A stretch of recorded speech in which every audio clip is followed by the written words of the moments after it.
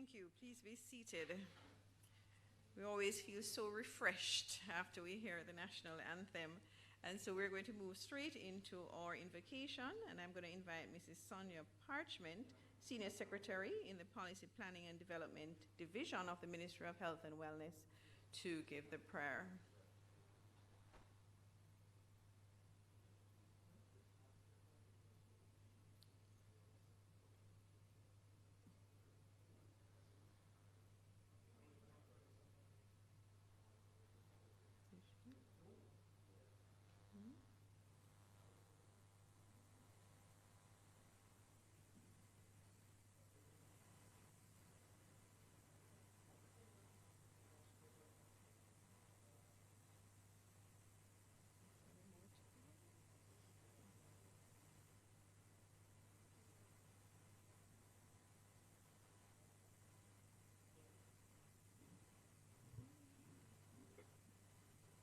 Good morning, everyone.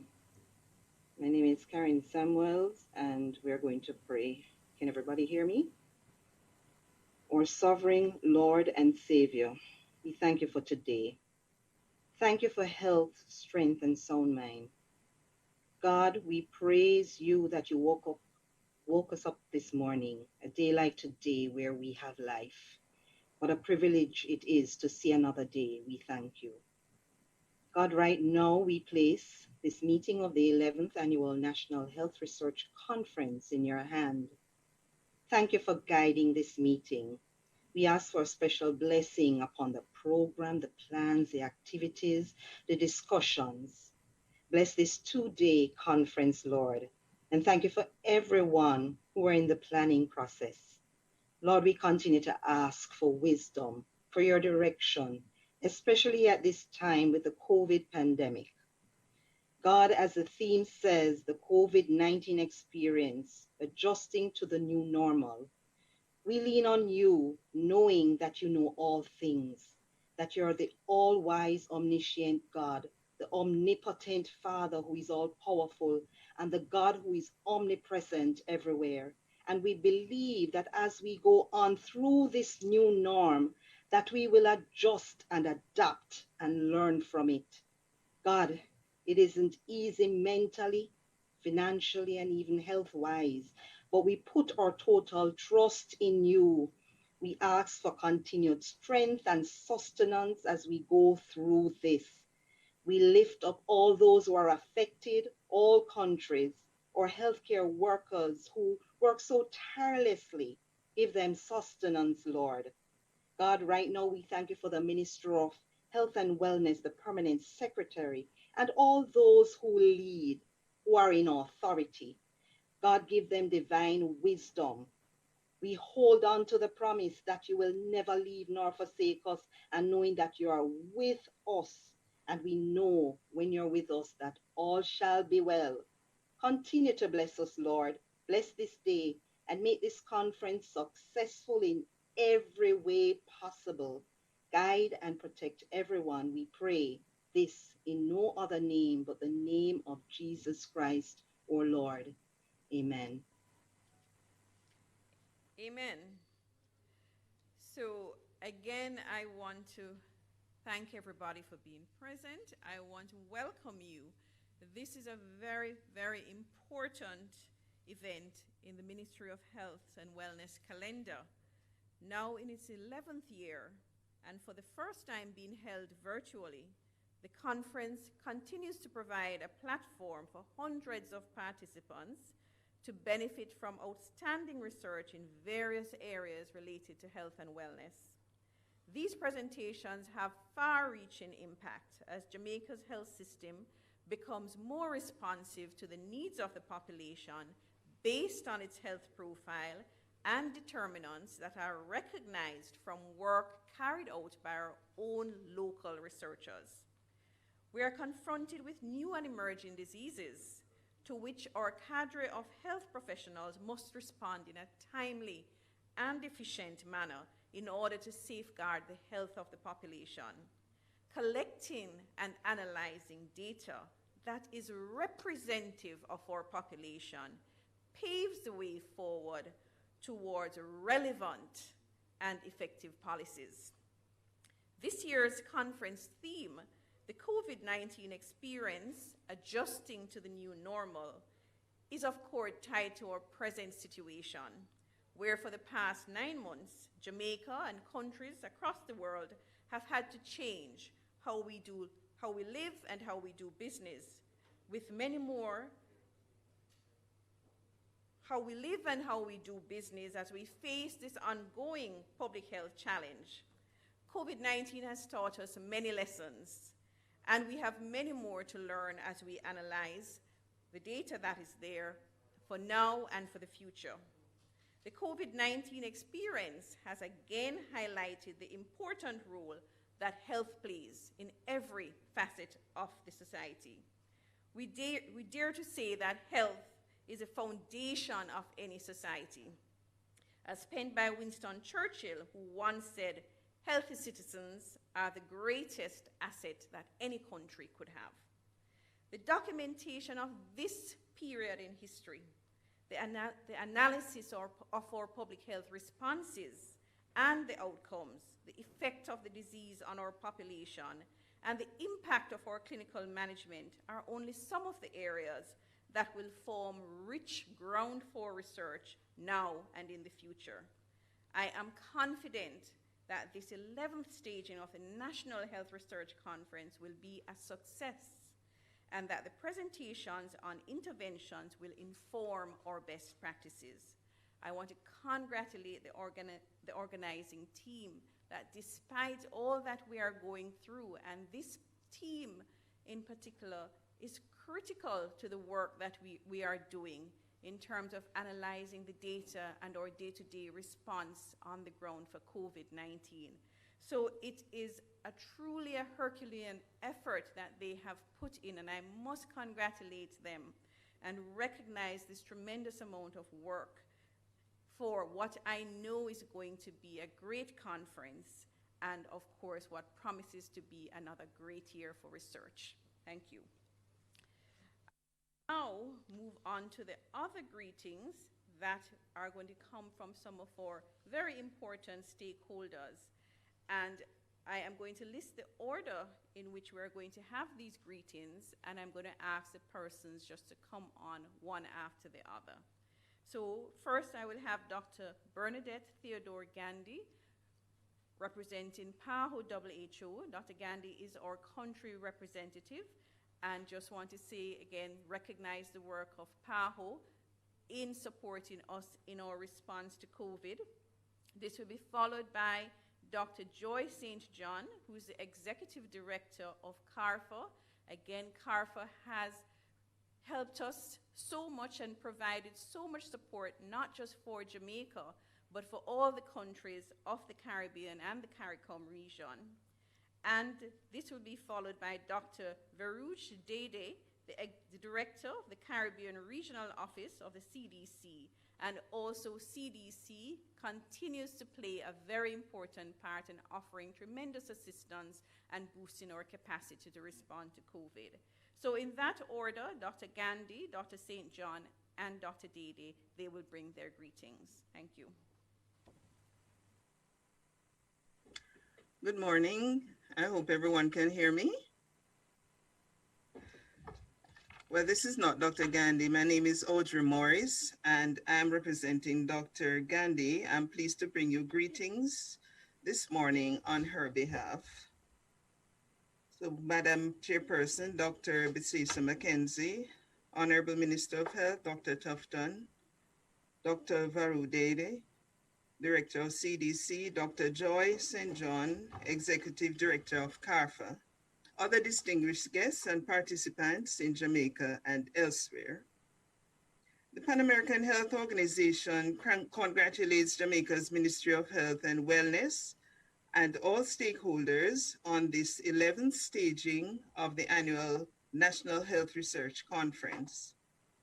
The theme of this year's conference, the COVID-19 experience, adjusting to the new normal, is very timely, as this pandemic has reiterated the benefit of timely collection, collation, and analysis of relevant data to provide information and evidence for decision making and action in the field of surveillance, case management, and prevention and control. The conference's objectives fit squarely into the core work of PAHO, as the second of our 6 core functions is to shape research and stimulate the generation, dissemination, and application of valuable knowledge. We're therefore pleased to support and to be a part of this undertaking. The PAHO WHO strategy for universal health recognizes that a health system that works for all must systematically and sustainably strengthen national information systems for health. The health system must also practice decision-making processes that consider ethical, cultural, gender, and national perspectives and are guided by evidence. PAHO is committed to provide technical support in building a research agenda that prioritizes the health challenges of today and those that are projected to result from the individual, community, and economical practices. In a spirit of equity, let us be sure to remember the most vulnerable who may require targeted support in achieving their best health and life outcomes. Adolescents and youths, older persons, low-income households, people living with disabilities, as well as minorities. The commitment of the Ministry of Health and Wellness to sustaining this national initiative is highly commendable. On behalf of PAHO and the World Health Organization, I am confident that this will be an informative and productive conference, and that the discussions and recommendations will inspire positive change in the health and lives of all Jamaicans. Thank you.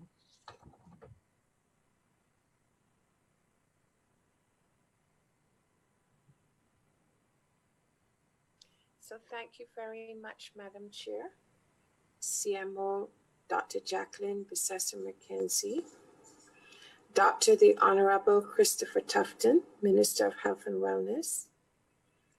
In her absence, Dr. Bernadette Theodore Gandy, Pan American Health Organization, World Health Organization representative.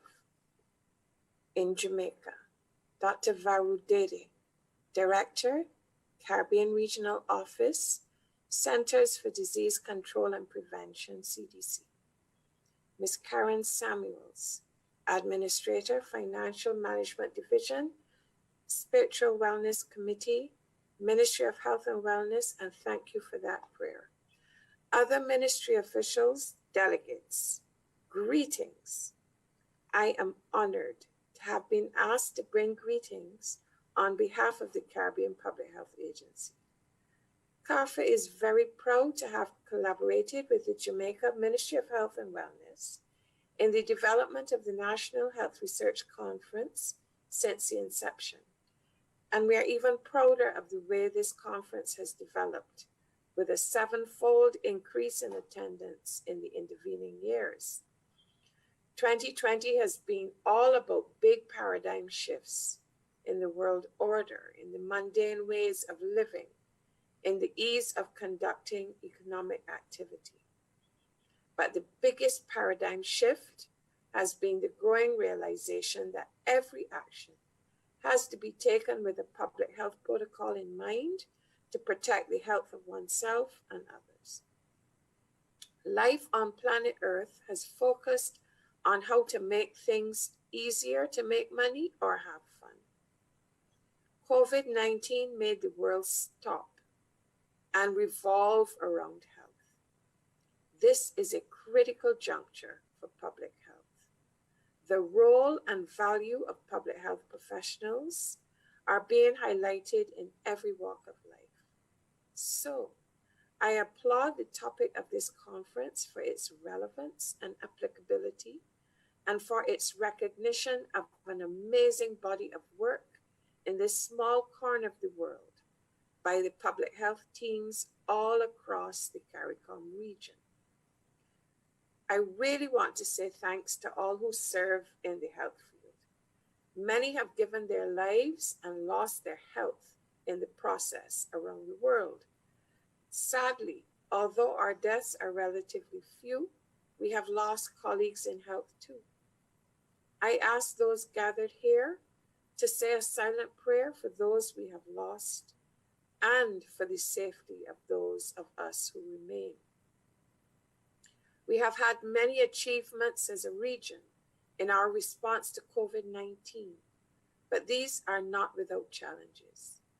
The pandemic is not over, and therefore we must continue to fight to keep our communities safe. This year's conference, the COVID-19 experience, adjusting to the new normal, is therefore an opportunity to highlight considerable ingenuity, public health technical skill, and innovation, which the Caribbean and Jamaica in particular have demonstrated. But what has happened with the health systems has not just been about the pandemic. As you continue with this research journey, be mindful that amidst COVID-19, the Caribbean still managed the myriad of other existing public health emergencies, including natural disasters. As well, this pandemic has put into the spotlight many issues that should have been addressed in order to curb the devastating impact of this virus. These include mental health, NCDs, health expenditure and financing, sustaining our human resources for health, and ensuring our healthcare system resilience. I say that this pandemic has a silver lining. Well, many really. The first is that the Caribbean has shown the world that leadership by the heads, regional solidarity, and multi-sectoral coordination can literally save lives. Second, the health leaders, the ministers and the CMOs, and the health workers on the front line have demonstrated how resourceful and brave they can be. And third, the people of the Caribbean lands have reinforced their love for life, their families, and their communities. I am banking on the outcomes of this conference contributing to adequate planning and policy development that can help the region to continue with the gains it has made even in perilous COVID-19 times. CARFA wishes to commend the Ministry of Health and Wellness and the hardworking conference team for their continued and dedicated commitment to advancing research of public health priority in the region. For although this was not possible for an in-person event, you, the organizing team, have recognized the need to have a virtual event. And in the same vein, staying true to the conference theme of adjusting to the new normal. I thank you, and I wish you all a successful conference. Over.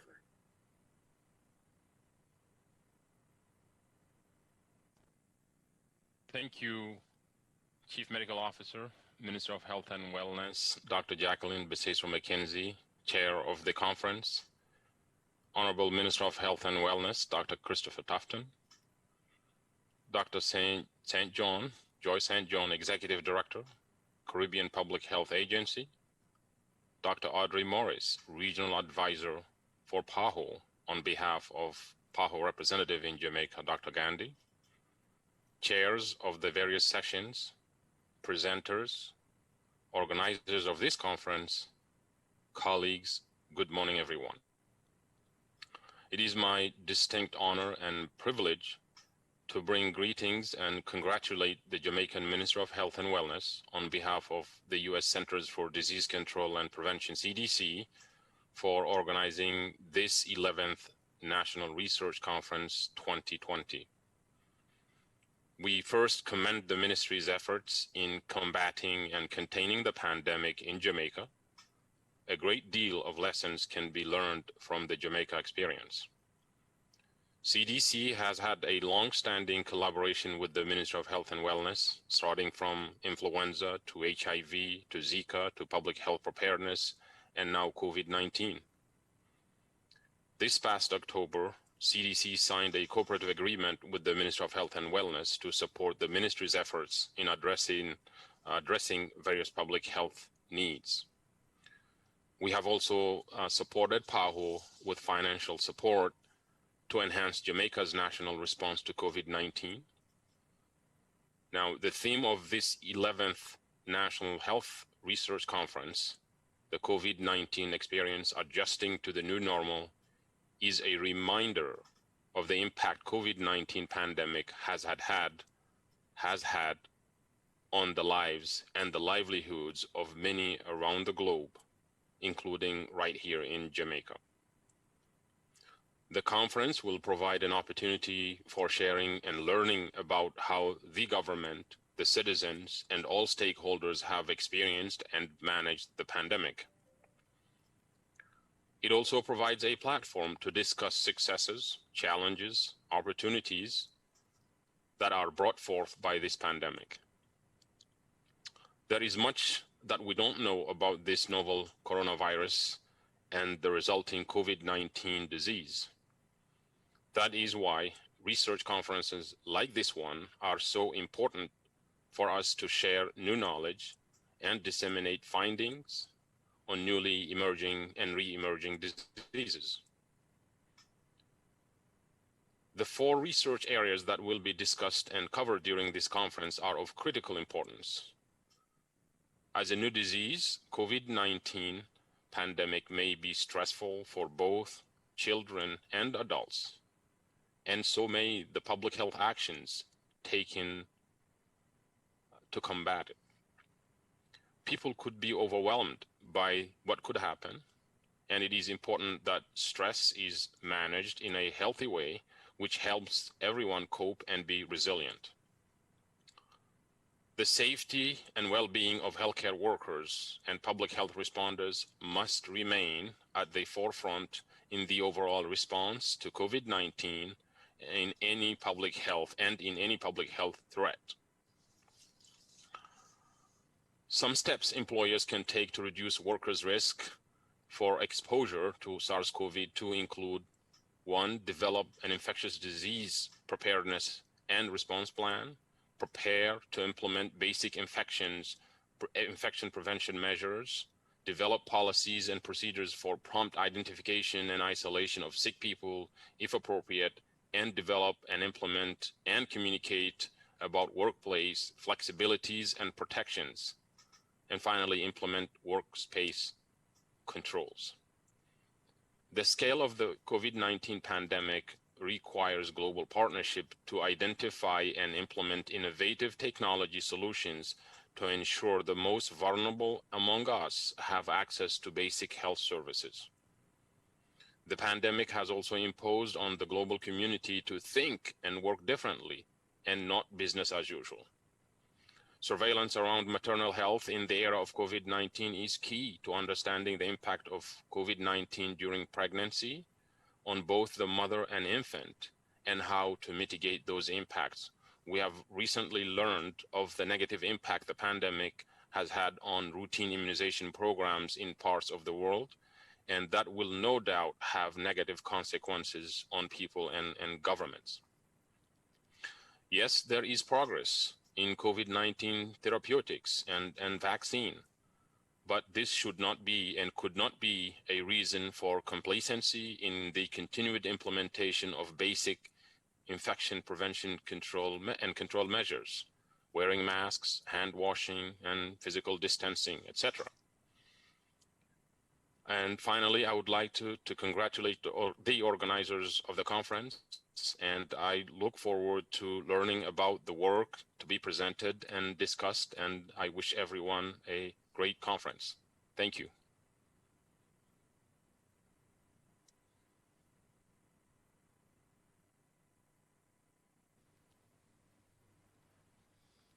Thank you to our esteemed partners for those words.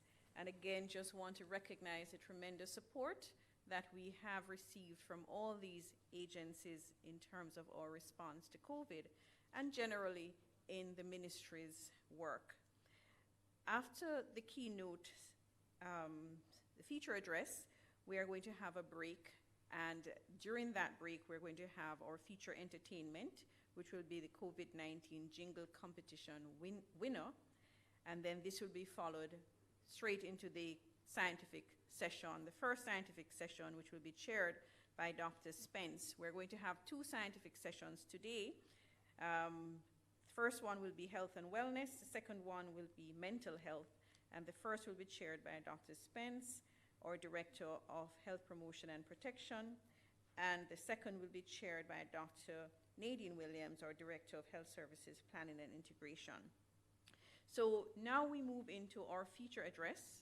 The Minister of Health and Wellness, the Honorable Christopher Tufton, needs no introduction. And we don't have to be reminded, or maybe we should be reminded, of his zeal for research and for data. I still cannot forget when he just came to the ministry, its first item was, where is the data? What are we going to do, and where is the data to support it?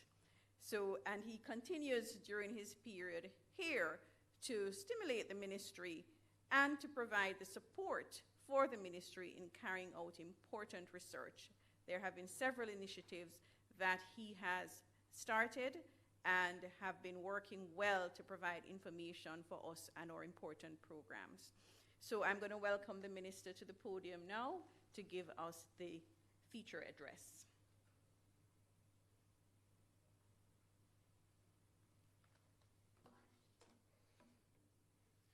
Thank you very much, Madam Chair, the Chief Medical Officer, Dr. Jacqueline Bisseso-McKenzie, Dr. Bernadette Theodore Gandhi, PAHO WHO representative, and a representative who spoke earlier, Dr. Joy St. John, Executive Director of the Caribbean Public Health Agency, Dr. Dyke, Director, Caribbean Regional Office, Centers for Disease Control and Prevention, based here in Kingston, Jamaica. Members in the room representing the Ministry of Health and Wellness. Have to mention Dr. Webster Carr, our Chief Epidemiologist, Dr. Simone Spence, and others. And of course, members on, should I say, out in Zoom land. Technology is bringing this event live. So a lot has been said earlier, and I want to just recognize the significance of the contribution of partnerships. The previous three speakers are very critical to the public health agenda that we set for ourselves. And it is through collaboration with the CDC, with PAHO WHO, and of course with CARFA that we are able, I think, to give the best possible public health response to not just the people of the country here of Jamaica, but the Caribbean, the region, the hemisphere, and by extension, the world. So I pay tribute to those organizations who were represented earlier. So life as we knew it 7 months ago, frankly speaking, is over. That's a very swift and simplistic, but nevertheless a truth. We must quickly come to terms with that, and we must adopt, changing our behaviors to suit and survive the new realities brought by the global COVID-19 pandemic. And I think today's research conference, the 11th Annual Health Research Conference under the theme, the COVID-19 Experience Adjusting to the New Normal, is most appropriate. And that is what I think the Ministry of Health and Wellness and the team who drives this conference are in fact doing, with the support of our partners, some of whom spoke earlier. I want to commend our National Epidemiology team, Dr. Webster Carr and her team, and the Essential National Health Research Committee, who has put a lot of effort and continue to put a lot of effort, which we will see on display over the next 2 days. Those of you who know me, and Dr. Webster Carr, Dr. McKenzie, sorry, Cesar McKenzie, our CMO, said it earlier, knows that I rarely take a decision an important decision around public health before asking for the data that supports, even if not in a precise way, why that decision is to be taken. And so I am fully behind, fully endorse, fully support any scientifically proven approach to gathering, assessing, and analyzing data to determine trends and to influence conclusions on policy or operations. So I'm very pleased, therefore, that the conference, as has been the case in the past, is set in the context of the essential national health research that supports national development, informs what we do while providing data to improve how we operate and guide the best use of resources. You know, globally, some 53.7 million persons have confirmed COVID-19 cases with 1.3 million deaths. In Jamaica, up to yesterday, November 18th, we have had more than 10,000 confirmed cases, 230 deaths, with some 54% of those cases having recovered. I want to first of all recognize those who have been affected by COVID-19. First of all, the victims of the virus, and in particular the family members of persons who have passed, the 230.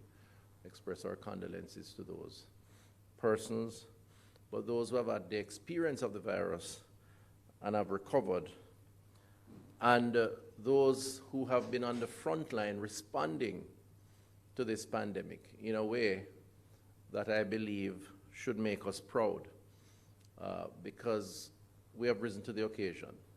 I say so to those who have been in Jamaica, who are in Jamaica responding, the frontline health workers, but also the supporting agencies.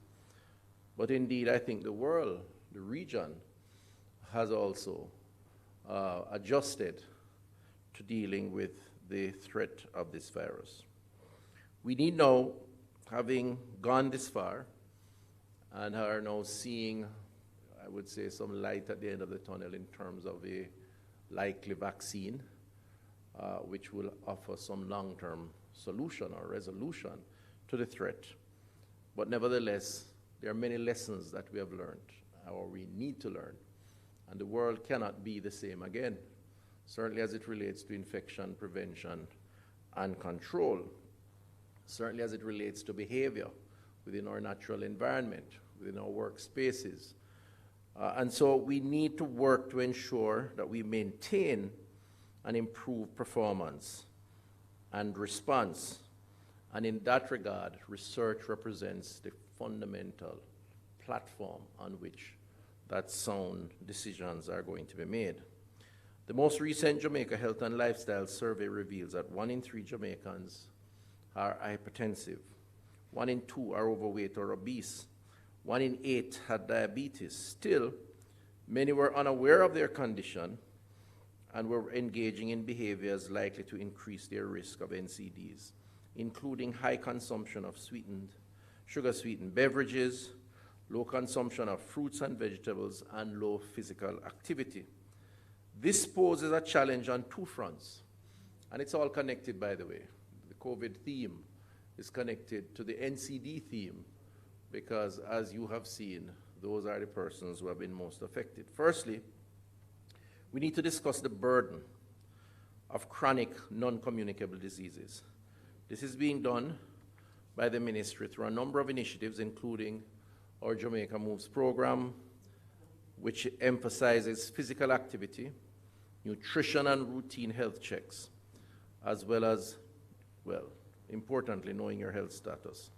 We have also launched a wellness agenda to include workplace wellness and a national school nutrition policy. I'm very happy to know that we will be tabling that school nutrition policy soon.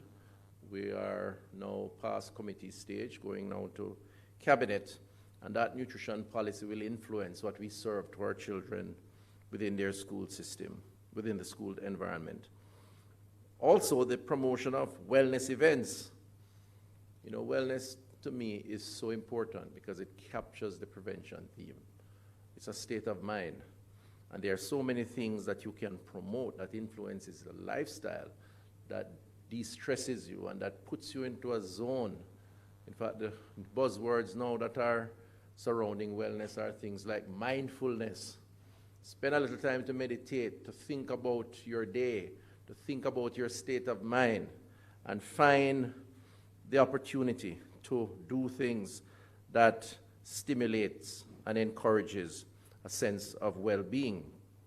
But we're doing things that, on the face of it, don't seem to be clinical in terms of a response to one's state of wellness. So market pop-ups to encourage consuming fresh fruits and vegetables, which is a challenge in a dispensation, in a country, in a region where we have the best tasting tropical fruits and vegetables, where we are blessed with great weather. But if we're not careful, we take it so much for granted. We eat processed foods, branded, manufactured 2 years ago and stored in a tin with significant preservatives that ultimately leads to all sorts of ailments. If you look at cancer rates, for example, globally, it's increasing at a faster rate. And there is a theory behind that as it relates to processed food. So greater emphasis will be placed on these initiatives post-COVID-19. How do we enhance the wellness agenda to build resilience within the state of mind and the physical state of persons and the mental state? The second challenge, that most persons with comorbidities are at a greater risk of more severe illness and death, including COVID-19. Preliminary analysis of data on COVID-19 cases indicates that persons with comorbidities are at a significantly increased risk of death. That is a fact, certainly in the case of Jamaica and in the case of the world. We have looked at the data. The pandemic has also restricted individuals' ability to access routine care. The World Health Organization conducted a rapid assessment involving 163 countries on the impact of the pandemic on NCD services. 77% of countries surveyed reported disruption in NCD activities, while 3/4, or 75%, reported a disruption in NCD services. And it's understandable. The pandemic has caused us to pause, to direct or redirect resources to dealing with the response. And the typical responses have therefore been compromised as a result in the context of limited resources in public health. In order to address this challenge, the ministry launched a public-private partnership in which 8 health centers and 4 private facilities in Clarendon, St. Anne, and Kingston and St. Andrew will provide treatment to approximately 5,000 diabetes and hypertensive patients. So we have now engaged in public-private arrangements. I spoke to this a few days ago in the Parliament, where we have taken 5,000 patients out of the public system and assigned them to private doctors so that they can get their routine care with certain protocols in place, a manual of best practices, a reporting arrangements, that sort of thing, in order for these public patients to get the service in an efficient way. At no cost to them, we pay for it, and for the COVID response in the public system. Mental illness are NCDs that are often hidden or overlooked due to the silence and stigma. And we in Jamaica are faced with relatively high burden of disease. The Jamaica Health and Lifestyle Survey estimated the prevalence of depression at 14% in the overall population, 10% in men, 19% in women. This is likely to worsen and has worsened during the COVID-19 pandemic, in which Jamaicans are coping with isolation, acute illness, loss, and fear. And this is, again, not just unique to us. In addition, the WHO has reported that the COVID-19 pandemic has disrupted mental health services in 93% of countries worldwide. In order to address this, we here in Jamaica recently launched the COVID-19 Mental Health Response Program to provide support at the community level. And again, it's really about COVID fatigue. That's what I describe it as. And we have to respond as side effect of the restrictions, the COVID restrictions. This year's conference is responding to these challenges, and appropriately so. In addition to a special panel discussion on striking the balance in health and wellness, there are 14 scientific presentations pertaining to COVID-19. We look forward to the sharing of these and other findings and encourage presentations in other forums to ensure that our response is evidence-based and can benefit from local data. Our vision for this event sees us setting research priorities to guide what we do, enacting laws and policies to govern the conduct of research, increasing the capacity of the ministry and other institutions to conduct the research needed for decision-making, and disseminating the results to varying audiences using a number of different research products. This vision is supported by PAHO and the Caribbean Public Health Agency, and we thank them, and is part of our Vision 2030 National Development Plan with the development and implementation of the governance policy and strategic framework mentioned in the medium-term socioeconomic policy framework for 2018 to 2021. The ministry has worked towards this vision through the reinitiation of an essential National Health Research Committee in 2014 and has developed a National Health Research Agenda which has been adopted by a number of stakeholders, including those in academia, in ministries, departments, agencies, and education institutions. Work has also been done on a policy on research for health, as well as on a 10-year survey plan in which the ministry seeks to advocate for funding for large-scale surveys, which are expensive, but which are needed to provide data to guide our national program.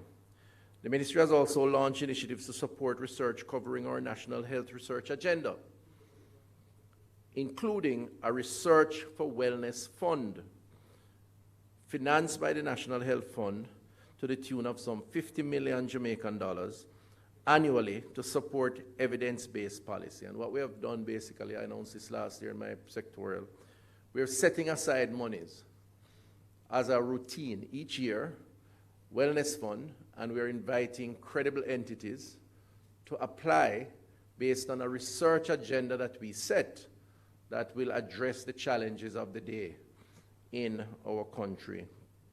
And I believe in due course, Dr. Webster-Carr, not too long from now, we will have another function where we'll announce the first successful applicants, entities, based on the competitive process for these resources to advance the research agenda further. We have in the first instance identified 4 proposals to be supported in the areas of midlife health and wellness, a nutrition-based education intervention, a mental health intervention, and the unmet needs of cancer survivors. More, as I said earlier, will be heard on this initiative to be launched with the official handover of funds very soon. As part of the COVID-19 response, the government has developed a COVID-19 research agenda to be undertaken over the next 2 years, and this has been outlined in a coordinated national roadmap for COVID-19 research. The initiative is co-chaired by the Statistical Institute of Jamaica with the involvement of more than 70 individuals from 15 organizations. The first research product to be launched is a telephone-based survey of Jamaicans' knowledge, attitudes, and practices in relation to COVID-19 virus, which was conducted by Statin. The findings, including that those 65 years and older were perceived to be most at risk for COVID-19, is being used to guide our public education programs and community interventions. Finally, essential national health research involves the interaction of researchers, specialists, academics, policymakers, government agencies, and civil society. And this is what this conference provides the opportunity to do, which is why we endorse it, we support it, we embrace it, and we celebrate when we are able to convene. It's an unusual gathering or format this year for obvious reasons. The very reason we're discussing these various issues, the COVID and the social distancing and so on. But the technology, thank God, allows us to nevertheless achieve the objectives that we set ourselves. So it is hoped that coming out of the discussions over the next 2 days, we will be able to work together towards greater evidence-based solutions to meet our national development objectives. I want to take the opportunity to commend those who have put a lot of emphasis in coming up with these research papers, being bold, thinking out of the box, which is what would qualify you to be here and to be a participant on the agenda.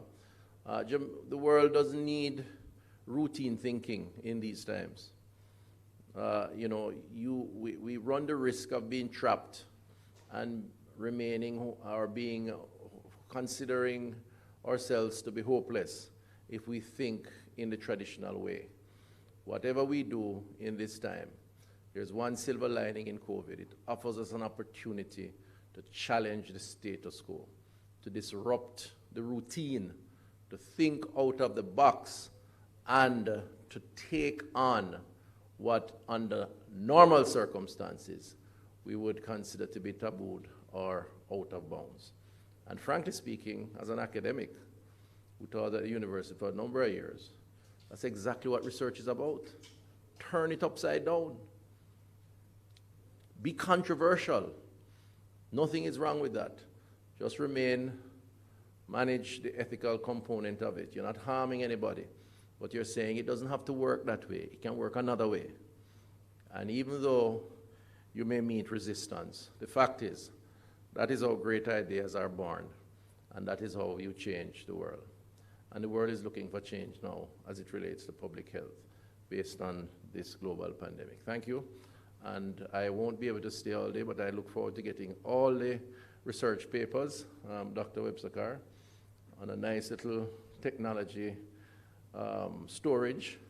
And when I have time, I'll go through them and pull from that. So I think you're going to have a good day. And for those who are online, please tune in as best as you can to be a part of the process. Thank you.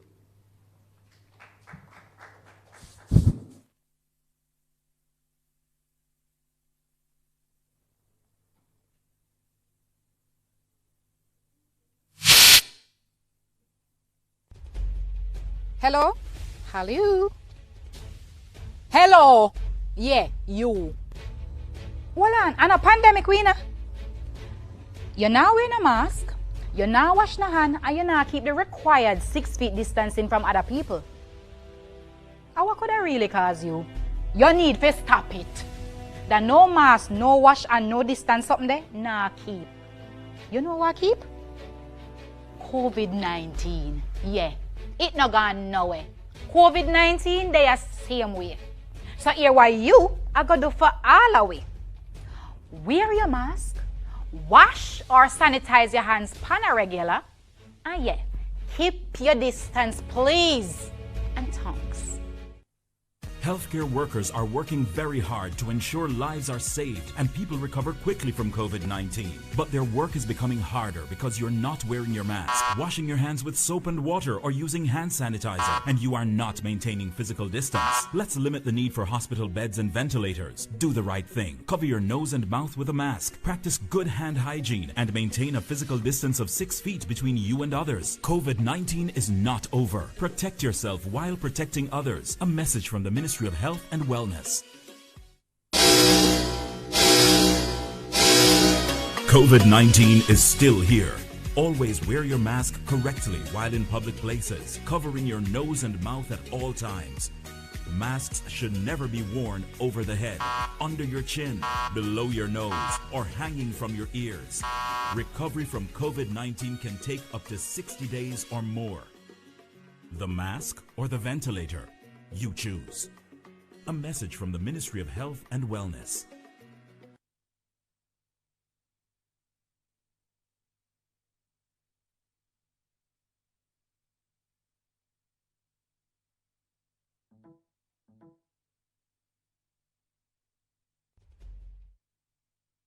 Hello?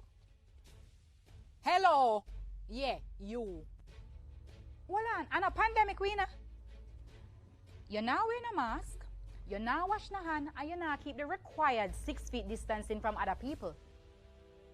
And what could I really cause you? You need to stop it. That no mask, no wash, and no distance something there, nah keep. You know what keep? COVID-19. Yeah, it not gone nowhere. COVID-19, they are same way. So here what you are going to do for all of we. Wear your mask, wash or sanitize your hands pan a regular, and yeah, keep your distance, please. And thanks.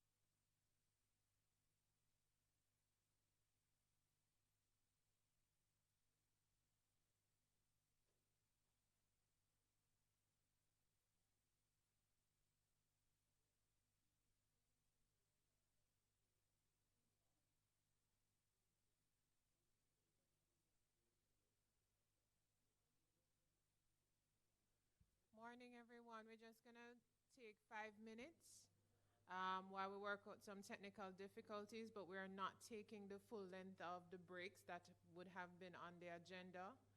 And so we're just asking for 5 minutes, and then we'll resume with the jingle and then start the first scientific session. Thank you.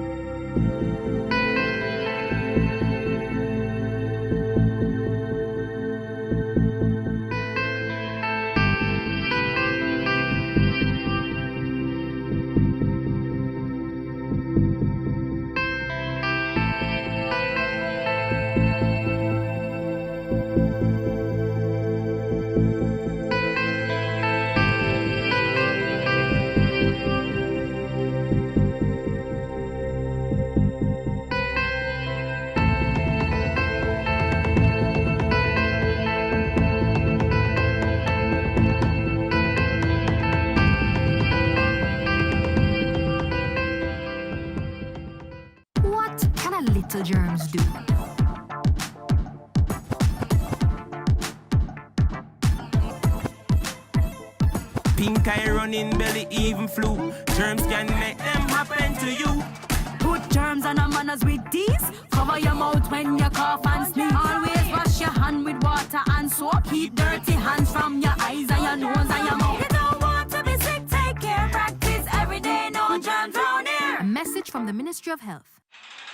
The following is brought to you by MOCA, the major organized crime and anti-corruption agency with kind support of NIA and USAID. Criminal minds think they are cunning. The major organized crime and anti-corruption agency have them running. Your friend a shout, come here. Take time running, are we ready for the ops? Drive up on your block, step out now me block, cyber take about your laptop. Pull up every lock, no evidence a drop. We put it in a cuffs and now we have the underlap. Sin you say scam, you better look out fit. When you move corrupt, better look out fit. Feel say you get wet, look out fit. Look out fit, look out fit. From you say scam, you better look out fit. When you move corrupt, better look out fit. Feel say you get wet, look out fit. Look out fit, look out fit. The proceeding was brought to you by MOCA, the major organized crime and anti-corruption agency with the kind support of NIA and USAID. MOCA, MOCA.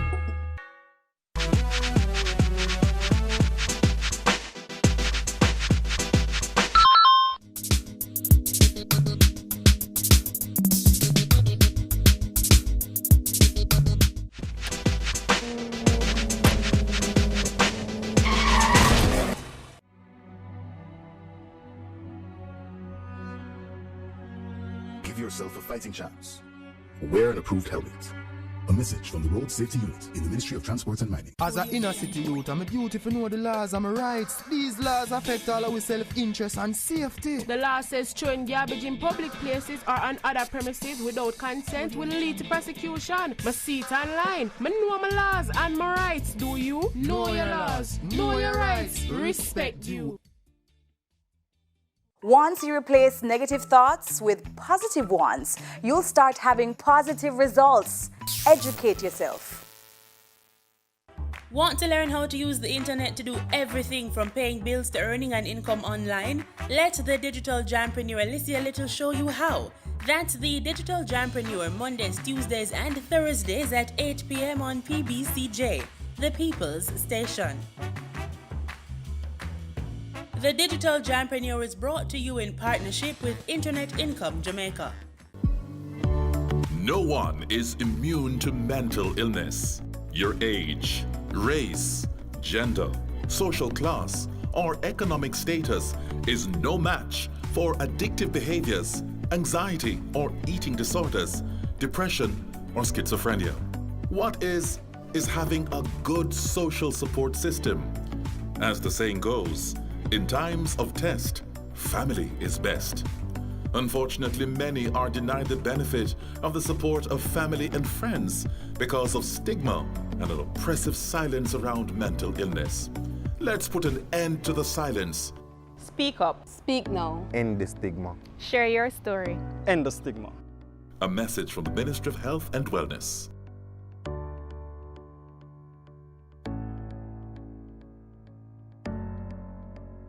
We know times are hard, but can selling your vote really make a difference in your life? How many of them even remember you and your community? What you need is opportunity for yourself and for your children. With the COVID-19 Jingle 2020 competition, and so this was a social media competition that we had, and we have the top 3 winning jingles.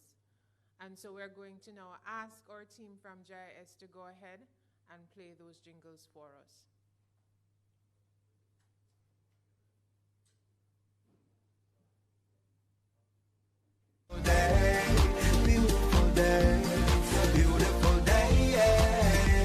Make me come hurry up and got the people them work here.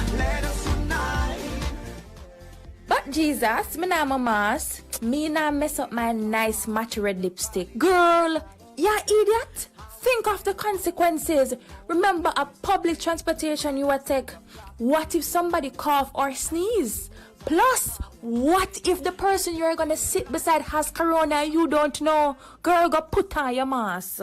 Don't touch your eye or your nose or your mouth as a mask with them ass out. Mask out, wait till Corona pass out. Pass out, you hear a mask with them ass out. Mask out, them say to stay in a your house. Your house, hey, me love road, yes, but me top walk it.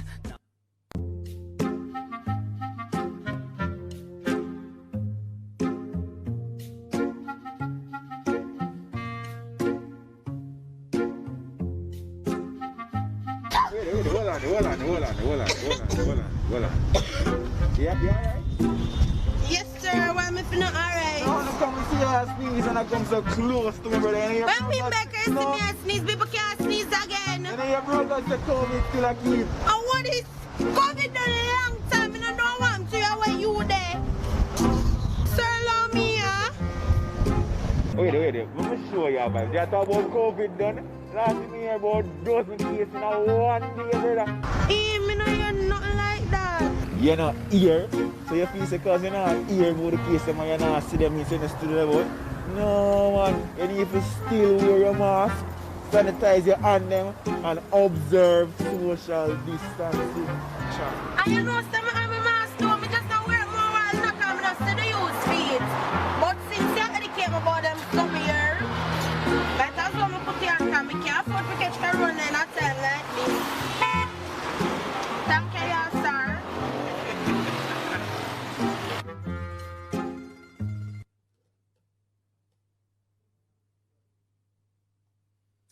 Okay, so welcome back. And, you know, we need to really applaud the creativity of our people. It was really a good competition, and we can see that the messages are out there, and it's really just time for us to put those messages into practice and for it to become behavior. So I am Dr. Simone Spence, Director of the Health Promotion and Protection Branch in the Ministry of Health and Wellness. And I will be the first moderator in the first scientific session that we have today. As our CMO would have indicated, the first scientific session is geared towards health and wellness. And while I will be moderating the first session, just to provide additional information, we'll also be having a special presentation looking at our JAM COVID-19 application, which will be moderated by Dr. Michelle Roof. That will then be followed by a panel discussion on emerging and re-emerging infectious diseases pertinent to Latin America and the Caribbean, which will be moderated by Professor Celia Christie Samuels. And that will conclude the first scientific session for today. So back to my particular part of this session. It really is my honor and privilege to introduce our first presenter today, Dr. Sukanya Prasad, who will be presenting on perceived health concerns during COVID-19 crisis amongst Jamaicans. Dr. Prasad has a master's in public health and a medical degree and is a family practitioner and a medical officer serving both the public and private sector, spanning 25 years of dedicated service in St. Thomas. Dr. Prasad holds a Master in Public Health from Walden University, Baltimore, Maryland, and she gained her MBBS from Bangalore University in India. She is currently pursuing her PhD candidate in community health prevention, and in her spare time, she enjoys reading and giving motivational talks. She is currently the founder of the Miracle Medical Center in Morant Bay, St. Thomas, and director of Public Health Literacy USA. She is also a resident medical officer for the Ministry of Health, Golden Grove Sugar Estate, St. Thomas, Jamaica, as well as at the Diabetes Association of Jamaica, serving the parish of St. Thomas. So please, ladies and gentlemen, help me to welcome to the podium at this time Dr. Prasad, who will make her presentation.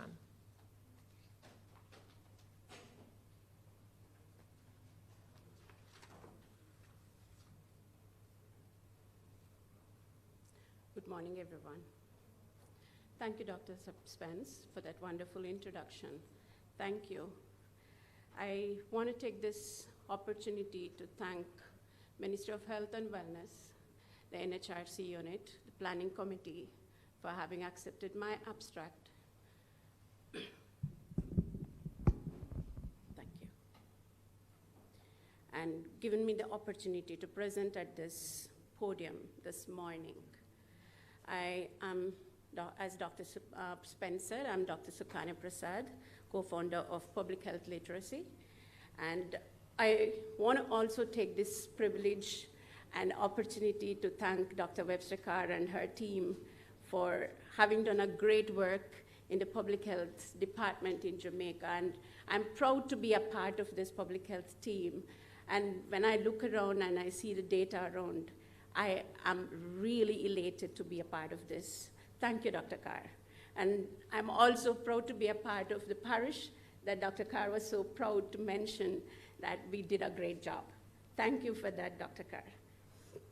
I want to take this time to thank and congratulate my co-authors, Ms. Lillian Smart, Dr. Narayana Prasad, and Ms. Myra Wilkes in helping me to put together this abstract for this morning. I want to acknowledge that we do not have any conflict of interest disclosures. Before I go to the presentation, the topic of the abstract is perceived health concerns during COVID-19 crisis amongst Jamaicans. What is perception? Perception is an awareness, it's a comprehension, is an understanding of any condition, any crisis, any medical illness. Perception of a threat to an illness, actually, whether it's accurate or not, they are the key predictors of possible health outcomes. So we believe that perception about anything is very important, whether it's a real hazard or a perceived threat. So our study is just a snapshot of the Jamaican perception at this point in time, and it's an insight to what is happening in the perception of Jamaicans during this crisis. As you all know, the COVID-19 pandemic is the defining global health crisis of our time and one of the greatest challenges that we have faced since World War II. And the risk perception of any crisis, as in anything else, is actually confronted and shaped by both the real hazards and the perceived threats. So we think it's necessary at this time that COVID-19 calls for a specific analysis to look into the perception of the health and also how it affects public health as a whole. So COVID-19, as of just like any other countries, has also been affecting our nation too.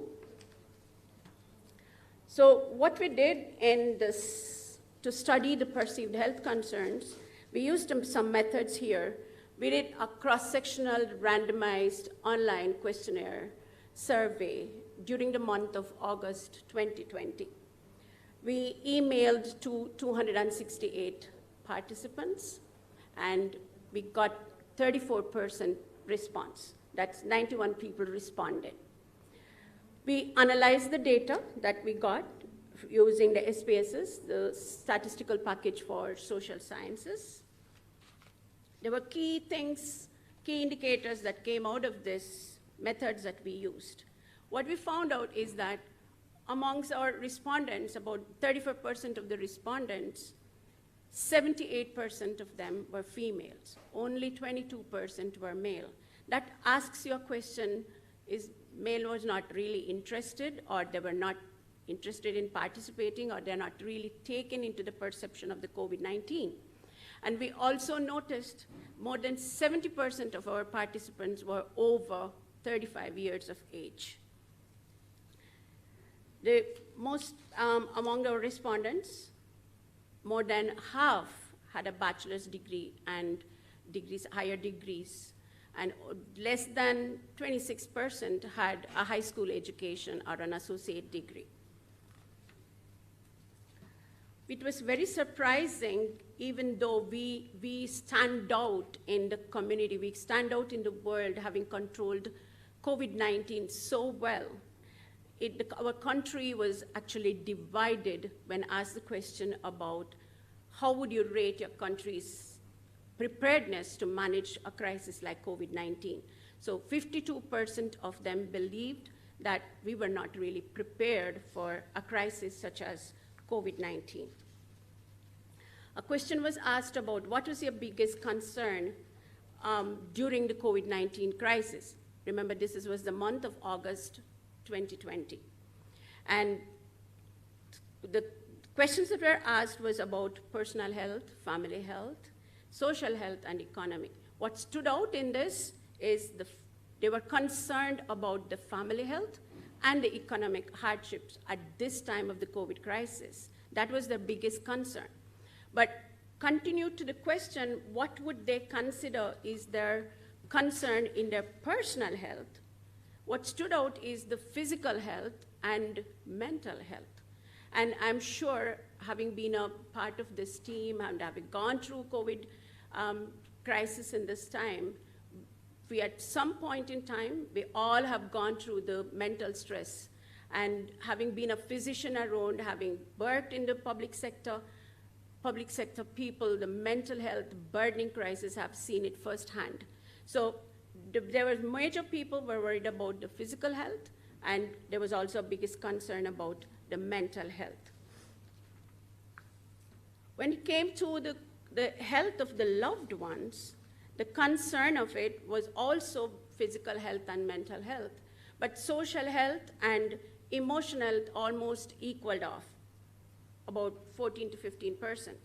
Physical health of the loved ones was a major crisis. As you noticed it earlier when I presented the data, I said most of our respondents were over 35 years of age. So my best guess is they might be living with their adult parents or grandparents or whatever, so they were more worried about the physical health of their loved ones and also the mental health.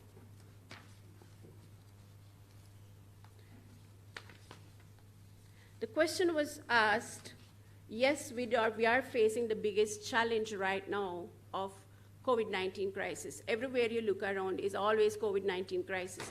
But we included a questionnaire, how well are we handling, apart from the COVID-19 crisis, the other problems that we do face in the nation, physical and domestic violence. We're facing sexual abuse, the child abuse.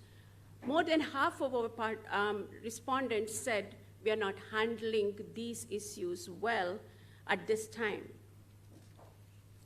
As with any other study, we did have the limitations. So let me tell you some of the limitations that we had. This abstract, this study was done with a lack of large sample, especially not involving the vulnerable segment of the population. And we are unable to assess the change in the perception over time because it's just time specific to that particular time. So we're really not sure what has happened in a month of November. So that's just for that time period. And we are also descriptive in nature. We are not analytical here at all. We are just describing the problem. So to sum it all up, the perception, I said in the earlier part, perception of anything is the key for everything.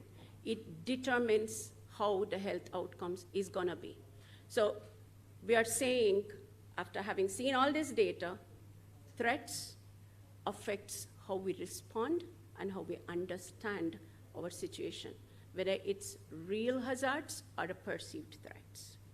So there is a major link between a complexity of how one perceives the health and how the biological health is actually connected to it. And there is an increasing burden on our mental health crisis. So if we are not sure we are heading for a major catastrophe, we are heading into it. So I was so glad when the minister was giving his keynote address and he said they are doing something about the mental health campaign and the resources are being put away, and I was really elated to hear about it. So we are thinking about it, and we are saying, okay, if there is so much mental and physical burden crisis, prevention campaigns involving the government entities, the NGOs, and would be the best thing to move forward to help and inspire and motivate people and to teach them how to handle a crisis like this, because as CMO was saying, COVID is here to stay. The Jingle said COVID is here to stay. Until we find an effective vaccine, there is always going to be this burden on the crisis, burden on mental health in our country. So we have to find an effective way to manage this. And that's my presentation for this morning. I want to acknowledge the hard work and the efforts that were placed on this abstract preparation by my co-authors. And I want to also acknowledge the great support and the love that I got in preparation from my son. Thank you very much.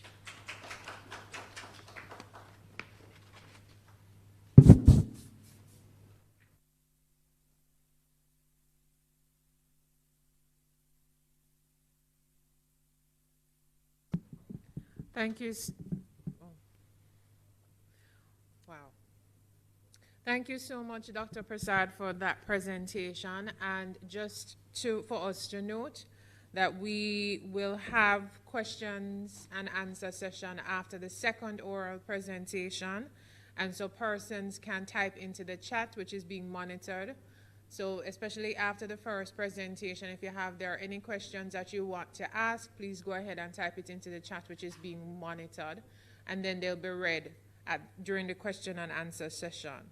So next I have the privilege of introducing our next presenter, Ms. Vonetta Nurse, who will be presenting her abstract, The Use and Understanding of Nutrition Labels on Sugar-Sweetened Beverages, a study of consumers in Kingston and St. Andrew, Jamaica. Vonetta Nurse is a public health professional working in the areas of health promotion and advocacy.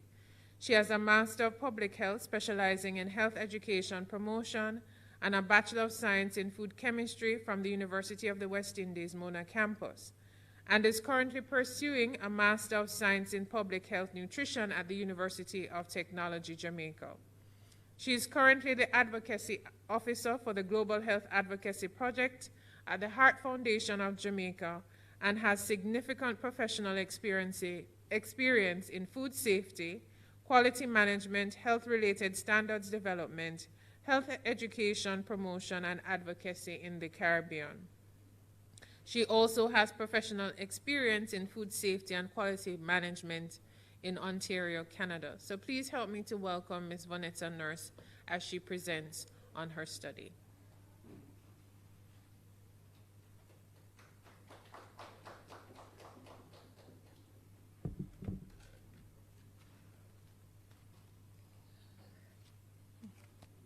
Good morning, everyone. And Dr. Spence, thank you for that wonderful introduction.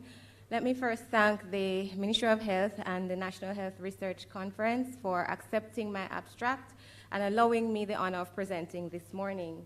I'm Vonetta Nurse, as you would have heard, and I'll be presenting on the use and understanding of nutrition labels on sugar-sweetened beverages. And this is a consumer study conducted in Kingston and St. Andrew.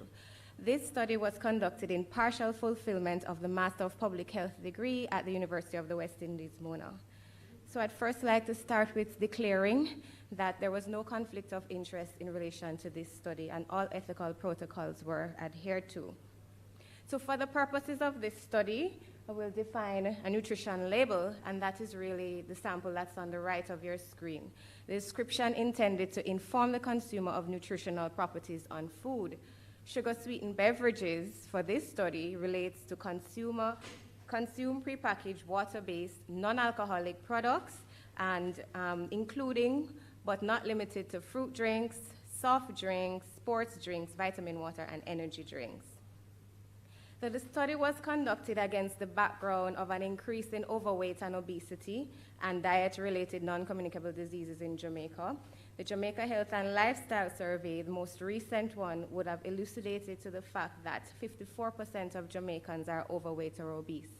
The Global Health School-Based Student Health Survey indicated a 68% increase in childhood obesity, and 78% of all deaths are caused by NCDs in Jamaica. There's also a high intake of sugar-sweetened beverages, with our teens consuming more than one per day. And of course, sugar-sweetened beverages are a leading risk factor for obesity and many non-communicable diseases. Moving on and continuing with the background to this study is that the global response to the fact that nutrition labels are considered a public health tool to address unhealthy eating habits has been mandatory nutrition labeling. However, it's voluntary in Jamaica except where there are claims. The Ministry of Health plans for the control and prevention of non-communicable diseases indicate that there is a move towards mandatory labeling. However, there are knowledge gaps in this area as it relates to who is using the label, how it is being used, and if it's being used at all, as the literature indicates that most studies have been conducted outside of the Caribbean. So while we implement our policies, there is a need to broaden and strengthen the evidence base in this area. So the objective was to perform a situational analysis to determine the use, understanding, and perception of these nutrition labels on sugar-sweetened beverages, and also socio-demographic factors that may affect the use and understanding in adult consumers. A cross-sectional mixed method study was used on a study population of adult consumers shopping at supermarkets in KSA. Data was collected between March and November 2018 on weekdays and weekends to get a broad cross-section of persons. And the inclusion criteria here was adult males and females 18 to 75 years of age who were shopping at the supermarkets, deemed to be literate and without visual impairments. So for sampling as it relates to the quantitative aspect of the study, the supermarkets were identified and to participate in the study using single-stage cluster sampling. So 44 supermarkets were identified from the Yellow Pages in 2017 and stratified based on area code into two divisions, Kingston 1 to 5 and 6 to 19. And then 5 supermarkets in each division was randomly selected for a sample size of 10 supermarkets. In terms of the consumers, previous studies conducted on consumer use of labels and using the 95% confidence interval, a sample size of 350 consumers was calculated. The interviewer, which was myself, stood at the beverage aisle and observed the flow of shoppers, and then there was a consecutive enrollment of 35 consumers at each of the supermarkets. And purposive sampling was done to try to get a representative of both genders. The data for the quantitative study was collected using interviewer-administered questionnaire, which was pre-tested before the study. The questionnaire was divided into 4 sections. So I tried to collect demographic data, data as it relates to the use of the label. Understanding was determined by a practical test where the participants were asked to look at 2 mock labels and to identify and interpret information on the label to see if they really understood what was happening there. There were also questions in terms of health behaviors, health status, and nutrition beliefs.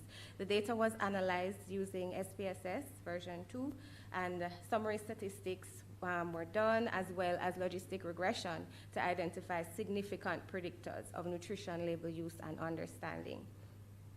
In terms of the qualitative study, 3 supermarkets were randomly, conveniently selected from supermarkets that weren't a part of the quantitative study, and 4 consumers from each of those supermarkets were purposely selected for the study to make up the sample size of 12 consumers for this part of the study.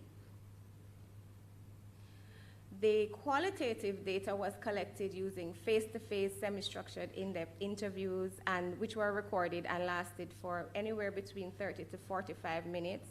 Demographic data was collected, as well as insights into the use and knowledge and understanding of the label. Information was transcribed and mapped, charted and interpreted, and any conclusions were supported by quotes that were received from the participants themselves. So getting into the results, the quantitative study, in terms of the demographic characteristics, there were 144 male participants and 205 female participants with a mean age of 34.4. As you can see from the chart, most participants were single, were employed, had achieved tertiary or secondary education. Most participants had children in their household that were under the age of 18 years. Most participants didn't have nutritional qualifications, but some did follow special dietary restrictions also, although most didn't. And most had not been diagnosed with any serious chronic disease. Most participants felt that it was important to sustain healthy diets and felt that sugar-sweetened beverages were, in fact, unhealthy. Of the persons who were on the restricted or special diets, most were on a low-salt diet, followed by 14% on low-sugar diet, 13% on a low-fat diet, and others indicated low cholesterol or vegetarian diet or some other form of diet that they would have developed themselves.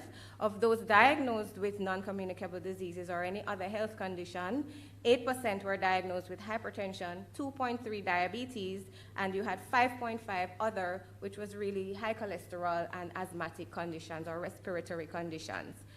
When asked what was most important when purchasing the beverage, most participants said it was nutrition value. And then this was followed by 36% saying taste, and then price and brand.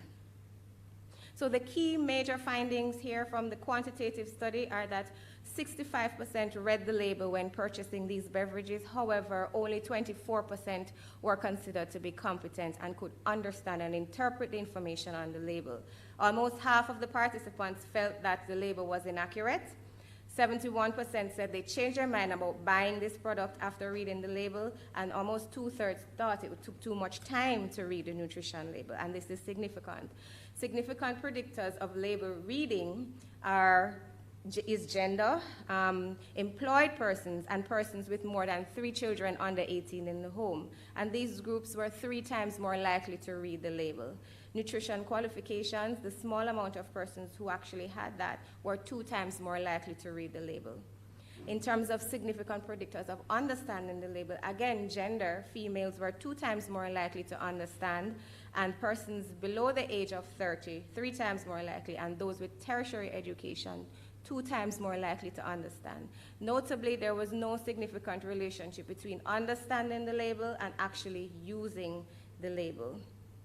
The results and key findings of the qualitative study, so in terms of the demographic characteristics, they were similar to the quantitative study in terms of gender, age, education, and children in the home. The key findings, though, was that there was low label reading. Consumers prioritized taste, brand, product familiarity over the nutrition information.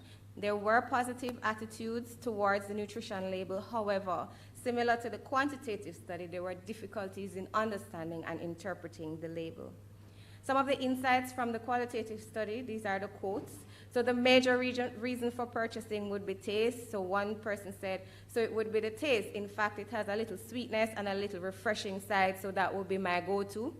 And then most persons said that they didn't read the label, with one person saying, because at the time I'm purchasing, it doesn't really matter, because of the weather sometimes it's kind of hot and you just want something refreshing.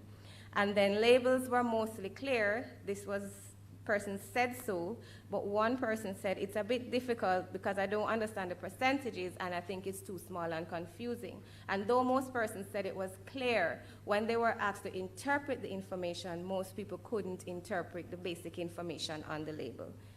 So in terms of the discussion, the findings of both studies corroborate in terms of understanding the label.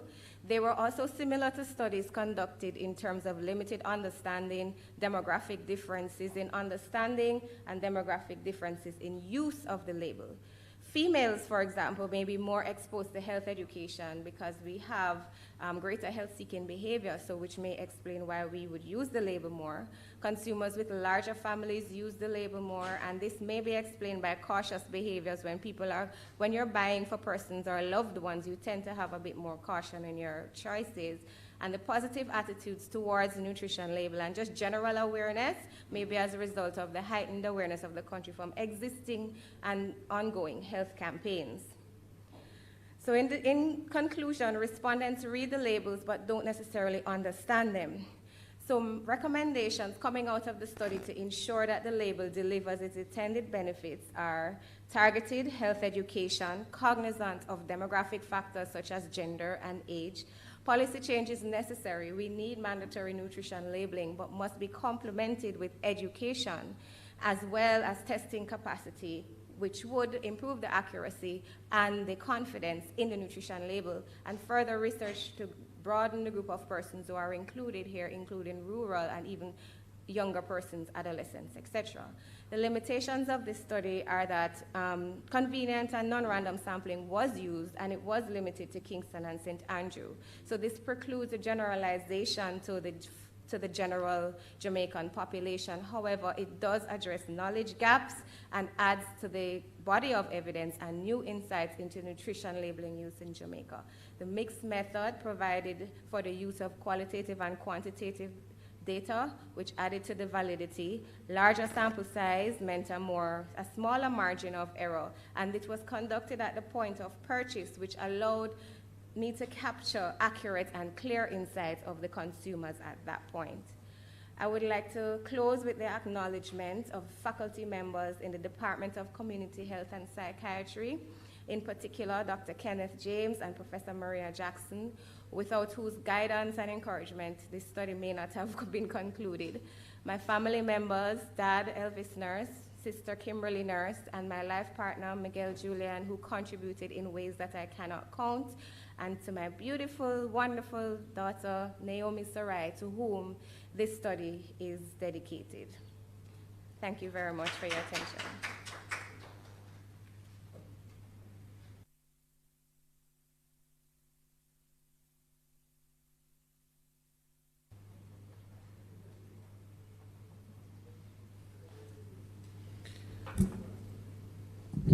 Thank you so much, Ms. Nurse, for that presentation. Very interesting. Both presentations were very interesting, coming from different perspectives, one on COVID-19, the other in terms of nutrition labeling, both of which, are from looking at different perspectives of health, but both of which are interlinked in terms of looking at population health and wellness. So at this time, I'm going to open the floor for questions. And so can I ask, do we have any questions in the chat? Yes, we do.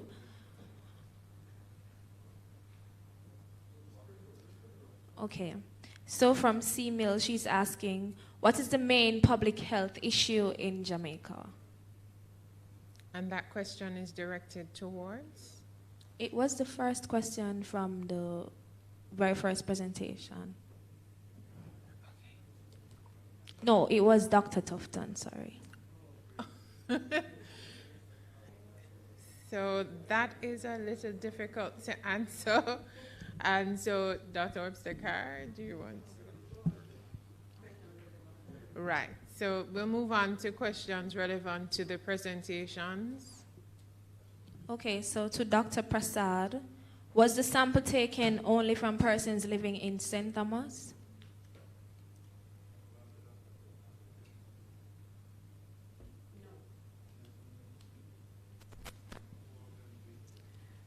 Thank you for that question. No, the sample size was not done from St. Thomas alone. It was done in the Jamaica entire population. Okay, thank you. Yes. That's it. Dr. Prasad, this question is also for you. Were there any studies done on the mental health situation among frontline/direct healthcare workers responders for COVID-19 locally and internationally? Also, what are best practices at places in our local context to support the mental health of COVID-19 frontline responders? Okay, thank you for that question. In our study, what we did is a generalized questionnaire that we prepared. It's asking about physical health, family health, mental health. I am not sure if any mental health studies have been done in Jamaica at this time, but what we focused is asking people what is their priority at this specific time. So We had, is it physical health? Is there family health? Is there mental health? But if you ask me to dissect what in the mental health, no, that question was not asked.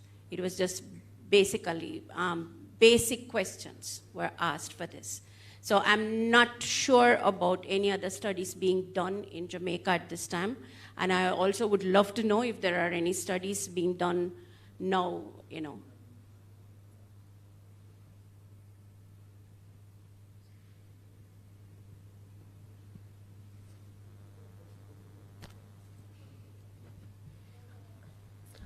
Okay, so there doesn't seem to be any additional questions from the chat.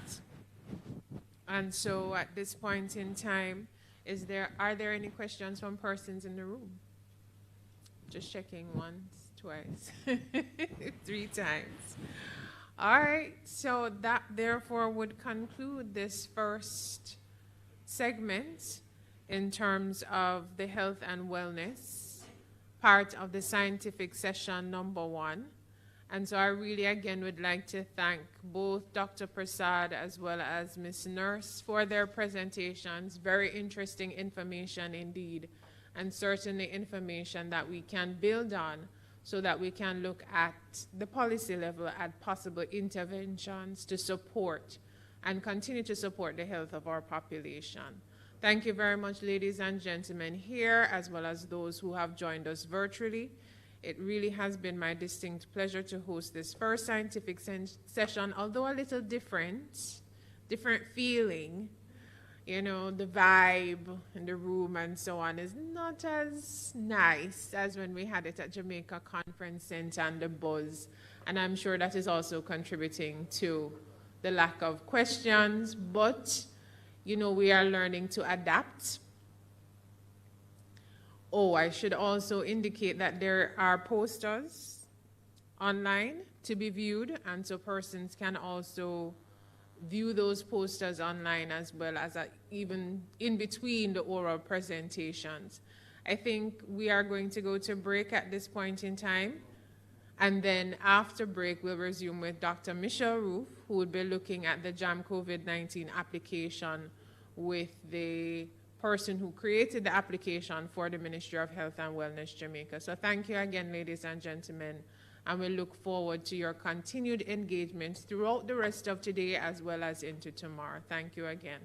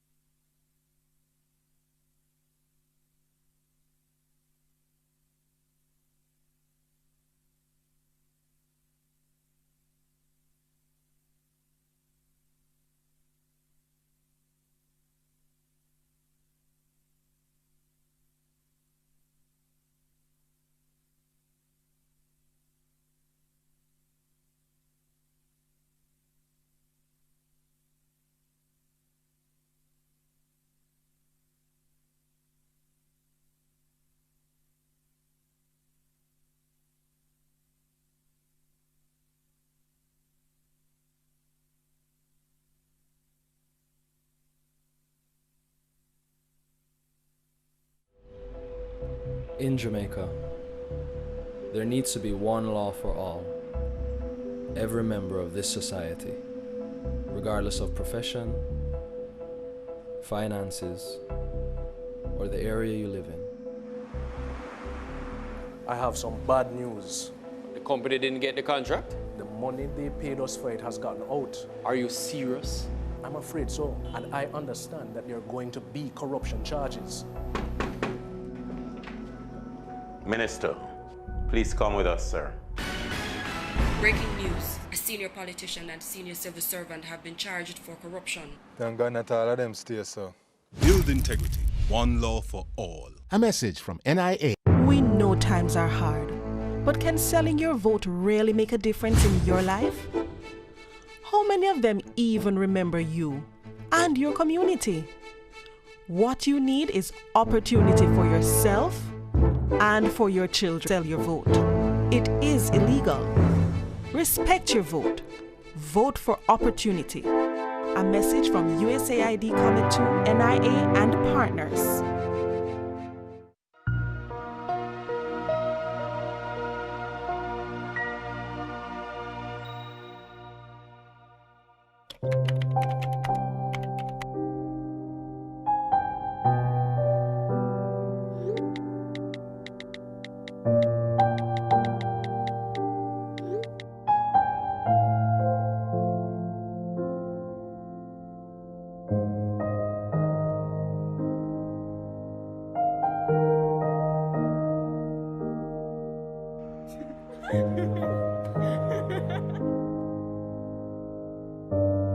I'm so lonely. You're not afraid of the dark, are you? Don't be afraid. Come with me.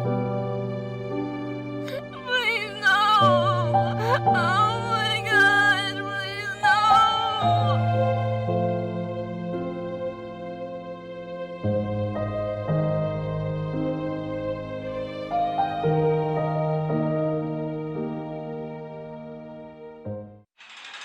The following is brought to you by MOCA, the major organized crime and anti-corruption agency with the kind support of NIA and USAID.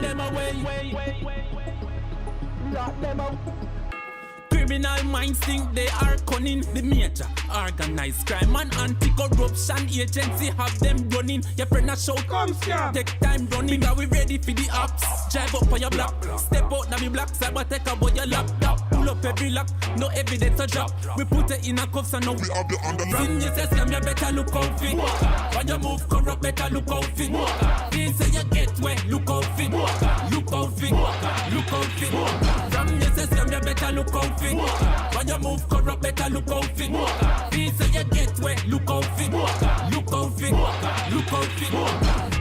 The proceeding was brought to you by MOCA, the major organized crime and anti-corruption agency with the kind support of NIA and USAID. The point of wearing a mask is to prevent the spread of air droplets from persons who may or may not be infected. When wearing a mask, please ensure that the mask goes above the nose and below the chin. This might be a bit uncomfortable, but it's for your own safety. The position of the mask is very important. It should not be worn on your forehead, under your chin, or on your neck. Please do not remove the mask when speaking. This actually causes more droplets to be released into the atmosphere. Trust me, if you have on a mask, we will still hear you. When you're removing a mask, try not to touch the front of the mask. If you do, remember to wash your hands or use hand sanitizer. Please throw away the mask appropriately. Remember, partial protection is better than no protection.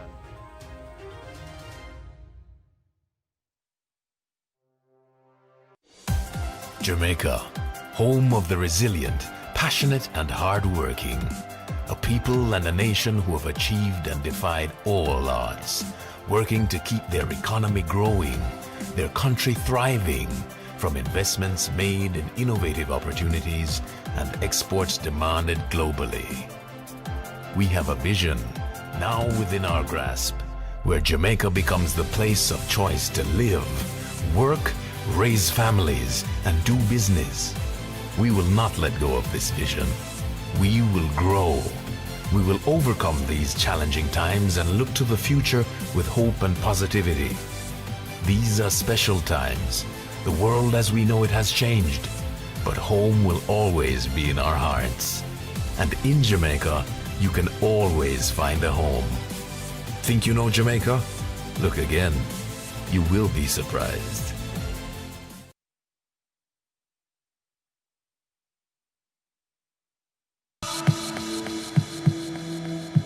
This is our home, Jamaica, and tourism is the lifeblood of our country. Let's all feel good again. Whether with family or friends, we want you to enjoy your staycation. We have to ensure that they are comfortable, they feel well protected. New standards are in place to ensure your safety. We are here to serve you better, so you can have the best experience. Come out and rediscover Jamaica. We are ready. We are ready. We are ready. Rediscover Jamaica. Heartbeat of the world. Hello? Hello? Hello? Yeah, you. Hold on, and a pandemic winner. You're now wearing a mask, you're now washing your hand, and you now keep the required 6 feet distancing from other people. And what could that really cause you? You need to stop it. That no mask, no wash, and no distance something there, nah keep. You know what keep? COVID-19. Yeah, it not gone nowhere. COVID-19, they are same way. So here what you are going to do for all of we. Wear your mask, wash or sanitize your hands pan a regular, and yeah, keep your distance please, and thanks. What can a little germs do?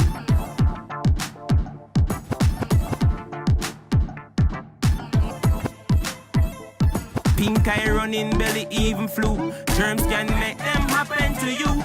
Put germs on our manners with these. Cover your mouth when you cough and sneeze. Always wash your hand with water and soap. Keep dirty hands from your eyes and your nose and your mouth. You don't want to be sick, take care. Practice every day, no germs round here. A message from the Ministry of Health. The next person in line, your friend at school or your co-worker, may have COVID-19 and not know because they have no symptoms. You, on the other hand, could be hospitalized for 2 months or more if you become infected. Is it worth it? Stay socially connected, but keep the physical distance. Stay 6 feet away and avoid a hospital stay. COVID-19 is not over. Protect yourself while protecting others. A message from the Ministry of Health and Wellness.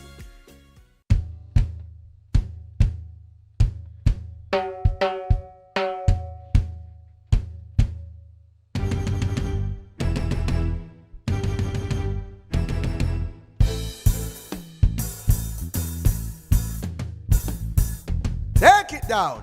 Reggae music is the heartbeat of the country. Low and stable inflation is the heartbeat of the economy.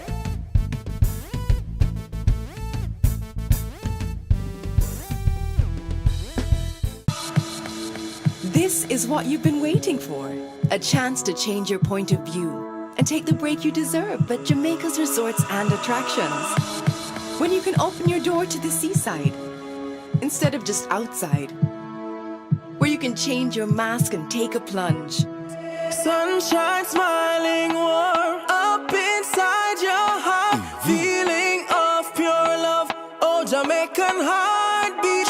Dancing to the beat up inside your heart. Whoa. Heartbeat of the world. Oh, Jamaican heartbeat. Contact your travel agent today to book your staycation. RediscoverJamaica.com. This is a message from the Early Childhood Commission. Do you have a child between 0 to 2 years of age? If yes, you need to download the ECC's First 1000 Days app. It allows you to receive parenting tips, track developmental milestones, learn about the Brain Builder concept,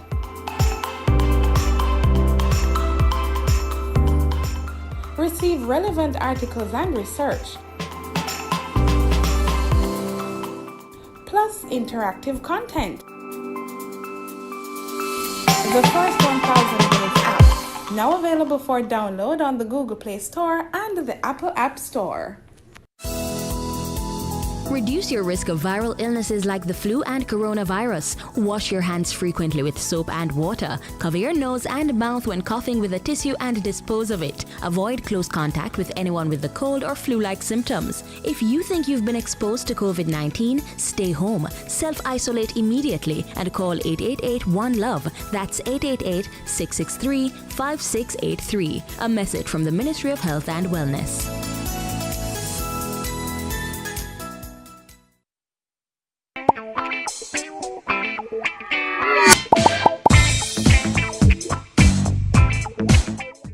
Special presentation. I'm your moderator, Michelle Roof, Senior Medical Officer, Ministry of Health and Wellness, responsible for health informatics. A special presentation on JAM COVID-19 application will be made by Mr. Dushant Savadia. He is viewed as an entrepreneur with global reach, a humanitarian, and among others, a noted public speaker. He is a native of India and currently lives in Jamaica and was instrumental in making our country the headquarters of the Amber Group with offices in 23 countries. He is an international program director of the Art of Living Foundation, one of the largest global humanitarian NGOs that focus on improving the quality of life by focusing on developing a stress-free, violence-free global society. He has traveled extensively to over 50 countries across the globe and has personally led stress management workshops to people from different walks of life, from farmers to corporate executives, inner city communities to heads of state, as well as youths to prison inmates to reduce stress, crime, and violence. Good people, let us welcome Dushant.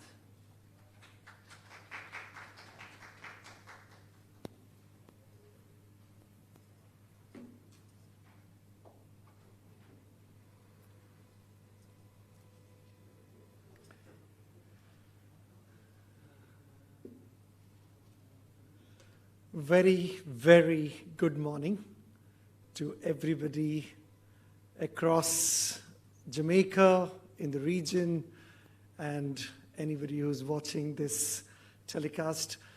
Very good morning again. My name is Dushant Savadia. I'm the founder and CEO of the Amber Group. Thank you for a very kind introduction, Dr. Roof. It was a little exaggerated, but I'll take it. Amber Group is a global technology conglomerate. We operate in about 23 countries right across the world, headquartered in Jamaica, and very proudly a Jamaican company. I've lived here myself for nearly 8 years, came here for a humanitarian mission, and made this home. And we all know Jamaica has this innate ability to make people so welcomed and so much at home that you never want to leave again. So that's one of me. I didn't fall off a boat and land here, but I chose to make this home because of where this country is going, who we are as a society, and of course my innate passion to serve in whatever way I can. Amber Group has several business lines: Amber Connect, fleet management, vehicle tracking. We have Amber Innovations, which is a software development wing of the Amber Group. We have over 200 pandemic management for a country. And I'm very proud to even share with you all today is that what we designed, developed through the help of the medical fraternity, through the help of technology, and all of these brilliant minds, and many ministers who worked with me directly, including the Prime Minister, all of us came together to think through and build an application to first bring home our 25,000 stranded citizens who were abroad, residents who were abroad and couldn't come home, bringing them in a safe manner so that once they arrive, the risk is known and that risk is contained, and then opening up our economy, which is opening up our borders for business, and then also within the country, how do we manage the symptoms, how do we manage the testing, how do we become a single source of truth for citizens to know, to reach out to understand information, understand the statistics, and so on. And over the last 7 months, the solution became a massive platform, so much so that it became a regional, now actually being utilized and being launched by many other countries in the region from Jamaica. So we've learned, we have adapted, we have put in so much of technology that this became a software hub or a requirement for all other countries too, so much so that we came to a point where we are now launching in BVI, in Turk and Caicos is launched, Grenada, Antigua, St. Lucia. There's so many countries coming on board with a solution that has been adapted, that has been consumed, that has been saving lives and keeping our economy running. So I'm going to give you a presentation around the pandemic management solution, and I'm going to go back to our slide to just walk you through the different modules that are existing. Again, this is not an exhaustive list. On a weekly basis, there are just so many new features and so many new things being plugged into the system, literally connecting 5 ministries of the government together to sync together, to understand the nuances and understand how to manage the entire pandemic for this country. And touch wood, so far we've been extremely blessed with over 200,000 people who have arrived from abroad and from high-risk countries such as United States and so on. We're still at around 4,500 active devices. So I would want to take a pause and give my absolute gratitude and thank you to all the nurses, to all the doctors behind the scenes, everybody at the airports putting their lives at risk for us and ensuring that the technology does what it's supposed to do, but the manpower with the technology is what has kept us all safe. So please join me for just a moment to say thank you to all our front runners who have kept us safe and kept us away from harm and kept our economy growing and going. So I'm going to start off with my presentation. Okay, next slide, please. That's right, it's not reaching.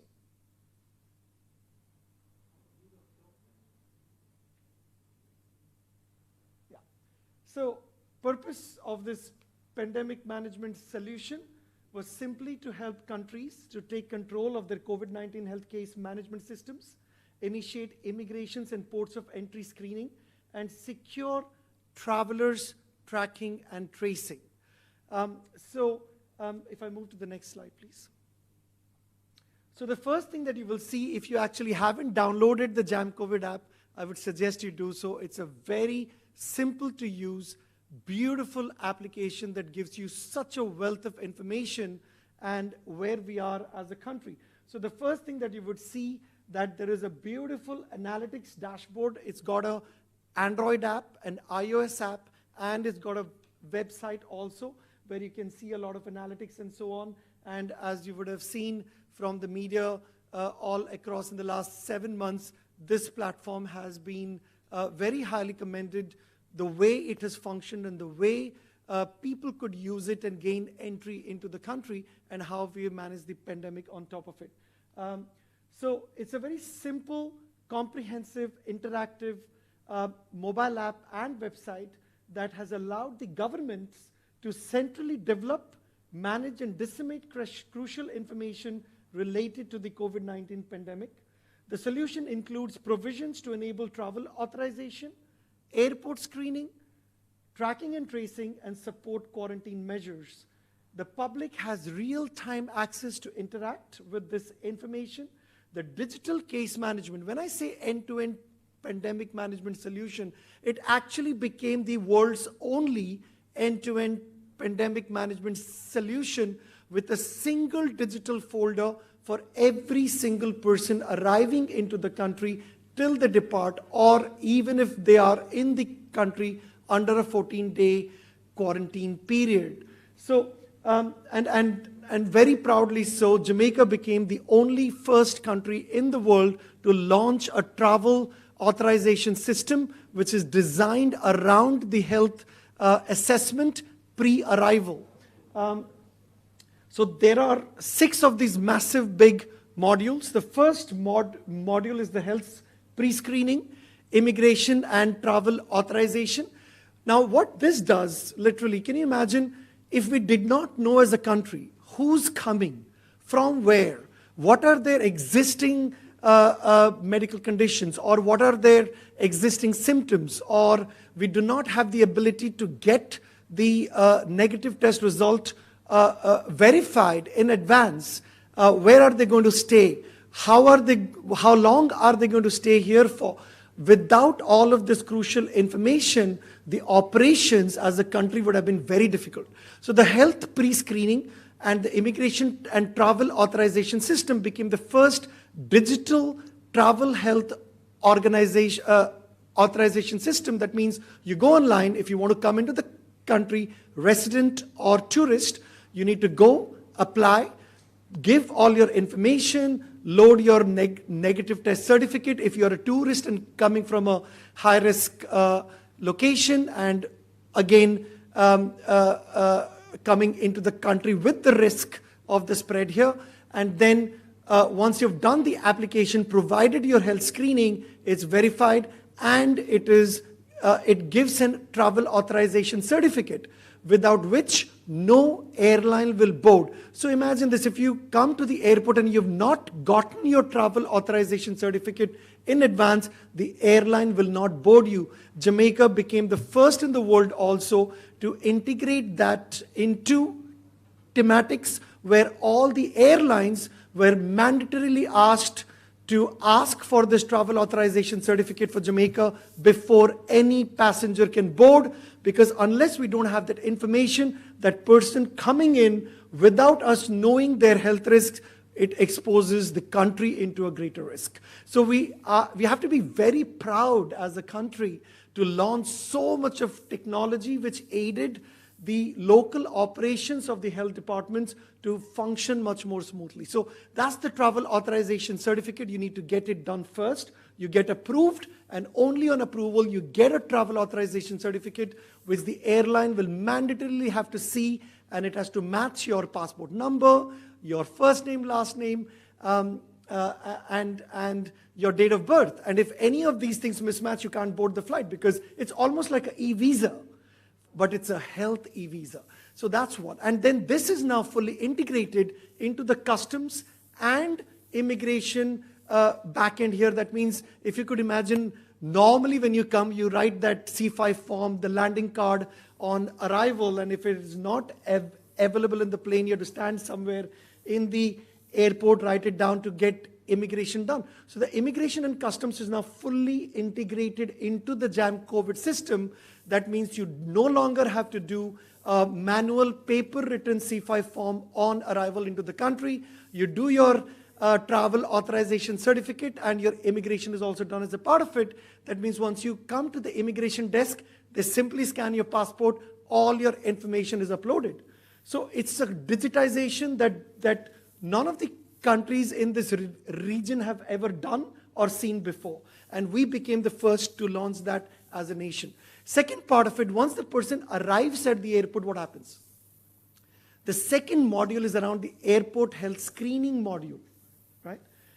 Maybe I'll just go through each of these one by one so you can see how the dashboards look like. So this is the health pre-screening, immigration and travel authorization. As you can see, there is a St. Lucia website. This is coming live shortly because St. Lucia has also adapted this technology for their country. Apart from St. Lucia, there are 5 more nations in the region who are also doing the same now through Amber Group. Next slide, please. So we're going to module 2. Then there's this airport health screening. What does this do? Once the persons arrive at the airport, the nurses have a tablet where they are able to load up the passenger information using the passport number, reference number, or a QR code, which is also on the travel authorization certificate, and then load that passenger information.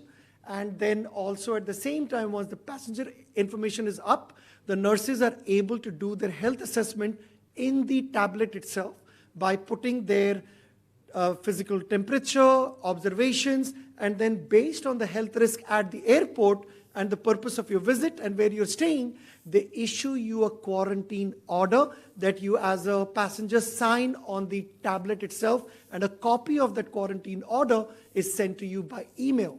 So that's another layer of digitization. Now I want you to start thinking how this journey of a person is captured one by one through a digital process from pre-arrival and then on arrival.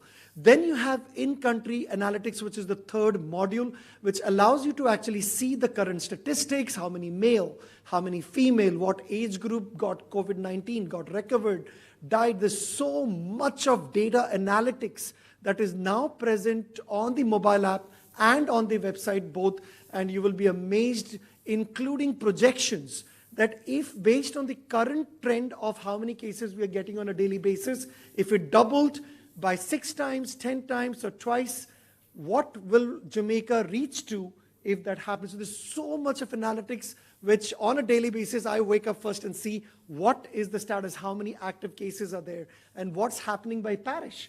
All of that statistics is now visible and available through the mobile app and the website. Then you have the in-country analytics backend. Now bear in mind, there is a whole backend module built, which is massive, used by the Ministry of Health, by PICA, and so many agencies that interact into a single backend. It has user management and parish management and country statistics. There is a news management as well with a lot of BI dashboards, a business intelligence dashboards built on the backend for Ministry of Health to see how many applications came from which countries, how many people are staying in clusters across every parish so they can operationalize their workforce better within the country. So there are a lot of analytics built in to give the right intelligence so the operations can function better. Module 5 is self-reporting. What happens if you fall sick? You are a resident or a tourist and you're in the country and you start seeing some symptoms. So rather than clogging at the hospitals, you can actually go online on the website or on the app, register yourself, give your details, put your name and address and phone numbers, etc. Plus on top of that, you register your symptoms, you register your temperature, and we also begin the contact tracing process right there. That means if you're symptomatic, you have the ability to put, if you've come in contact with anybody who has traveled within the last 14 days, what is their name and phone number and email, and if you have been in touch since being symptomatic with others in your family or friends in the last few days since you became symptomatic. So all of that information that is collated helps the Ministry of Health to then go out, contact tracing, and get in touch with these persons, also to get tested because they've been in contact with somebody locally. So there's a lot of contact tracing is managed in the back end, but on top of that, it's also an appointment booking engine. That means if you're symptomatic, you must get tested. So if you need to get tested, that means that immediately you can go into the app, book an appointment, choose the closest center where testing is possible, and then choose a time slot, choose a date, and then you show up for your appointment. And each of these testing sites also have their back-end portal. They know what date, what time, who's going to come, and they check you in as soon as you arrive. So that's another huge module built in the backend. Then you also have the quarantine management module, which also allows persons who are coming in from abroad and whether you're a resident or a tourist who is not going to a resilience corridor would actually download the app. On a daily basis, you do a video health check-in. That means on a daily basis, you will be prompted at a certain time of the day randomly to open the app and give your temperature, give your symptoms, and then do a video health check-in. So that all information of your 14 days of log on a daily basis is what allows the Ministry of Health to release you from quarantine digitally at the end of 14 days. However, within that 14 days, if there is a temperature spike or you report a symptom, it would automatically alert the Ministry of Health to take special attention to that particular case by also extending the number of days that you need to quarantine as well. So there is a lot of machine learning, artificial intelligence, a lot of algorithms built that allow so much of automation in the backend. And yes, there is a tracking feature built into it, but we are not really collecting your location. And there's a lot of myth around, oh, I don't want to give my location to anybody, I don't want anybody to track. But the technology has evolved so much that we do not really need your location at all times unless you become a person of interest. So the way the system is designed is that when you go home the first time and you do your first check-in, we register where you live because you've already given your address and so on in the application. And we are only checking every 30 minutes whether the phone is in the same location or not, but not collecting the information out of your phone. That means that only if you leave your house, only then it will send off an alert with your current location because you're not in your location. And you're putting the whole nation at risk because of you deciding to leave the house and breaching your quarantine order. And hence, it is very important that everybody also understands with this forum that it's not really, we are tracking you all the time, which room you are in and where you're going. It's only checking if you're there or not. Only if you're not there and you're in breach, it starts sending information to the servers and it goes to the command center of the police force, to the JCF, and they see in real time who's leaving their home. So this is how the system is designed. We also have a quarantine management backend.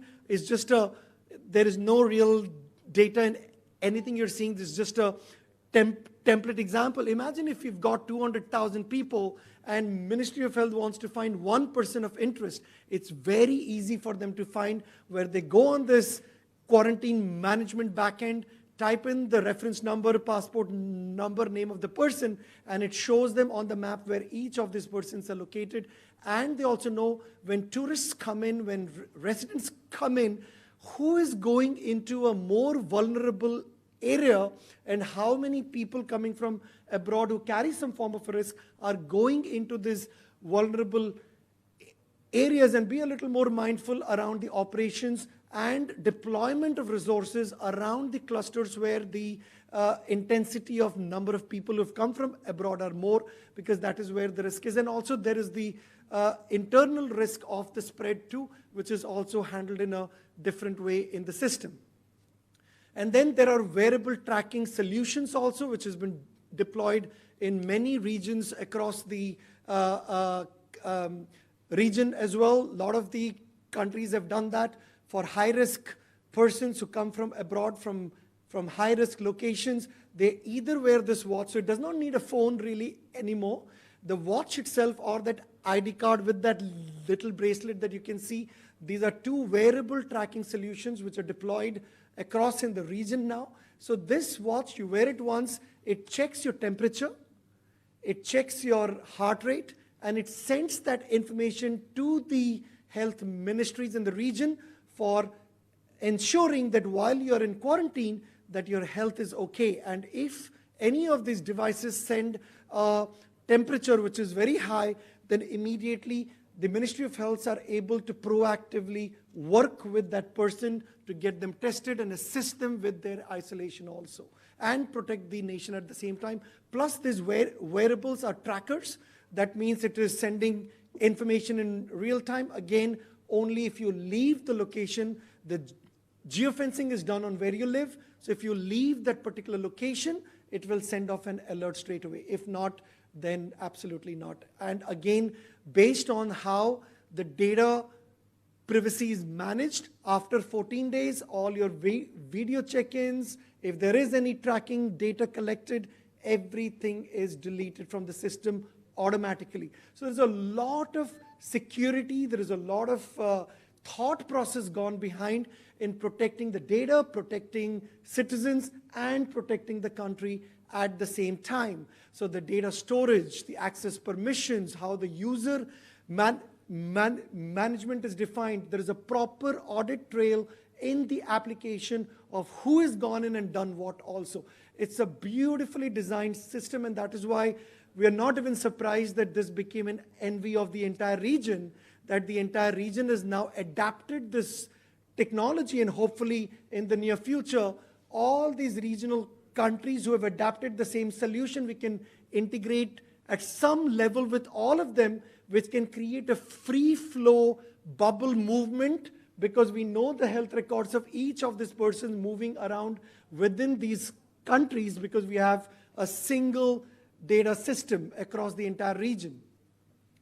That's pretty much us. We are Amber Group, and I would also like to thank the entire development team. As you know, Amber Group designed, developed, and contributed this massive software at no cost to the government of Jamaica. This was our social responsibility as a company based in Jamaica, situated in Jamaica, and it's almost said when your fire is at home, when your home is on fire, it is your personal duty to ensure you do everything you can to put it out. So as a company, we're very ambitious in serving, we're very ambitious to do good, and out of this very innate nature of our business to want to do good, we continue to innovate, we continue to build software for businesses, for large corporates, from governments to every single sector of the society. We want to touch, we want to serve, and we want to be useful to the society in every way we can. With these words, I would like to thank you all for listening in, tuning in, and again, my gratitude to the Ministry of Health for a fantastic management of this pandemic in this country. Without you all, we would not be where we are. Thank you so much.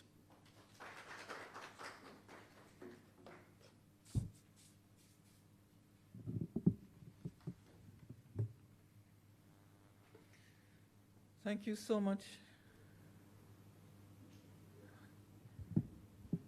Thank you so much, Deshant, for such a beautiful presentation. I must say, when I was reading the your profile, I was thinking to myself, the presentation to follow doesn't really get seen in this profile, because what we saw was somebody who was an entrepreneur, humanitarian, and what we saw coming out of the presentation was somebody with special gifts and a vision for innovations at the enterprise level, and that's certainly what you saw presented just now. I want to also echo his commendation to the staff who worked so brilliantly. The first application was the airport screening tool, both at NMIA and SIA, and I must say I was surprised that some of those nurses are, you know, my age, so the grays are real, and probably a little bit older, but they adopted and adapted to the technology very, very quickly at both airports, and that was very commendable. So you truly heard about an ecosystem, cross-platform, crossing a number of sectors, and that's what has made this truly a beautiful application. So I will now turn over to those who are assisting us with fielding the questions that you may have. Okay, so Mr. Deshant, for the watch, is it possible to quickly figure out if this watch is removed before the time of quarantine, and also, is the watch waterproof?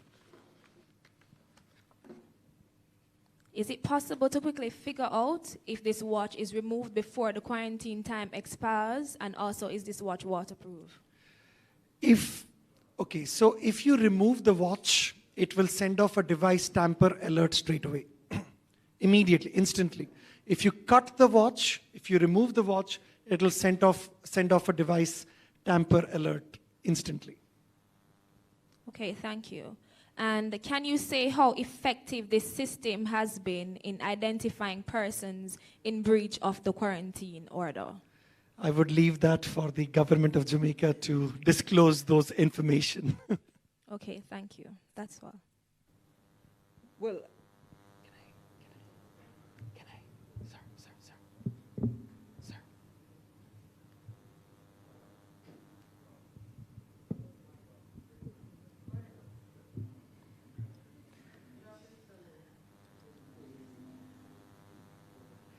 so I would just make some additional comments on those two queries. The Jam COVID app does allow us to see those persons who have exited their home location. There is an alert, and we can also see them on a map. So yes, we can. The thing would then be the enforcement of the disaster risk management orders, having seen that this person has exited their home. There was a second point, eh? Or the wearable. Waterproof. Is the watch waterproof? So I would just like to say, I tested a wearable. It wasn't from Amber, but some other country, over a weekend a few weeks ago, Friday till Sunday. Similar to the one he showed, the black one that looks like a regular watch on the screen. And so they were able to monitor my movements and see that I left my home, which was the office. And also they were able to pull my temperature readings every interval and have that on the monitor. So I wasn't required to do a single thing. And that's the beauty, similar with his products, of these. You don't have to have a temperature, a thermometer, and you don't have to remember to take your temperature. It pulls this information at intervals. Of course, there are issues about tracking people, knowing where you are, and how much tracking should be done, and what happens with that tracking data. Because really an app should only be able to say you have exited your location, but it shouldn't be following you. But then there's another bit of argument that says it should follow you to know where you went, because if you're exposing other people to COVID-19, we need to know where you went, because you might not tell us the truth when we're doing the contact tracing with you. So the technology is beautiful, but one thing that we're always aware of, and he has mentioned it very nicely in the presentation, is a whole right of privacy versus right to protect the rest of the population in the case of a pandemic, such as this one, and other parameters in the software and the technology itself to ensure data privacy is maintained. Are there any other questions? Yes. Please carry on. Okay, so you had answered the questions about privacy, and okay, so someone's asking, how is passenger confidentiality maintained if the information is removed from the app once the passenger leaves the island? Mr. Dushant.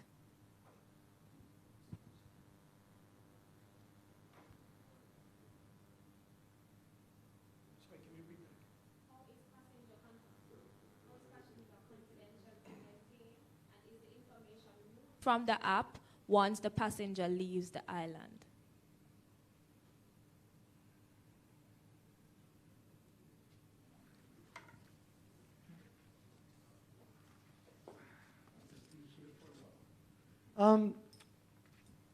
Once the 14 days period is over, as soon as the 14 days period is over, every single data that is linked to your video check-ins and it's linked to your tracking, if there is any collected, if you breach, then of course there is data, all this information is automatically deleted from the system. So the system is designed intelligently enough to remove all the data that is no longer required to manage the process going forward. So after 14 days, any of your health data, any of your tracking data, video data and tracking data is removed from the system automatically.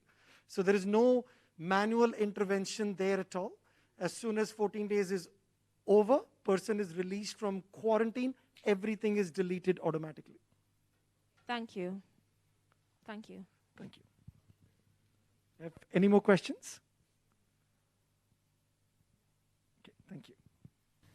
Okay, so that brings us to the end of our special presentation session on the JAM COVID-19 app. Thank you for your attention and participation, and have a good day.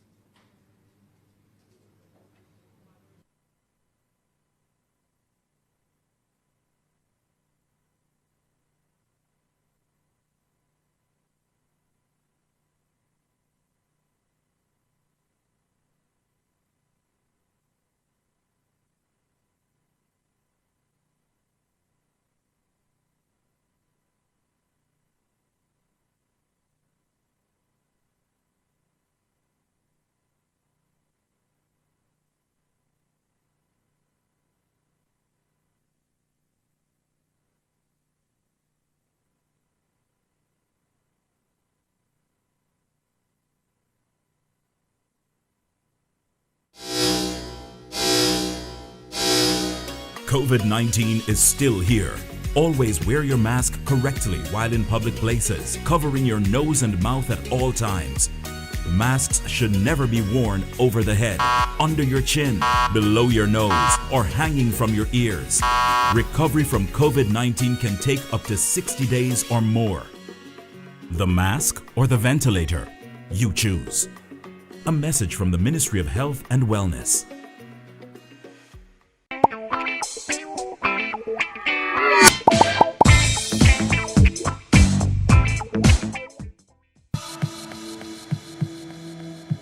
This is our home, Jamaica, and tourism is the lifeblood of our country. Let's all feel good again. Whether with family or friends, we want you to enjoy your staycation. We have to ensure that they are comfortable, they feel well protected. New standards are in place to ensure your safety. We are here to serve you better, so you can have the best experience. Come out and rediscover Jamaica. We are ready. We are ready. We are ready. Rediscover Jamaica. Heartbeat of the world. Jamaica, home of the resilient, passionate and hard-working. A people and a nation who have achieved and defied all odds, working to keep their economy growing, their country thriving, from investments made in innovative opportunities and exports demanded globally. We have a vision, now within our grasp, where Jamaica becomes the place of choice to live, work, raise families, and do business. We will not let go of this vision. We will grow. We will overcome these challenging times and look to the future with hope and positivity. These are special times. The world as we know it has changed, but home will always be in our hearts. And in Jamaica, you can always find a home. Think you know Jamaica? Look again. You will be surprised. Crime is Jamaica's #1 threat. As we stay apart while working together to fight COVID-19, we must all live good and unite against crime and violence in Jamaica.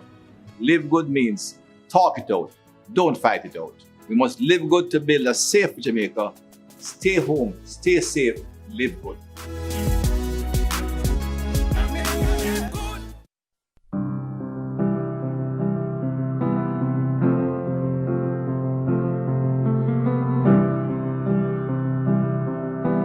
imagine a better life for children. Imagine better food and water for children. Imagine more freedom of expression for children.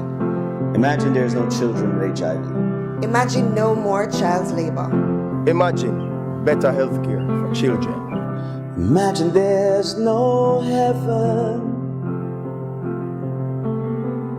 It's easy if you try. No hell below us. Above us only sky. Imagine all the people living for today. Imagine better sanitary conveniences for children. Imagine better maternal care for children. Imagine more leisure for children. Imagine a world with better sports for children. Imagine there's no countries. It isn't hard to do. Nothing to kill or die for, and no religion too. Imagine all the people living life in peace. Ooh. You may say I'm a dreamer, but I'm not the only one. I hope someday you'll join us, and the world will live as one. Imagine better parenting for children. Imagine better education for children. Imagine more inclusion for children with disabilities. Imagine no child being abused in any way. Imagine no possessions. I wonder if you can. No need for greed or hunger. A brotherhood of men. The UWI participates with the Ministry of Health and Wellness in diverse collaborative initiatives related to the COVID-19 response, and this includes educational conferences, clinical care, and research. And you would have heard some of the research that is going on here at this conference. So now it is my pleasure to chair this special session, and it is entitled Re-Emerging and Emerging Infectious Diseases in Latin America and the Caribbean. And we have a very distinguished panel of local, regional, and international experts. Doctors Karen Webster-Carr, Stephanie Fletcher-Larty, Kimberly Brower, and Wilmore Webley, and they will be with us for the next hour or so. So in the past 5 years, Latin America and the Caribbean region has faced the introduction of chikungunya, Zika, and SARS-CoV-2 viruses, as well as the resurgence of dengue fever. So now we invite each speaker to share theirs or their organization's experience with these and the other emerging and re-emerging diseases. We also wish the speakers to explore any other potential threats which may be on the horizon based on their particular area of expertise. We're asking the audience to pose your questions in the chat box, and they will be addressed after all of the talks. So we will begin today's program with a special presentation on re-emerging and emerging infectious diseases pertinent to Latin America and the Caribbean. And Dr. Kimberly Brower will start the discussion. Professor Brower is a professor of infectious disease and epidemiology at the Herbert Wertheim School of Public Health and Human Longevity Science at the University of California in San Diego. Dr. Brower also serves as the vice chair for public health education, and she co-directs the global health track of the University of California, San Diego campus for the joint doctoral program in public health. She earned her PhD in molecular epidemiology from Johns Hopkins University of Hygiene and Public Health. And she was also awarded a Fulbright Fellowship where she studied in Zimbabwe. So we're going to ask her now to set the stage for us as she speaks to us on this particular topic from her particular point of view. Professor Brower, welcome.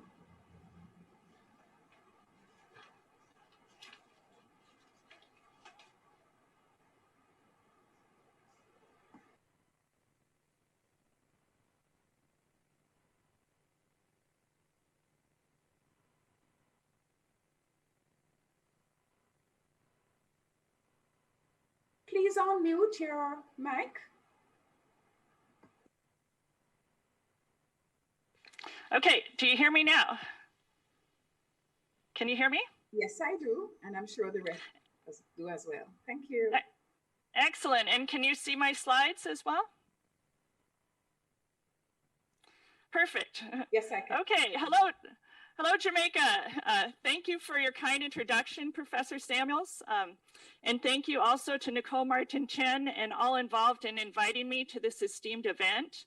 The urgency and importance of this conference is evident now more than ever. I was asked to share with you factors driving the emergence and reemergence of infectious disease threats, especially those that may be overshadowed by COVID-19. However, I know that this session has a great lineup of speakers, including Dr. Fletcher Larchey, who will present on regional emerging infection issues, and Dr. Webster Kerr, who will detail national emerging infection concerns. So given that I'm an epidemiologist and we're interested in discovering both drivers of disease as well as strategies to address emerging diseases, I'm going to speak on both of these topics.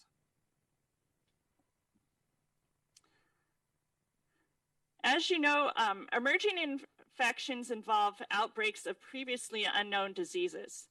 But we should be equally concerned with reemergence of known diseases that may be rapidly increasing in incidence or geographic range for a variety of reasons. Emerging infections have been reported throughout the world, in some places more than others, but no matter where a disease emerges, it's everyone's concern since the world is so interconnected.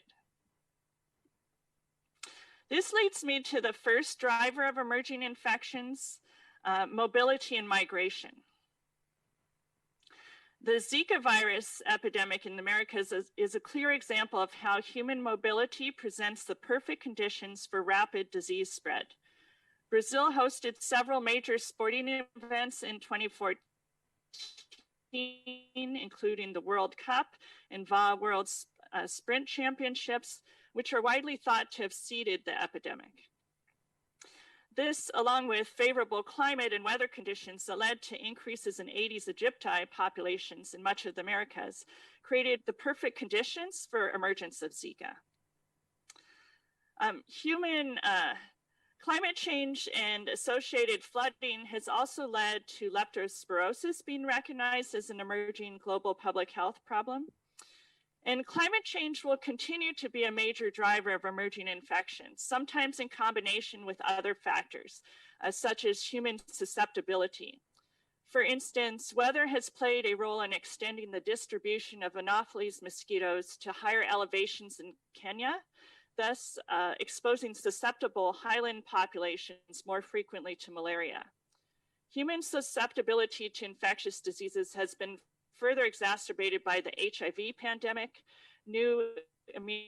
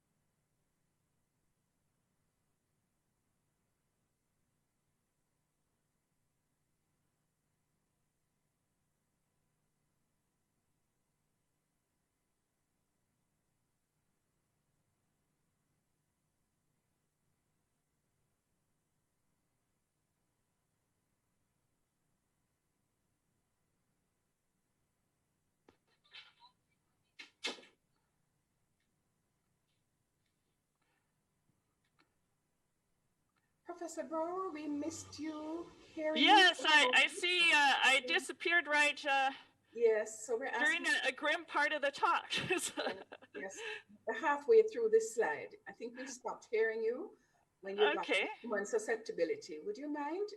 Excellent. I'm back online and I will continue.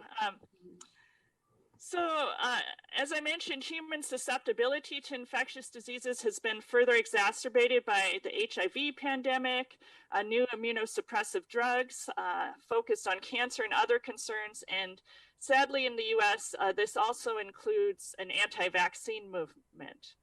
Other key drivers include rising antimicrobial resistance, poverty and social inequities, urbanization and overpopulation, and Aedes mosquitoes in particular thrive in urban environments, and at times a lack of political will or discrimination of most affected populations.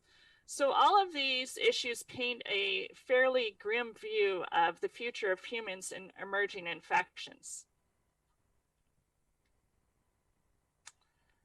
Throughout human history, if you look at infectious diseases, they've plagued mankind all the way from the bubonic plague to more recently the 1918 influenza epidemic, and now, unfortunately, COVID-19.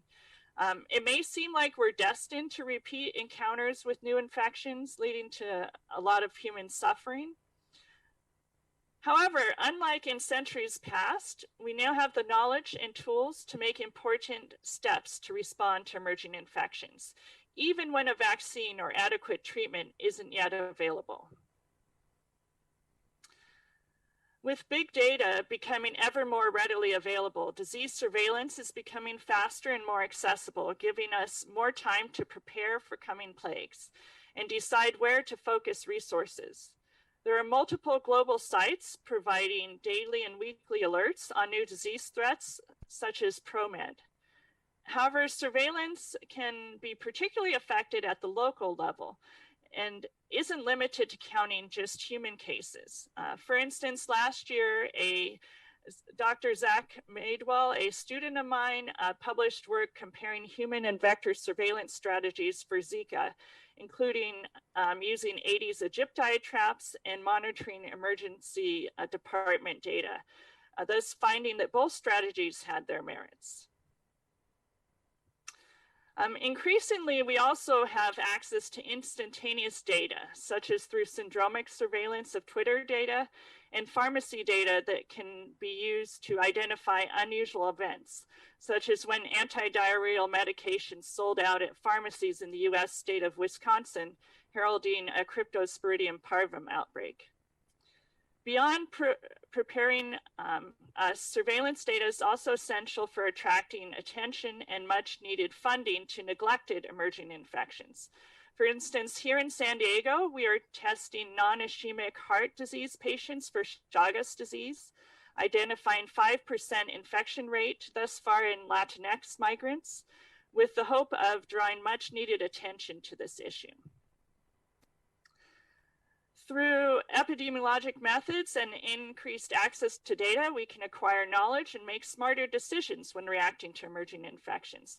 For example, during the 2009 H1N1 pandemic, UC San Diego debated closing the student dormitories to stem transmission.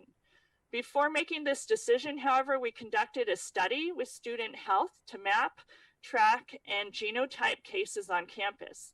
We hypothesized we'd see genetic clustering in dormitories, which would be hotspots for transmission. But to our surprise, however, most cases were in students living off campus. And even those within dorms lacked clustering of genetic data, suggesting that the dormitories themselves were not major transmission sites. So these findings informed a decision not to close the campus. So not only does understanding transmission help you to make smarter decisions, it also gives you the strategies to act, even if you don't yet have treatment or vaccines. And this has been made all the more evident by the COVID-19 epidemic. While we can determine where infections occur and how to stem transmission over Winning over public sentiment is key to success. As seen in recent months, the influence of those refusing to wear masks can have a huge impact. So balancing negative perceptions with positive messages by musicians, artists, government leaders, sports stars, and others can make wearing masks, emptying mosquito breeding containers, or using condoms the social norm. Finally, with each pandemic, humankind has gained tremendous amount of knowledge about prevention and treatment of disease.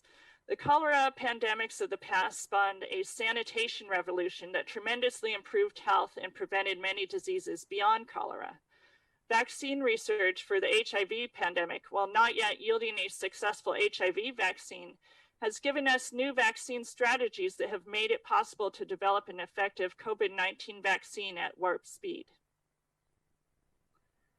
So while a year ago, most people didn't know what an epidemiologist did, and public health departments, at least in the US, were on a shoestring budget, hopefully the great transformation from the current pandemic will be a lasting investment in and appreciation of the value of public health, so that we are better prepared to face the emerging infection challenges of the future. Thank you very much.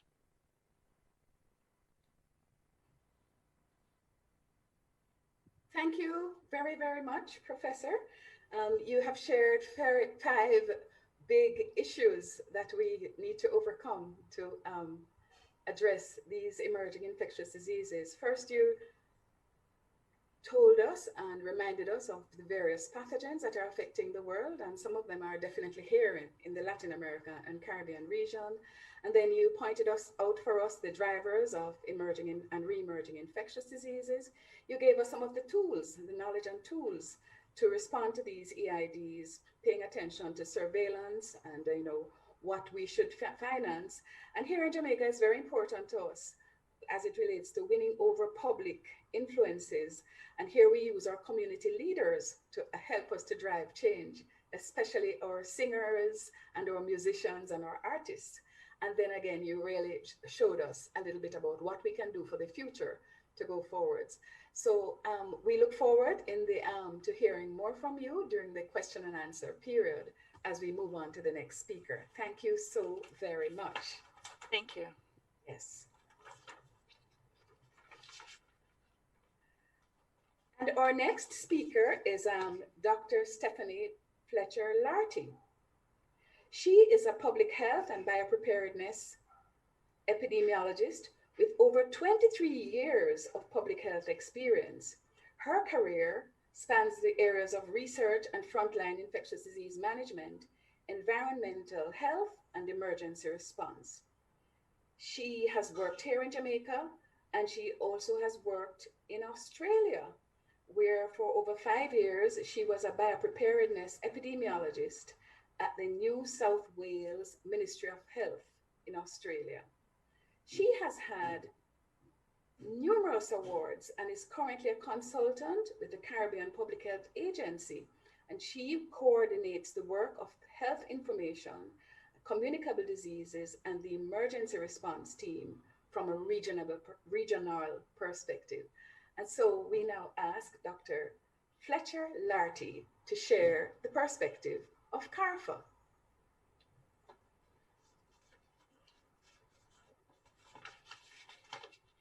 Thank you very much, Professor Christy Samuels. Please allow me to just share my screen. I want to thank the Ministry of Health and Wellness for the invitation to present on behalf of the Caribbean Public Health Agency.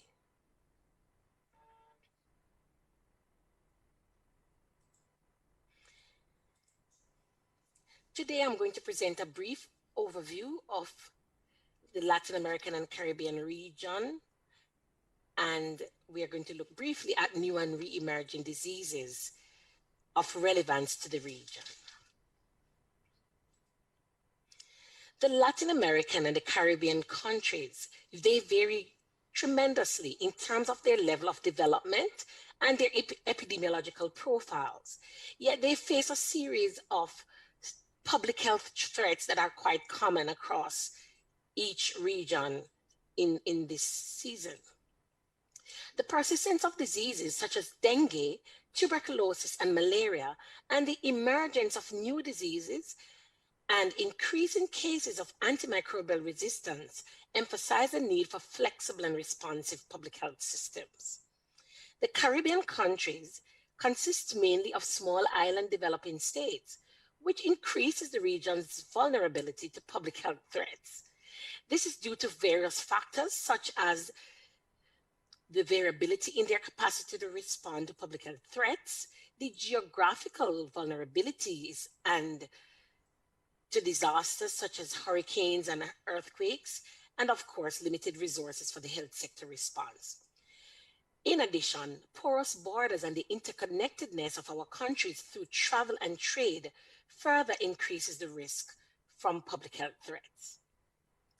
The Caribbean Public Health Agency, as an expression of the regional cooperation in health, has a core mandate to strengthen core national health system surveillance. And one of its key functions is to support its member states to strengthen their capacity to respond to certain public health threats, such as outbreaks of communicable diseases, and to maintain high levels of coverage of vaccine preventable diseases. Over the past decade, the region has been negatively impacted by repeated outbreaks of new, emerging, and re-emerging infectious diseases that has tested the region's health security capacity to respond. Now, the chart that I'm about to show you contains data that has been captured through the Caribbean Public Health Agency's integrated surveillance systems over the last 10 years. Now, these diseases recorded here include outbreaks of norovirus, cholera, malaria, chikungunya, Zika, and influenza H1N1, and more recently, the novel coronavirus disease. Prior to the COVID-19 pandemic, the region was challenged by the emergence of two mosquito-borne diseases, chikungunya and Zika, and earlier with the influenza H1N1 pandemic strain. Now, this second figure here shows mosquito-borne disease outbreaks of dengue in 2013, chikungunya in 2014, coinciding with the introduction of Zika in 2015. We see also the lower incidence of dengue and CHIKV. And subsequently, in 2016, we had an outbreak of Zika. Now, this last graph here shows the distribution of the influenza and other respiratory viruses that are under surveillance. And this data is for 2019. And this represents information from our medical microbiology lab. Now, influenza A H1N1, which is the pandemic strain, which is represented in this chart by the orange bars, was introduced initially in 2009. 10 years later, we see that this is still circulating with a cyclical pattern that coincides with peaks earlier in the year in February and March, and later in November and October. This coincides with the Caribbean's tourist season. Now, one would ask, will a similar pattern be observed with COVID-19 going forward if a long-term solution is not found? Now, moving on to mosquito-borne and vector-borne diseases. Vector-borne diseases such as CHIKV and Zika, they require certain elements which must coexist for the occurrence of diseases. There must be people who are susceptible to the disease. There must be the vector present, and of course, the pathogen. Most countries in Latin America and the Caribbean have abundance of susceptible people, and the mosquito vectors are readily available. Now, gaps in our surveillance and the need for a separate surveillance system to monitor the congenital defects associated with Zika virus are some of the critical issues that must be monitored in order to preserve our gains going forward. The Caribbean Public Health Agency works with its member states to enable them to prevent, control, and respond to the debilitating effects of mosquito-borne diseases through our traditional and innovative integrated vector management strategies. The World Health Organization region of the Americas was initially declared free of measles in September 2016. But Brazil and Venezuela eventually lost their measles-free status due to outbreaks occurring in 2018 and 2019. Now, in 2019, 14 Latin American countries reported confirmed cases of measles. These sustained outbreaks of measles in the region highlights the ever-present danger that underscores that a measles-free status is hard-won but easily lost. The absence of indigenous measles in the Caribbean for the past 18 or so years has been a result of the collaborative efforts between the national health authorities and the Pan American Health Organization in maintaining and validating coverage for the measles vaccines and in ensuring that detailed action plans for improved coverage are in place. However, when we compare the first epidemiological weeks in 2020 with Epi weeks 12 to 45, the Pan American Health Organization reports that there was an 88% reduction in the reported cases of measles and rubella, which highlights the impact of the COVID-19 pandemic in the notification of our vaccine preventable diseases in the region of the Americas. Our public health staff must continue to maintain the vaccination coverage in order to preserve the gains that we have so seriously gained over the years. Now, to echo the words of Henrietta Forey, Executive Director of UNICEF, the measles virus will always find unvaccinated children. If we are serious about averting the spread of this dangerous but preventable disease, we need to vaccinate every child in rich and poor countries alike. Now, to move on to speak a little bit more about COVID-19, this has become the region of the Americas has become the epicenter of the COVID-19 pandemic. Data as of 9 a.m. this morning from the WHO website indicates about 55.6 million cases with 14.1 million active cases reported globally. There were 12 million cases in the Latin American and region alone, with 27,000 of those cases and about 4,800 deaths in the Caribbean region. This pandemic is as much a health crisis as a social and economic threat, creating extremely challenging situations, particularly amongst the most vulnerable, and has unmasked some ugly truths about the challenges to our health systems. Like COVID-19, the ongoing threat from the Ebola virus disease in sub-Saharan Africa remains a real threat to our regions as well. And it could arrive here in the same way that COVID-19 did. The Caribbean Public Health Agency, along with its partners in the Regional Coordinating Mechanism for Health Security, has led the region's response, which enables the sharing of experiences and resources across the regions. Time will not permit me to elaborate on the re-emergence of the diseases such as tuberculosis associated with the HIV/AIDS pandemic, and the fact that only the Uruguay and the islands of the Caribbean have been spared from the scourge of cholera. A false alarm about a case diagnosed with polio in Venezuela, where the disease has been eradicated since 1989, was also a wake-up call for the region.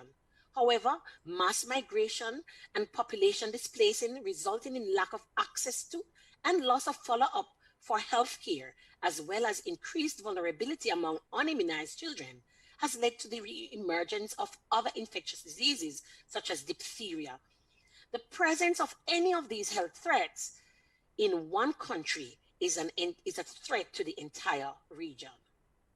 In closing, the experience with CHIKV and Zika Measles and cholera outbreaks in the region of the Americas highlights the importance of preparedness, strengthening surveillance systems, improving laboratory capacity, and a rapid response to outbreaks, but also underscores the importance of maintaining essential services such as our continued surveillance, reporting, and in maintaining the essential immunization services that we have seen gains over the years. And with that, I would like to thank you for your attention.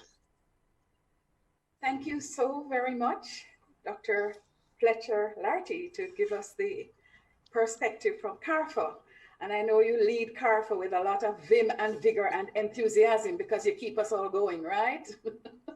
So you shared with us the fact that although Latin America and the Caribbean are diverse, we share a lot of similarities. Yes. You spoke about in the Caribbean here, we are diverse and we are susceptible to, because of our socioeconomic state or natural disasters and the dependence on travel and tourism, which is very, very vital to our living, our life and living. And then you shared for us all the various viruses and bacteria that have threatened the region in the last 10 years: dengue, cholera, malaria, norovirus, chikungunya, Zika, influenza, and of course the novel coronavirus. And even as we move towards the season, you're telling us as well too that not only do we have COVID coming on, but we also have dengue and influenza. And of course, you showed us the wonderful work that CARFA is doing in helping the region to pay attention to prevention, control, and an appropriate response to these emerging infectious diseases. So thank you very, very, very much. We very much appreciate your contributions this morning. And then we're going to have our next speaker. He is Dr. Wilmore Webley. He's an associate professor of microbiology and the director of pre-med and pre-health advising at the University of Massachusetts in Amherst, where he mentors students who are desirous of being accepted to various healthcare programs. He has made a lot of contributions over during his career to the field of microbiology, vaccinology, and allergy and immunology. And I guess maybe that's why he's here today on the panel. He's going to share some of that with us. He's a graduate from our own very Northern Caribbean University and also from the University of Massachusetts in Amherst. And he's the recipient of various awards and scholarships, including also a Fulbright scholarship, as Dr. Brower did as well. So without further ado, I invite him now to speak from his perspective as an immunologist and a vaccinologist as it relates to these re-emerging and emerging infectious diseases that are affecting us here in the region today.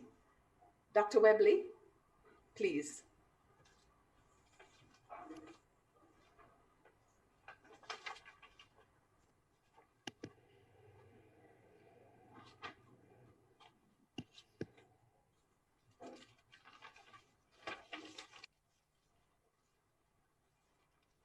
Dr. Webley, you need to unmute, please. Thank you. Yes, you should be good now. Thank you. Thank you so much, Dr. Samuels. Thank you so much to the Ministry of Health and Wellness. You're under great leadership. The Honorable Christopher Tufton. Dr. Tufton is a great leader there. Dr. McKenzie, Dr. Webster Kerr. I also want to thank Nicole Martin Chen for the invitation.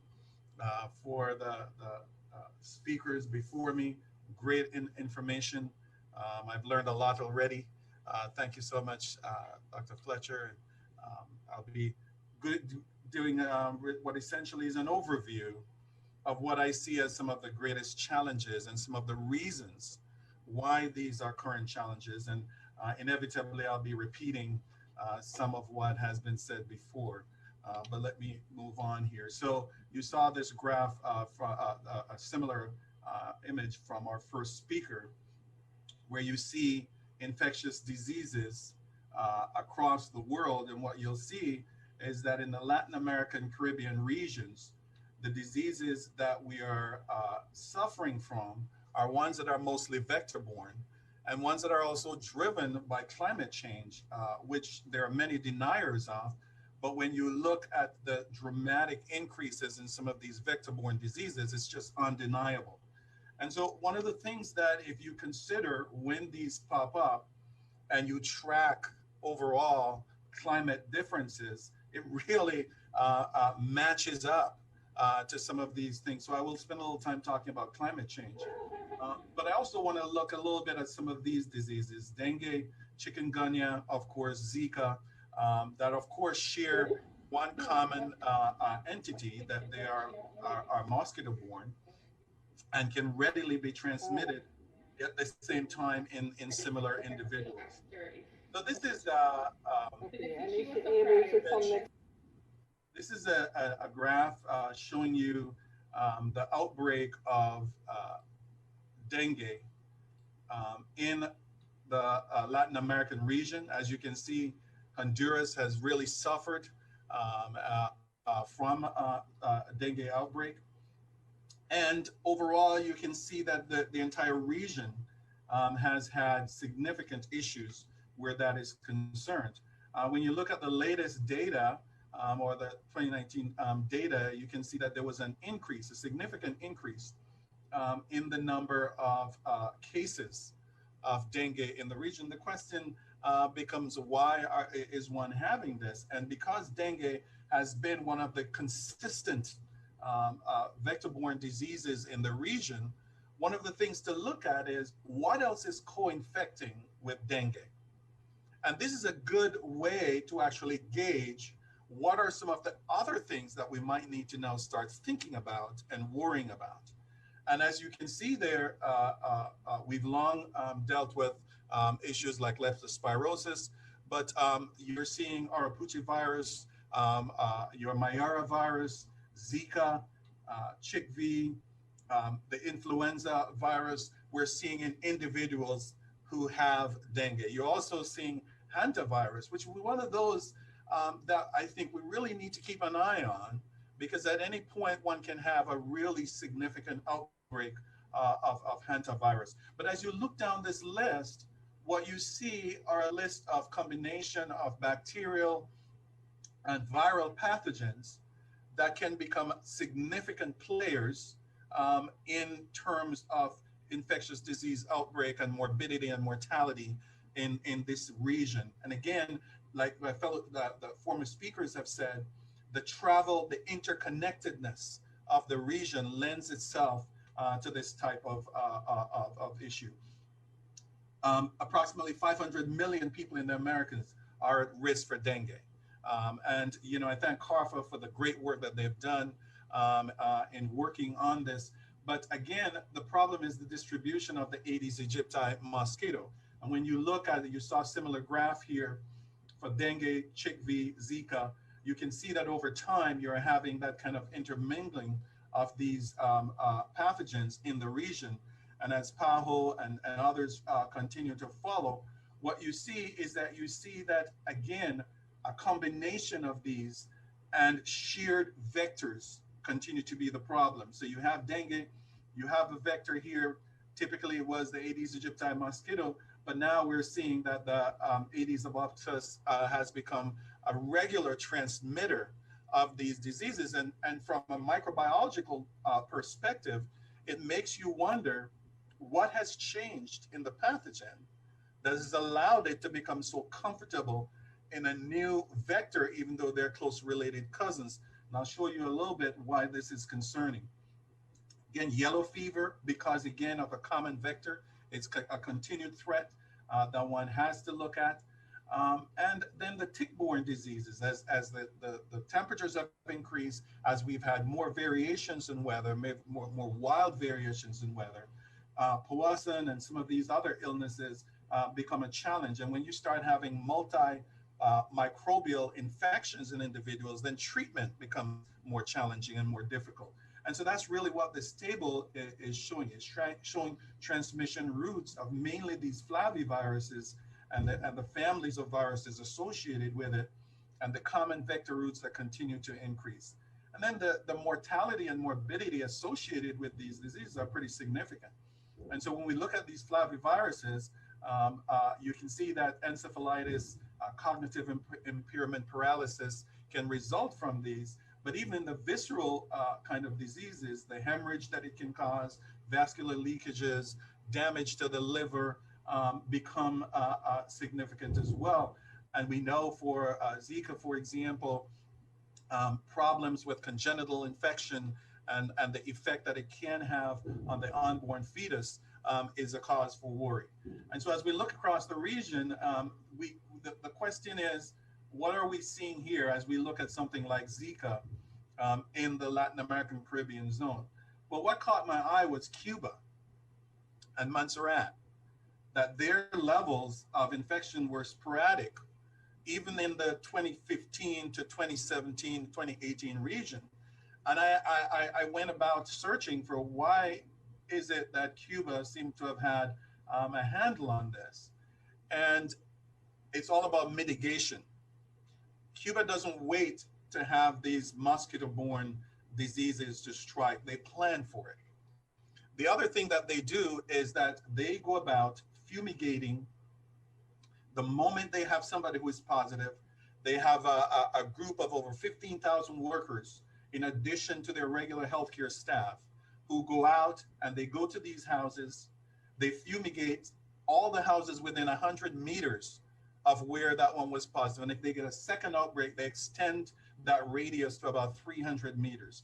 They take any infected person into the hospital where you're quarantined and treated before being released back into the environment. And Cuba started doing this after their 1981 outbreak of dengue that killed about 158 people. And they decided that they just didn't want this to happen again. And so as we look at the region, the question is, what are the mitigations that we can have? And it seemed to me that the vector has to be something that we look at. It's the same thing for chikungunya. Here's the distribution, again, of chikungunya. And this is one of those cases where before the 2000s, this disease did not exist in the Western Hemisphere. And what we see is that we have a sylvatic, misspelling here, so sylvatic is a sylvatic transmission where it went through animals, typically non-human primates. And you actually had the Aedes falciparum was the common one. And then, of course, your Aedes aegypti picked it up. And what we noticed when you look at this genetic sequencing, there's actually a genetic mutation at residue 266 in the fusion glycoprotein 1 that the virus uses to infect. And that mutation actually led it to be able to infect and be transmitted by Aedes albopictus. And that now extended the range of the virus from just being in the Asian region to actually coming to be wider spread in Latin America and Caribbean. And these are some of the things that we'll need to start tracking to see that these changes in genetics. And so this is a map showing actually the spread of chikungunya from essentially in the Philippines. So this yellow one that spread to Jamaica and the Cayman Islands and Mexico and all of these Eastern Caribbean regions came directly from the Philippines. But as it came into the region, it started mutating. And so you can see different clades of it in these different colors here, in your purple and your blue and your pink, just seeding the entire region. And these changes are not just accidental many times. They actually give certain fitness. And so here, for example, you're looking at amino acid variations in the E1 gene and the E2 gene of CHIKV. And what it does, it has enhanced dissemination, it has enhanced infectivity, it has enhanced transmission in the population overall. And so as you look across the regions, the global distribution of it, you see these strains that are common to specific regions, but also are getting into new locales. So in my estimation, something has to be done about the mosquitoes. And what Australia and now Malaysia and some other countries are doing is that they're looking at using Wolbachia as a mitigation treatment, where you actually deliberately infect mosquitoes with Wolbachia. They found this out at Harvard many years ago, that mosquitoes infected with Wolbachia weren't good at transmitting certain infectious viruses. And so if you have a Wolbachia infected mosquito that now bites somebody who is infected with dengue or chikungunya or Zika, the mosquito will pick up the virus. But when they go now, the virus will not grow at the level that it would when it would not go through the cycle. And so when it infects another person who is susceptible, you will not have transmission, or the rate of transmission would be much lower. And so that could be a mitigation event. When we are strapped with a pandemic like coronavirus, COVID-19, what it does is that it takes attention of other diseases that are disease burden in the region. And that could include everything from your Chagas disease to your schistosomiasis, and even chlamydia, which is what I work on primarily. Chlamydia trachomatis continues to be the leading cause of bacterial sexually transmitted disease worldwide, one for which we don't have a vaccine, and for which treatment is variable. Treatment success is variable. And so one has to also keep an eye on these. But I want to spend just the last few minutes on climate change and the impact that climate change has on the spread of infectious disease. So as we continue to have increasing CO2 levels and rising temperatures, we have extreme weather, rising sea levels, and this now leads to changes in vector ecology. And essentially, this changes in vector ecology means that you're having warmer periods extending beyond where they normally would stop. And that now extends the proliferation of the vectors for like malaria and dengue and hantavirus, Lyme disease. You know, so you're talking about mosquitoes, ticks, and other vector-borne or arthropod-borne diseases. You start having increases in respiratory diseases like allergies and asthma. But you also have changes in water quality. And we know that after each one of these disasters, after every big hurricane, for example, you have an increase in certain infectious diseases. You have an increase in certain outbreaks because of contamination of sewer water with regular running water. You have streams and gullies and rivers get overflown and overgrown with certain pathogens. But these regions here are very important to health and overall transmission of disease. And as we continue to experience a warming climate, especially for areas that were already temperate, like Latin America and the Caribbean, we're going to have to look at this. Finally, influenza continues to be a challenge to the area. And of course, antimicrobial resistance will continue to be something that we have to look at and have to pay attention to. Stuff like your KPCs and your CREs are prevalent in the Latin American and the Caribbean region. And I'll stop there. Thank you so very, very much, Dr. Webley. You gave us a perspective that is a little bit different from that presented prior. You spoke to the diversity of these diseases as it relates to climate change, and you paid special attention to dengue.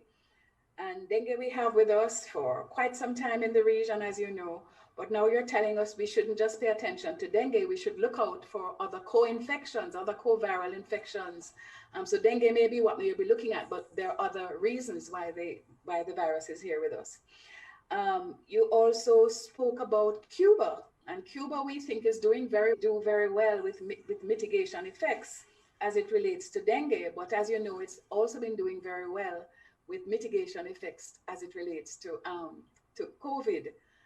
The medical brigade, the fact that they go door to door to do surveillance activities every day with everybody who lives in Cuba, and then they do their surveillance for diseases, and then they intervene as appropriate.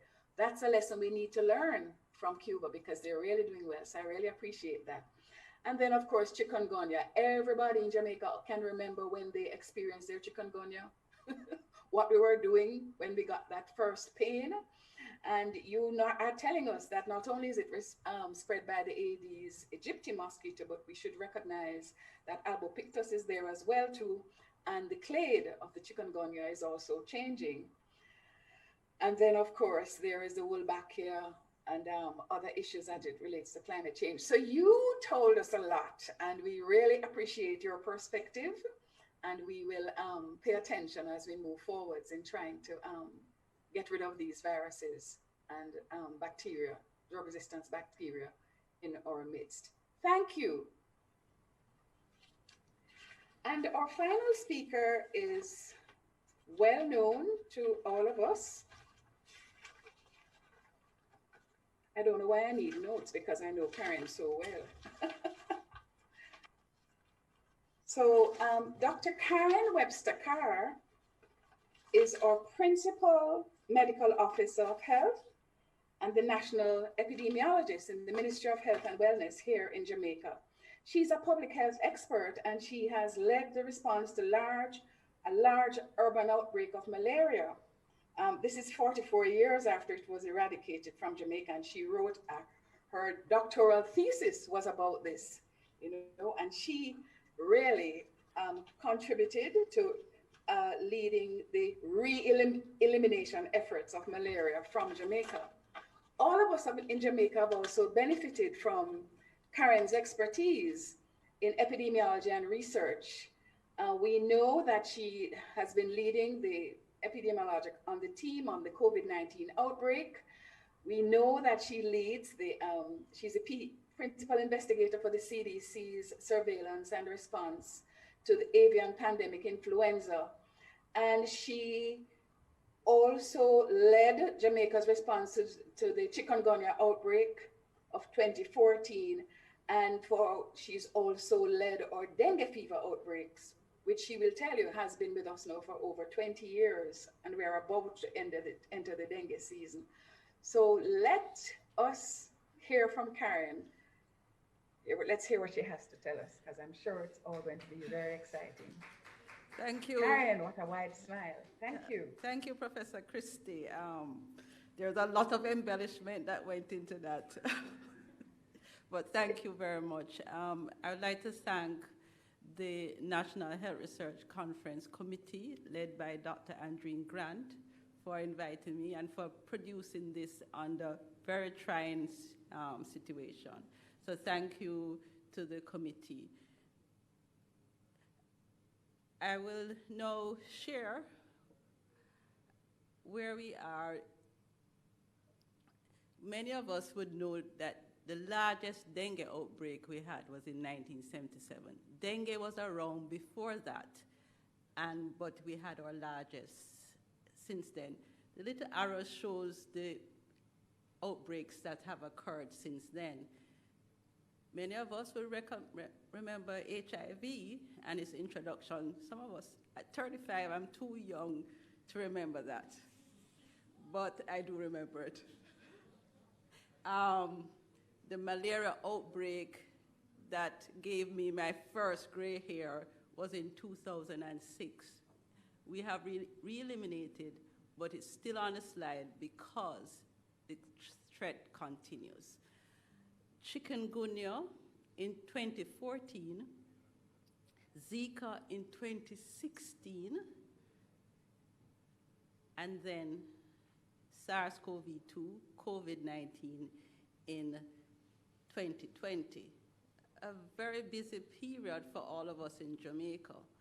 And we recognize that this is a bigger issue, and it's not just what we have seen here. The risks are greater. We have the risk of the communicable diseases that are vaccine preventable. We have eliminated many of them, but the risk is still there.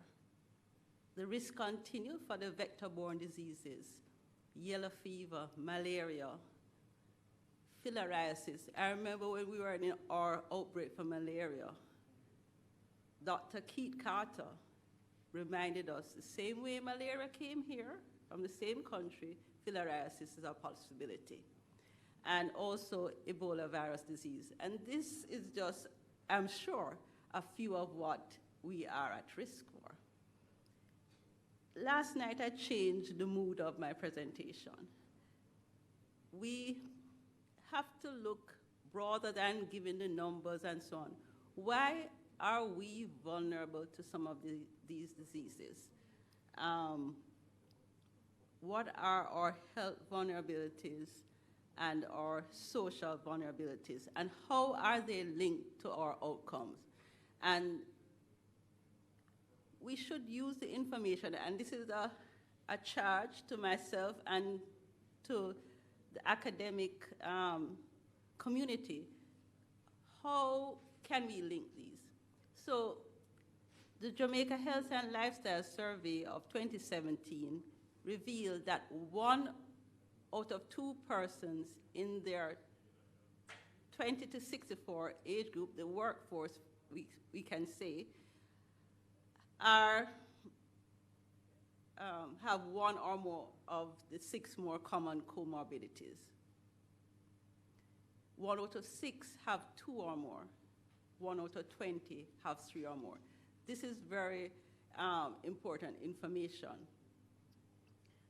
What is the geographical spread of these diseases or underlying conditions for these underlying conditions? And this is just one of the maps that we did showing the prevalence and the weighted counts for the workforce. Then we look at the older population. 4 out of 5, that's 80%, have 1 or more of the comorbidities. So we have to look at these vulnerabilities. We also need to look at what are the community or the social vulnerabilities that there are. This is what we came up with. This is also part of the Jam COVID app. So the vulnerable populations are flagged on the Jam COVID app. If you listen to what Dushan said early on, this is some of the vulnerability that we put on the map to say where are persons going and what are the likely outcomes. So I think I wanted to bring that into the conversation. Malaria is still a threat. We spent, as Mrs. Huntley-Jones here, we spent many days and nights, Christmas, Easter, sleeping to ensure we identified the cases quickly, we treated quickly, and we had a very systematic way of vector control, public education, and intersectoral collaboration. But when we haven't seen malaria, then we get a bit complacent and we don't recognize it if it's not in a person who has not traveled to an endemic country. And we would not want history to repeat itself. So when I get the chance, I do speak that we need to remember malaria. And we did become free of malaria again. So we look at the arboviruses, and it is amazing. Thousands of Jamaicans we have reported have these conditions. This does not include the unreported. And we see for dengue that dengue has become more frequent, the outbreaks, and the inter-epidemic period, the number of cases reported are also increasing. The features of hyperendemicity. And we see all 4 serotypes. And the year we had 2016, we had the Zika outbreak. We had all 3 arboviruses circulating at the same time. So can you imagine what happened? Our most recent dengue outbreak, 2018, 2019, and a bit into 2020, showed that our children were the most vulnerable. And also, so many persons were hospitalized, and the direct hospital costs is just part of the situation. There's a lot of human and social costs related to dengue. And we spent over a year, going on 2 years in a dengue outbreak. Thankfully, we are out of the dengue outbreak right now. Of the person hospitalized over the last 2 years, about almost 4% died. And I tell you, for us in EPI, going through these cases is heartrending. I remember one member of the team was so distraught, brought us to tears when we have to review the deaths. So, and we can't just imagine for the families who have died. Then we do have chikungunya, which we know many of us who had chikungunya felt and the pain of chikungunya. And it spread throughout the country in 2014. What we found out later through the health and lifestyle, that 80% of persons in Jamaica had chikungunya. Amazing. The parishes, the distribution by parishes is shown, with the easternmost parishes having the greatest prevalence of chikungunya. Why? Out to the researchers, why? So as we know, as age increases, the risk of death for many of these communicable diseases increases. Then in 2016, we had Zika, and with other issues related with Zika, Guillain-Barré syndrome, as well as other neurological diseases and congenital syndromes. So when we look at the geographical distribution for Zika and the congenital syndrome associated with Zika, we had this picture with the darker areas having the higher incidence of reported Zika, and the larger the dot, the greater the incidence of CSAS. Just to say, when we looked at the leading cause of death for Jamaicans under 5, in 2000 and 2016, the rates of congenital malformation increased. In 2016, it was twice what it was. And what we had in 2016, Zika. So, COVID-19, this is where we are as of yesterday. 10,088 confirmed cases and 616 cases that have occurred in the last 2 weeks. When we look at over the last 16 weeks, the changes that have occurred this is what we have. So you note when we would have changed to community transmission, because it became very pinker in that period. There's seem to have been some lightening of the colors, but over the last week or two, we are noting that there are some increases in cases. And this is our weekly epic curve. I thought it would be easier to see. And in this curve, the deaths lag about 2 weeks after the increase in cases. Just to say the note, we are in week 47, but week 46, you see that starting to increase. When we look at the positivity, we peaked in week 38, I believe, and we are coming down nicely, but over the last 3-4 weeks, we've kind of plateaued around the 10, just under 10. And we are hoping that this continues and that we will see some improvement. Just to say, our case fatality ratio increases as age increases, which happens around the world. But where we have most of our cases are in the young persons 30 to 39, and the ages around that, and least among the children, which we suspect because they are not at school. But the older person is not that different from the younger person, and that is concerning. Men are significantly more likely to die from COVID-19 than females, 1.5 times, 1.5 times more likely. When we look at parishes, there is a difference seen by parish, and we need to explore this a little bit more. This is our reproductive rate, which shows that we are hovering right now round about 1, which means that we are continuing. So this is a sneak preview for later this evening. We're going to be talking about these scenarios, what happens if we continue how we're doing, if we decrease. So see you later at 6 o'clock for COVID conversation. Thank you very much.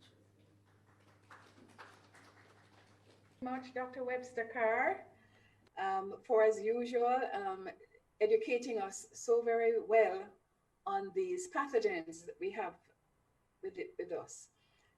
You went over malaria, dengue, chikungunya, Zika, and COVID from your perspective, which is the best perspective because you're the lady who leads the epidemiological analysis of the data that's coming into us. And most important, as co-PI of the Jamaica Health and Lifestyle Survey, you reminded us that Jamaicans are very much at risk with a wide variety of comorbidities for many of these illnesses. So thank you very, very much. I think this brings to the end the 4 speakers that have spoken to us, and I don't know if maybe at this point we could take 1 or 2 questions from the person who is assisting us with questions. Do we have time? Have we gone overboard?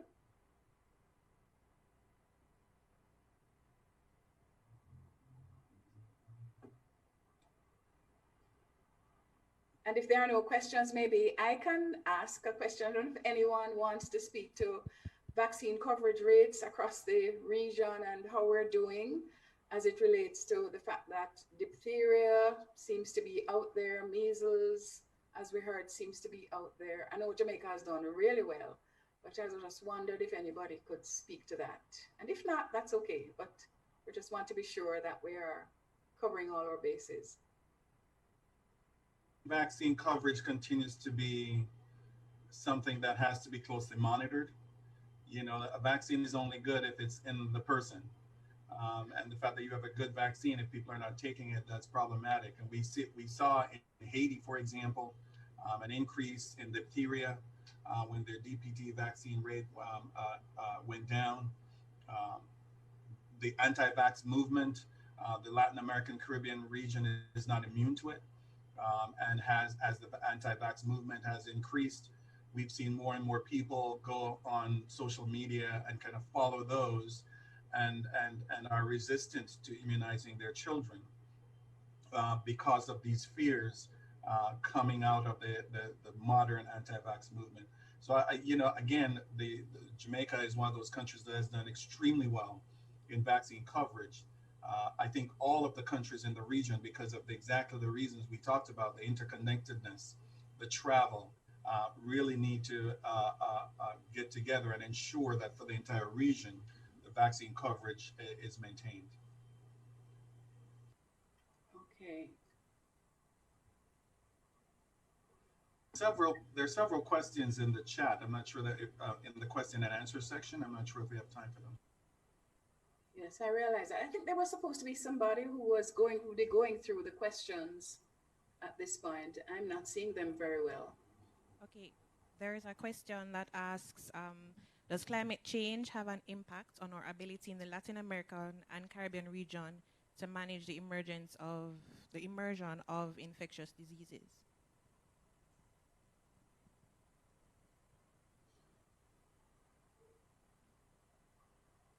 And if Dr. Bauer wanted to take that, or? Infectious diseases. Yeah, climate change definitely is complicating things. It's moving vectors around to areas that haven't previously been there. It's also displacing people, which I think is going to be even a bigger issue in the future. So climate change will continue to be making it more complicated in our response, and also trying to think of strategies to predict which areas may be most affected by emerging infections. Thank you. Any other questions? Do we have time for any other questions from the chat? How prepared is the Caribbean for a COVID-19 vaccine?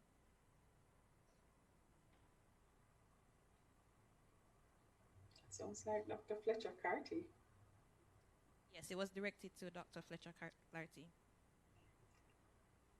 Hi, thank you for the question. So what I do know is that the regional governments are working together with the Pan American Health Organization and in collaboration with CARPHA to ensure that our countries in the Caribbean region are able to make their down payments to the COVID-19 vaccine facility. And this is a means of securing a vaccine when one is actually produced. So that is major progress has been made in terms of securing the down payments. And I know also that the ministries of health across our member states are currently evaluating their preparedness and their ability to respond and to deliver a vaccine safely. So work is happening on the ground in preparation for when we do actually have a vaccine available. Over. Thank you. There's a follow-up question to that. Thank you. I'm wondering, for the Caribbean, which vaccine are we going to pay for? Is it the Chinese one, or the Russian one, or the American one? Or are we going to assess the vaccine? How do we assess that the vaccine we're getting is good for our population? So we have to be careful. We have to think about it. We have to discuss it. We don't just put our money and go pay for which vaccine. We have to know which one we are getting. And as a region, we have to, think about it. And one more question. We've been treating coronavirus. We've not told each other, how are we managing it? How are we treating it? Do we have something we are using within our own Caribbean context that has been helping our people to recover? We have so many persons who have recovered. So are those made available to everybody? So we know. So as a region, we can take care of ourselves. We can't be depending on everybody. Thank you. Thank you. Those are very good comments. And I think for the first one, I would say, yes, it's early days yet. The information that we have is very, very helpful and very nice to know. But I think we need to see the peer-reviewed publications to tell us more about this. So as time goes by, I'm sure we will hear more. And of course, our region, PAHO, CARPHA, they will be looking out for all of us to make sure that whatever vaccine comes to us, it's a vaccine that is appropriate, it's safe, and everything is good about it. So I don't think we should worry too much. The work is ongoing and it will be done well. And as it relates to treatment, CARPHA, PAHO, individual hospitals, individual countries have been working together with using guidelines for treatment and prevention on the ground across the region. And whatever is available out there, we actually use it. Now, there are some drugs that have been approved that and efficacious for COVID-19. So for example, dexamethasone is one that I know that it's cheap and I know it's available to almost everyone. Some of the other drugs, learning more about those as we go along. And of course, there are also other medications. We also give oxygen, intravenous fluids, ventilator support, and so on. I think I'm frozen. I just wanted to comment on the vaccine issue because that has been something that a lot of people are concerned about. I did a webinar a couple of weeks ago on that with in Jamaica as well. I want to allay your fears. enough people in the world who know how vaccines should work and who understand what the data means have eyes on this. And so you don't have to worry. Nobody is going to take or approve a vaccine that doesn't work. Of course, there's still questions underlying because the two vaccines that have made it to the front of the line are new platforms. We've never had an mRNA vaccine before. And so we really don't know what other issues could come up with it.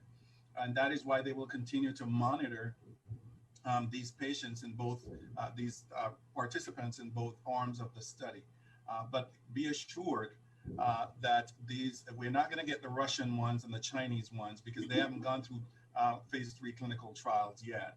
And while the Russians and the Chinese have approved them, they're only approved for the military in those countries. And so there's really no intent that anybody in the Western world or in general will actually utilize those as vaccines unless and until they've been shown to be efficacious and safe in the phases of clinical trial. Thank you. Well said. Celia, if I may just jump in Yes, too please. and add. I would like for you to do that. Yes, thank you. Also, to let you know that the Caribbean Public Health Agency also has the Caribbean regulatory system that monitors, therapeutics. So we have systems in the region, and we are working very closely with PAHO, the Pan American Health Organization, to set up systems for monitoring of vaccines. And this is something we do routinely for other medications and other vaccines that we use for our childhood immunization programs. So these systems are already in place, and we are building and preparing for what may come. So rest assured that there are systems and mechanisms in place to protect the Caribbean region, based on our mandate that we have been given by the people of the Caribbean. Thank you. Well said. Thank you so much. And I'm going to ask Karen to close with the last comment. Someone is asking, please, about Christmas. How do we prepare for Christmas? I know this is a sneak preview, but not everybody will sign on at 6. So would you share a little bit about your 6 o'clock presentation? That's a question on the chat. I can't share all the Christmas, but we have to do Christmas safe. It comes down to that. And the short interaction with our family, we have to ensure that we don't do the parties, the large family dinners. And if we're going to do family dinners, preferably just your immediate family. And if you're going to introduce others, we'll give you further tips how to do that. If you're a different household, sitting at separate tables and so on, which is not necessarily going to work in our situation because we love to socialize. For sure, what we saw in the Emancipation, Independence weekend was what we used to model the scenario for Christmas. And we know Christmas can be much worse. If what happens over Emancipation, Independence week, we will likely to exceed our health system capacity by Christmas Day. And so for me, doing the scenarios over last night and as well as 10 days before, because we have increased since 10 days ago, it's looking, it is very sobering where we could be around Christmas. So all of us would have to ensure that we live responsibly in the Christmas season so that all of us as Jamaicans will survive to 2021. And so this is my last message to the group. Thank you. Thank you very much. Thank you very much. And so I want to thank the panel, Dr. Broer, Dr. Webster Carr, Dr. Fletcher Clarity, and Dr. Webley for their distinguished presentations, for the information that they shared about the emerging pathogens in the region and what we can do to mitigate them. And of course, how we're going to cope with the new vaccine that is coming on board. And of course, how we're going to celebrate Christmas in a safe way. And with that, we are now over time. And I just want to thank you all. I want to also thank the organizers and thank the audience for your participation. Thank you very, very much. Please enjoy the rest of the conference. Welcome.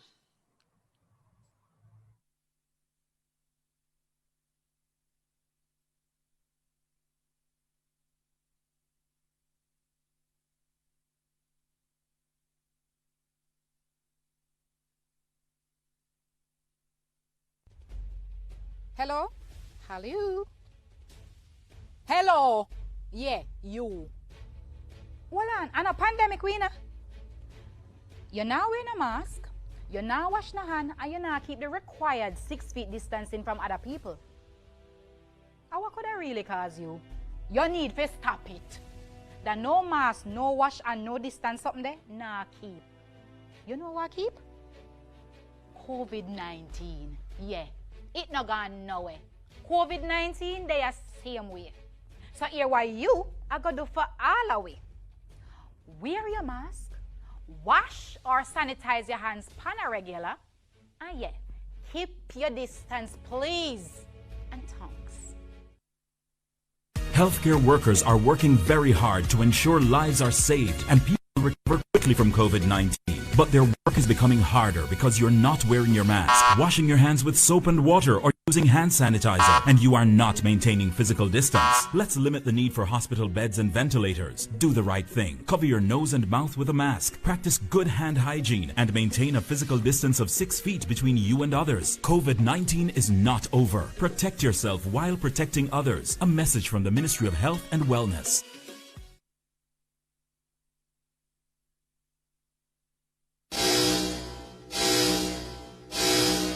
COVID-19 is still here.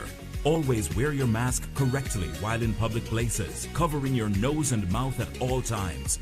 Masks should never be worn over the head, under your chin, below your nose, or hanging from your ears. Recovery from COVID-19 can take up to 60 days or more. The mask or the ventilator? You choose. A message from the Ministry of Health and Wellness.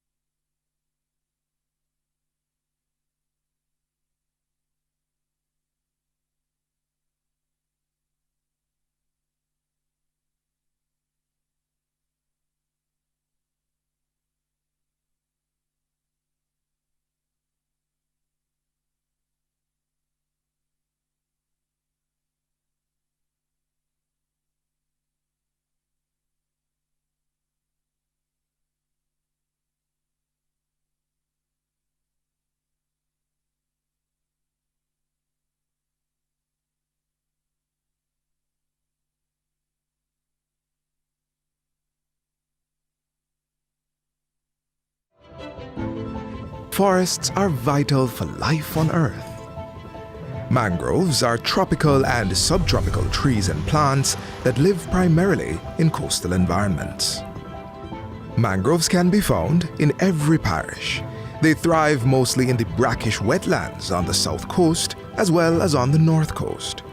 Jamaican mangrove forests are a biologically diverse and productive ecosystem. They're very important to us as human beings who happen to live near mangroves. The mangrove is like a wall. We call it a buffer that keeps back the strong force of wind that comes with an hurricane, and it also keeps back the high tide from entering into the community. Mangroves control erosion, improve water quality, trap soil and sediments, protect coral reefs, and build up the land. They provide a nursery ground and habitat for fish,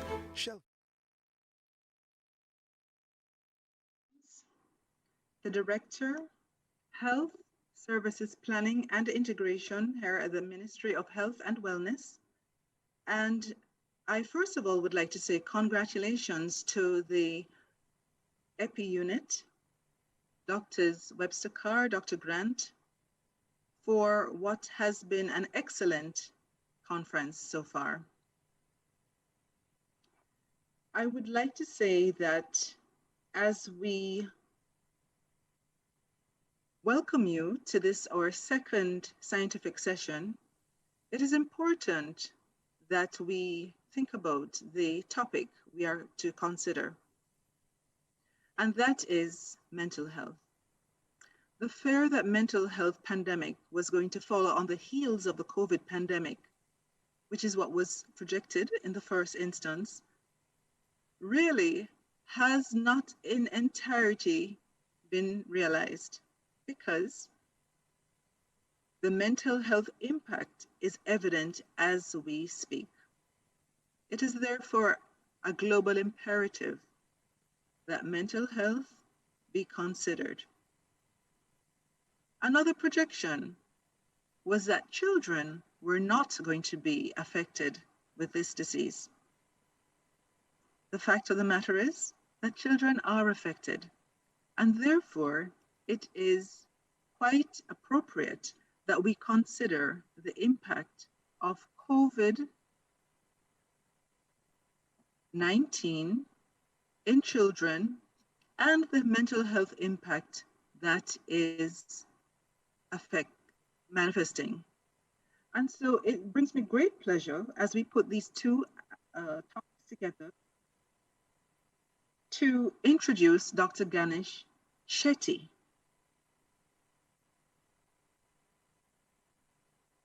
Dr. Shetty comes to us today and he speaks to us about children and their mental health consequences in this COVID-19 pandemic. And so his title of his presentation is Coping with COVID-19, Helping Our Youth with Tele-Mental Health. Dr. Shetty is a child and adult psychiatrist, a certified child and play therapist, a certified clinical supervisor. He is a naturalized Jamaican, currently employed by KSA Health Department. He has worked at various child guidance clinics, schools, and communities in the region. He also works at the University of Technology and has his private practice. In collaboration with NGOs, Dr. Shetty and his team have trained community-based youth workers and teachers in inner city communities, including those in Augustown recently. He played a significant role in starting of the Saturday Clinic for Sexually Abused Children of Children's Homes at Comprehensive Health Center, and since the COVID-19 pandemic, starting an adolescent tele-mental health service in the KSA. He comes to speak to us about this today, and it brings me great pleasure to introduce someone who I have known since we were in the trenches together as senior house officers at the Kingston Public Hospital. Please help me welcome Dr. Ganesh Shetty. Dr. Shetty, over to you. Good afternoon, ladies and gentlemen. I want to thank and appreciate the hard work the Ministry of Health and the leadership of Minister Dr. Tufton have put in so that we are where we are and not worse.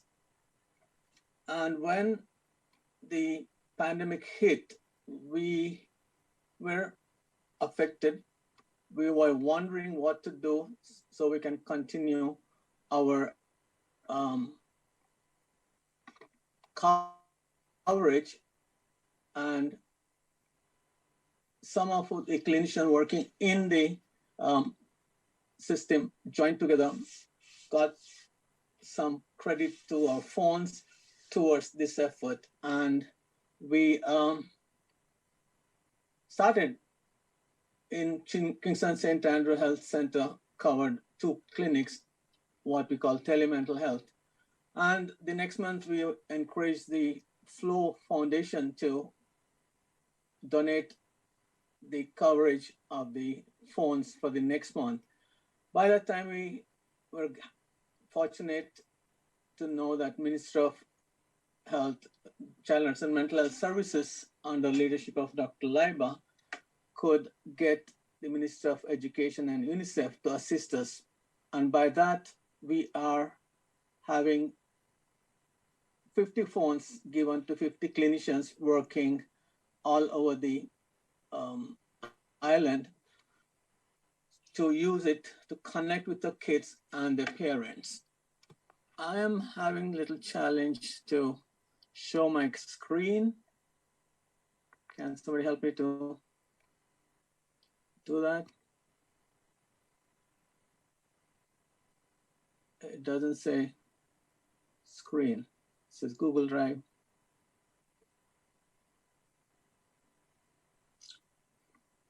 Okay, I will just continue. Unfortunately, my presentation cannot be shown. So initially, we started it, and we did 6 months of that from March to September, and we thought we need to look at whether the services are acceptable, accessible, and effective to help the children and the parents with mental disorders. And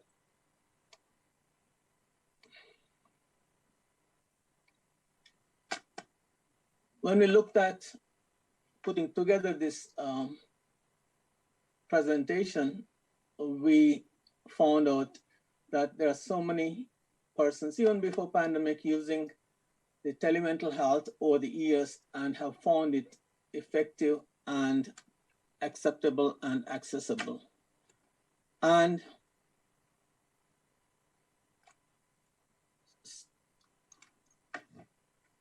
okay,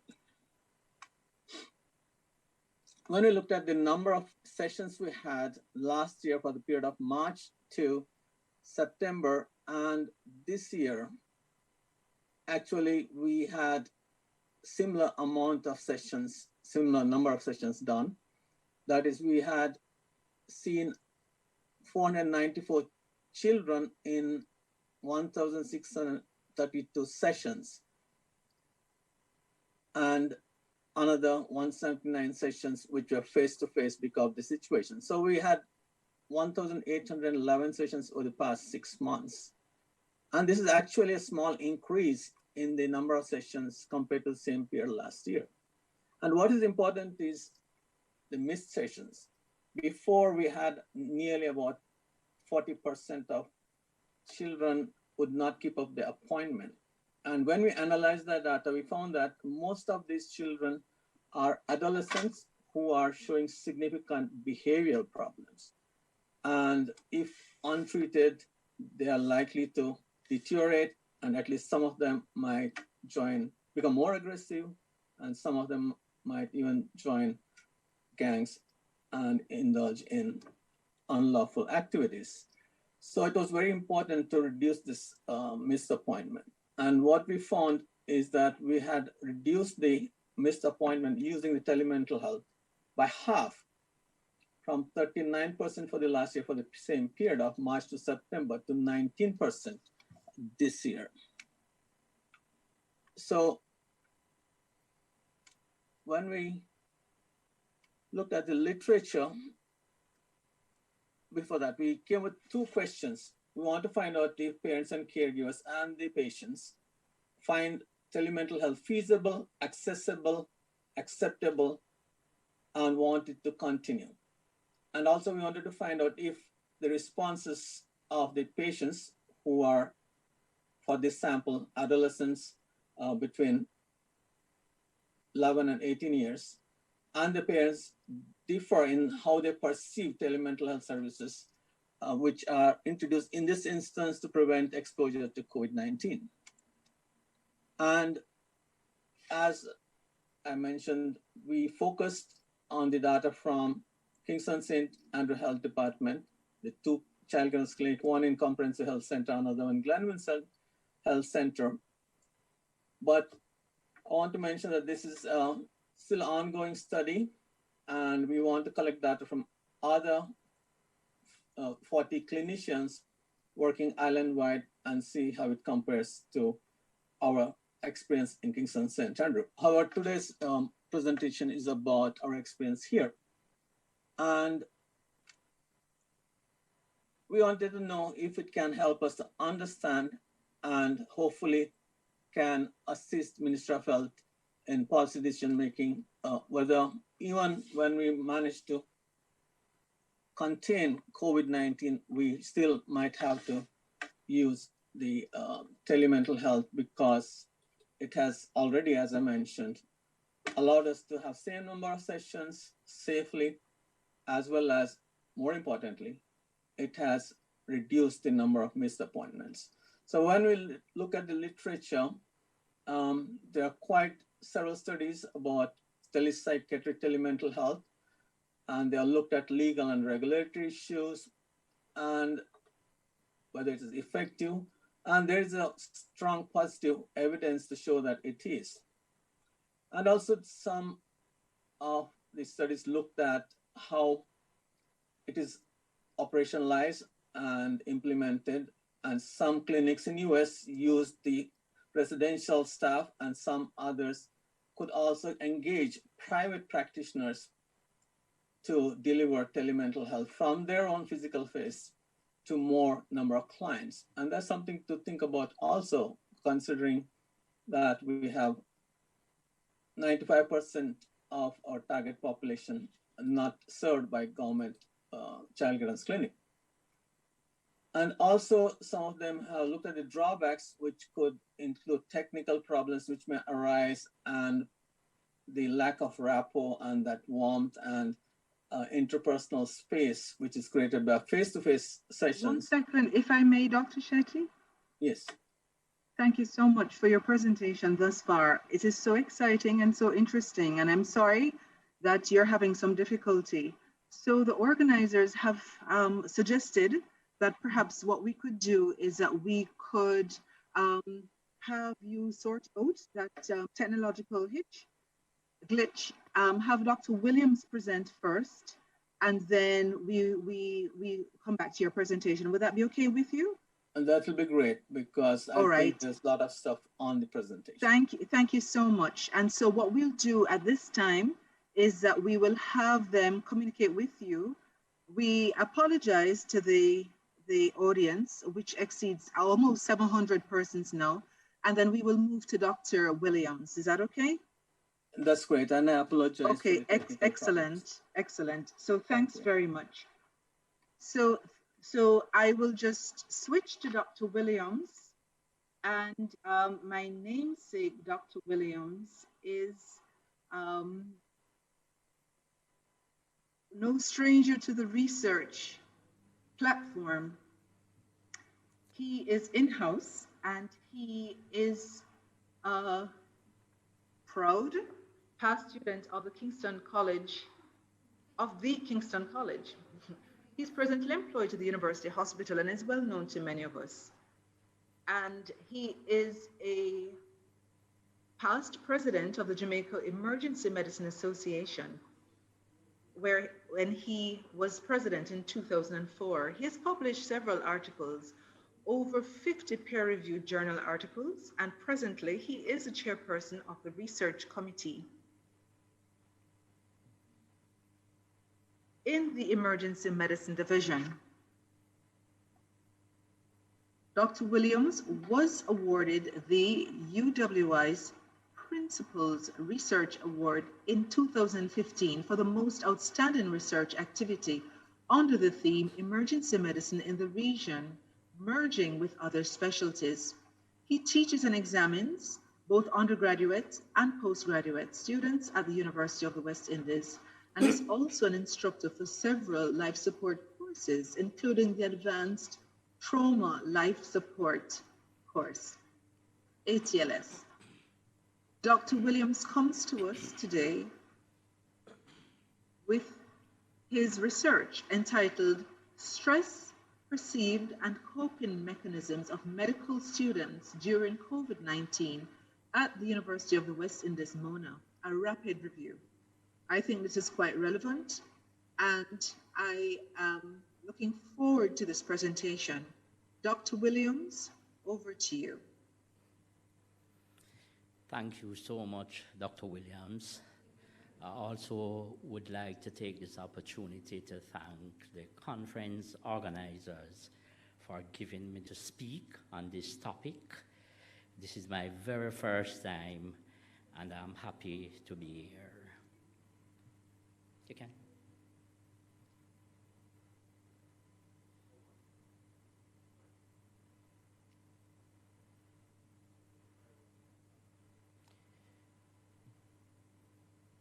Okay.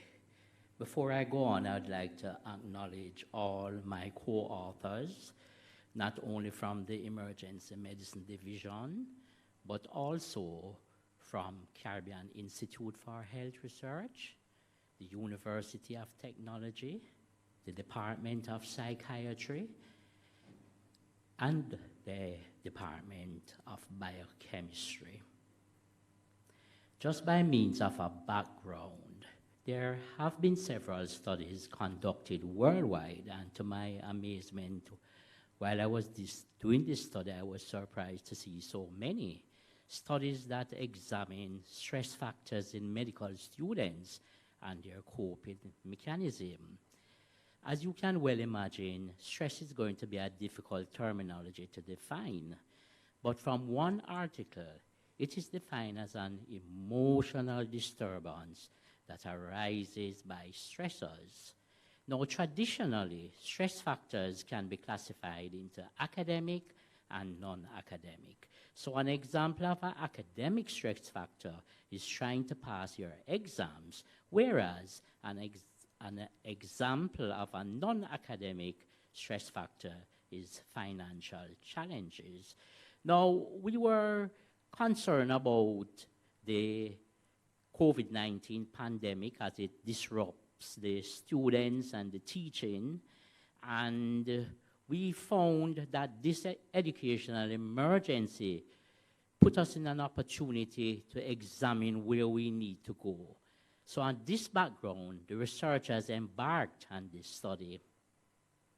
This is a picture of the students, and this was taken in the pre-COVID period, and my word, don't they look stressed? So the objectives of this study is, one, to determine the stress perceived by the MBBS students, and two, to determine the coping mechanism used by these students. We were happy to get on board the Dean's Office and the University Registrar, who assisted us in using the student's email to do this study. And this study was a descriptive cross-sectional design. So in terms of our students, we took a census of all registered MBBS students, and the data were collected using SurveyMonkey and an online platform. Of a possible 1,500 students, we had 308. This roughly results in a 30% response rate, which is a reasonable response rate for a cross-sectional study. And we got the approval of the ethics committee. So our inclusion criteria had all the medical students that were registered in the MBBS program at the time we were doing this study. And as you can see, we were able to get their consent electronically. And students who were not registered in this period of study were excluded. The data was analyzed using descriptive statistics, t-tests, and multiple linear regressions. So in this study, we had 3 instruments. The first one was the demographics, where we look at the usual age and gender. And the second instrument was the perceived stress scale, which I will speak about later on, as well as the third instrument, the brief COPE scale. So let's look at the perceived stress scale. This scale measures self-reported stress factors and is well established in terms of its reliability and its validity, and it's in the public domain, so we were able to access it. This scale, as the term suggests, PSS-10, consisted of 10 questions, as there are other versions that may have longer questions. And it was scored on a 5-point Likert scale from 0 to 4. Considering the time interval of the study, though, we wanted to capture rapidly the emotional response of the student's stress. So we modified the PSS into a 4-month extension, because originally it is really for a 1 month. So this is an example. As you can see, we are emphasizing the stressor as the COVID-19, and we modified by placing in the last 4 months. How often have you been upset of something happened unexpectedly, and so on? And the student or the responder will quantitatively select their response. So as you can well imagine, the maximum score that you can get from this 10-question questionnaire is 40. So what the instrument designer did was to divide the scores in categories such as low, moderate, and high, so we can apply quantitatively categories that we would be able to separate the degree of stress levels. So we're going to look at the brief COPE scale, the other instrument, but first of all, what is coping?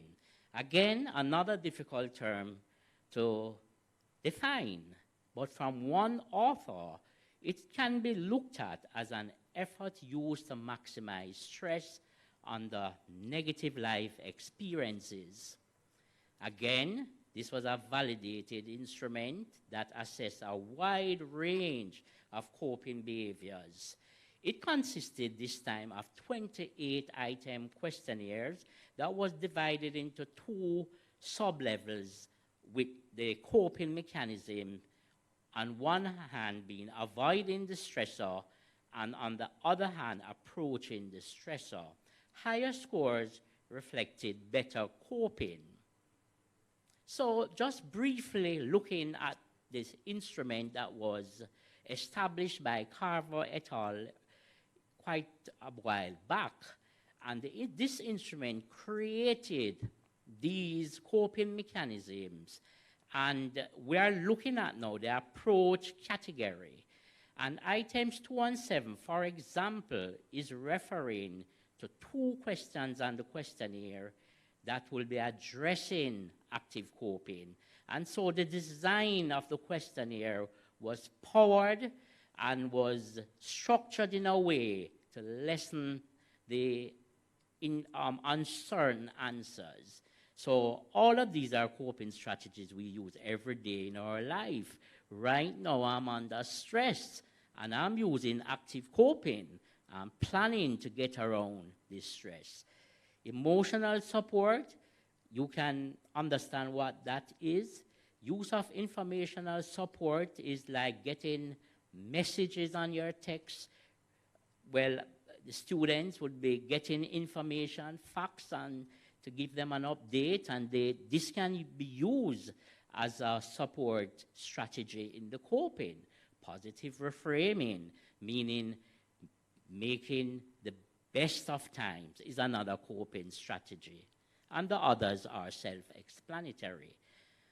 The other coping strategy is avoidant, avoiding the the stress factor. Behavioral disengagement, just want to give you an idea of what that is withdrawing from the stress factors. And the others are self-explanatory.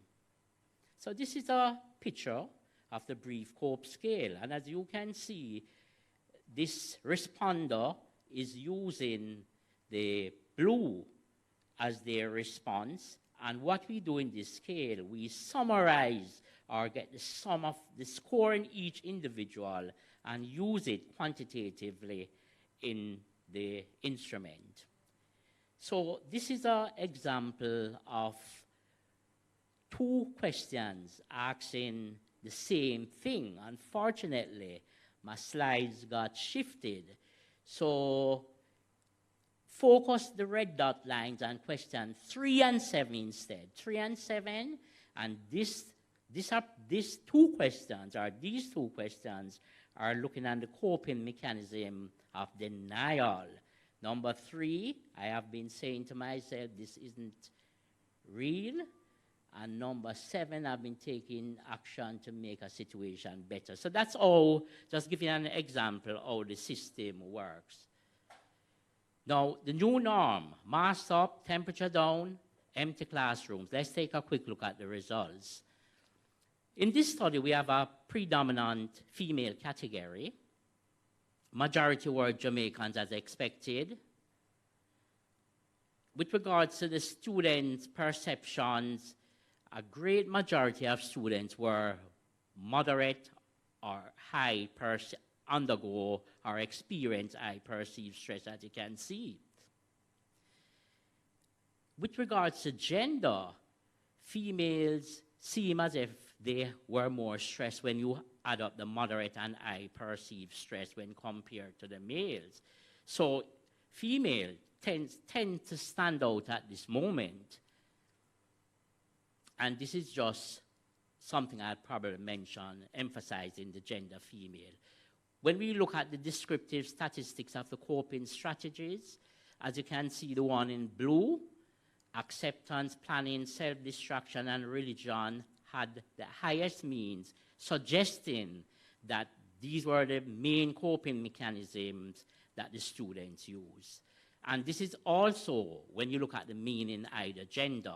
But just to draw your attention in the p-values that have bolded, emotional support and venting were mostly used by females. So the coping strategies were these. And looking at perceived stress, there was a wide variation of the different strategies. Now, the researchers were concerned about the dominance of the female, not only in the total population of the study, but in the pie chart that I showed you earlier, they seem to perceive stress more significantly. So we conducted two multiple linear regression, and using a hierarchical approach, we wanted to predict perceived stress.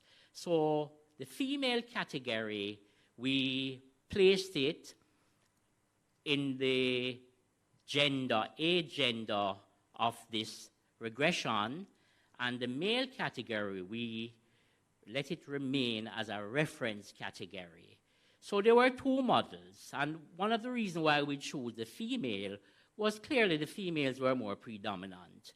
And when you look at model 1, what the result is saying is that if you were to predict the severity of stress, the females would have a factor of 2.4 more than the males. In model 2, we combine genders, female again, and in this time add the coping mechanism that were significant, as you can see there, p-values. And from this regression, we can predict that gender along with these independent variables will impact the dependent variable of perceived stress and outcome in a significant manner. So this is just summarizing the findings of the models, first model and the second model using the regression. So in discussion then, there was a high perception of stress among the students. Females were significantly affected. The majority utilized active coping strategies, and we are aware from the regression that the perceived stress will vary based on the gender and the participants and their coping strategies employed.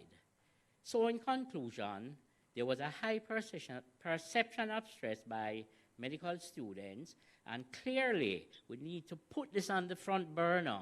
Interventional programs such as workshops to emphasize coping techniques should be helpful, not only in the universities, but this common formula can be applied in work areas.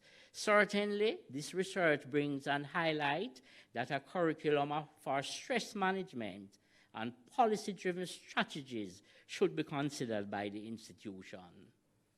There were some limitations, as you can see: cross-sectional design, findings cannot be generalized. We were unable to do comparative studies because the pandemic is new, so we have to wait and see what other studies reveal, and clearly further research is warranted. Thank you and stay safe.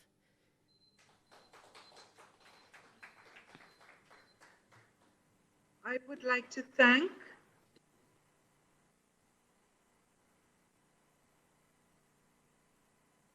I would like to thank Dr. Williams. I think something has, we had an, is anyone? I would like to thank Dr. Williams for,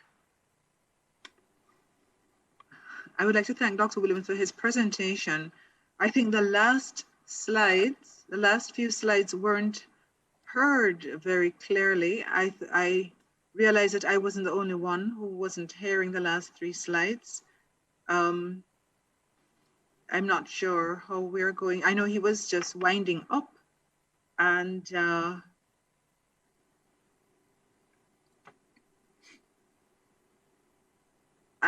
I think it would be a good idea if Dr. Williams just had the opportunity to share that the last 3 slides with us, please.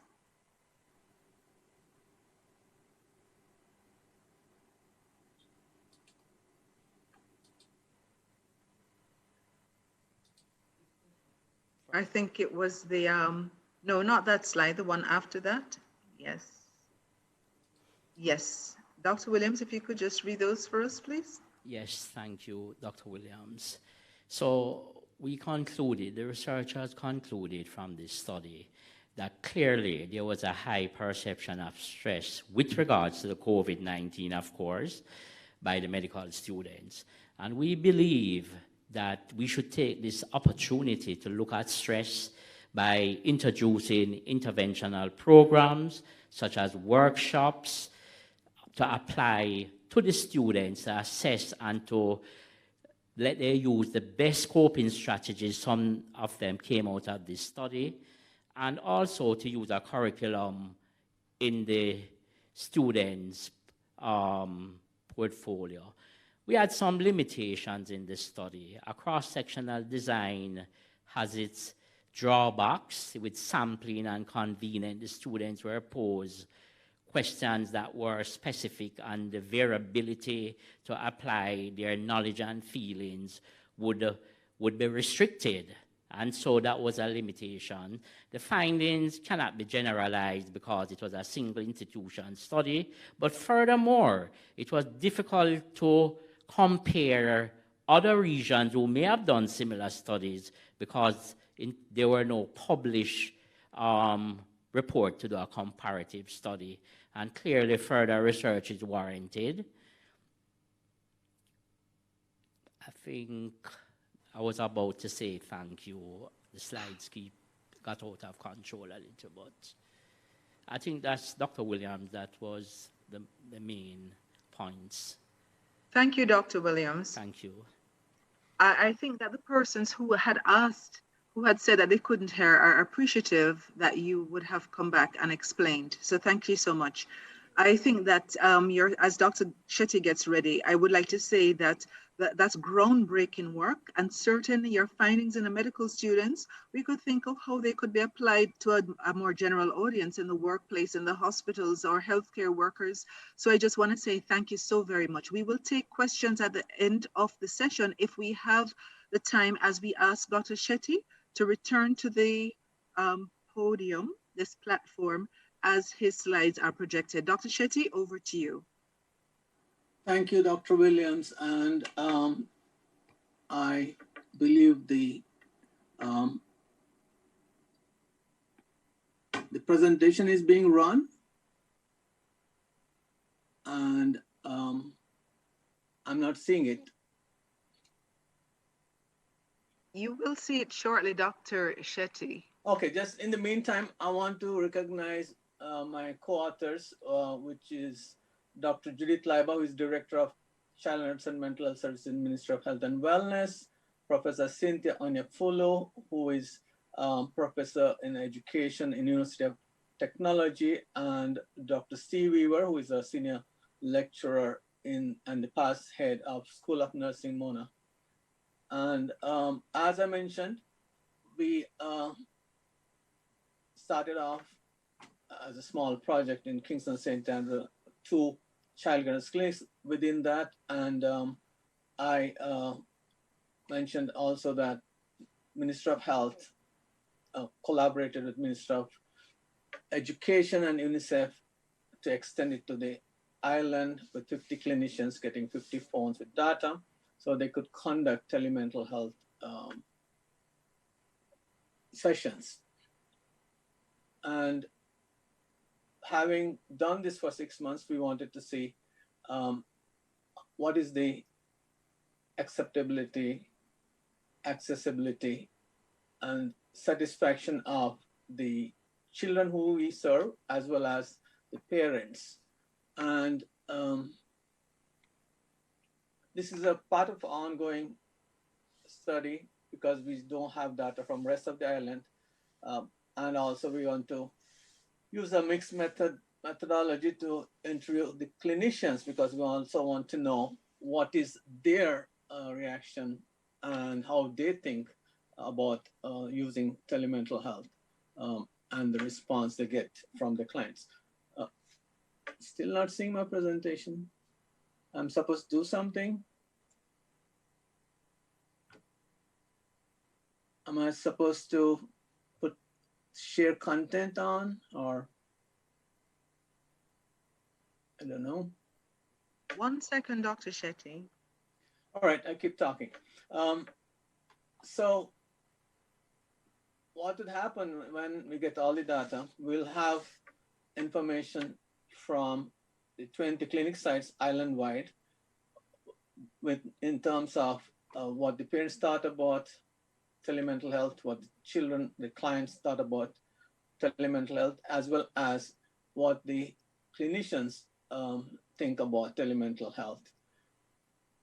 And one of the things which struck when we looked at the data for the 6 months is that the number of sessions conducted using telemental health was slightly more than the number of sessions conducted last year for the same period, that's March to September. So we had about 1,811 sessions conducted using telemental health, whereas out of that, there are about 700 odd sessions conducted face-to-face because once there's a walk-in and there are some clients who had to be seen face-to-face, we found that the misappointment reduced by half from 39% to 19%. And that's a big gain because when we had analyzed the profile of the children who missed the appointment, they happen to be teenagers who have severe behavior problems. And if they don't get the help, they're quite likely to deteriorate. And some of them become aggressive young people. And some of them also, unfortunately, might join life of crime. So they need the most help, but they're the ones who parents are not able to bring them to the clinic for one reason or the other. And so in other words, we are also saving about 40% of our clinicians' time, which was wasted just waiting on the patients who don't turn up. And we developed a questionnaire for a parent, and also we focus on the, okay, let's move forward. Next slide, please. Next slide.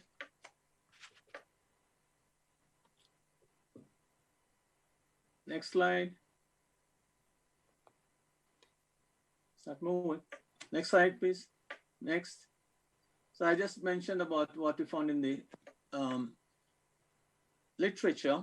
So this section of the presentation of the bigger research will only focus on the cross-sectional part of it, which we gave questionnaires to 50 patients and their parents, patients who are 11 to 18 years old.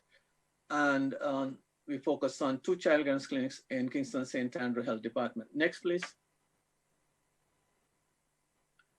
And both questionnaires had 15 items, and it had 4-point response scales, which are like certainly true, partly true, not true, and do not know.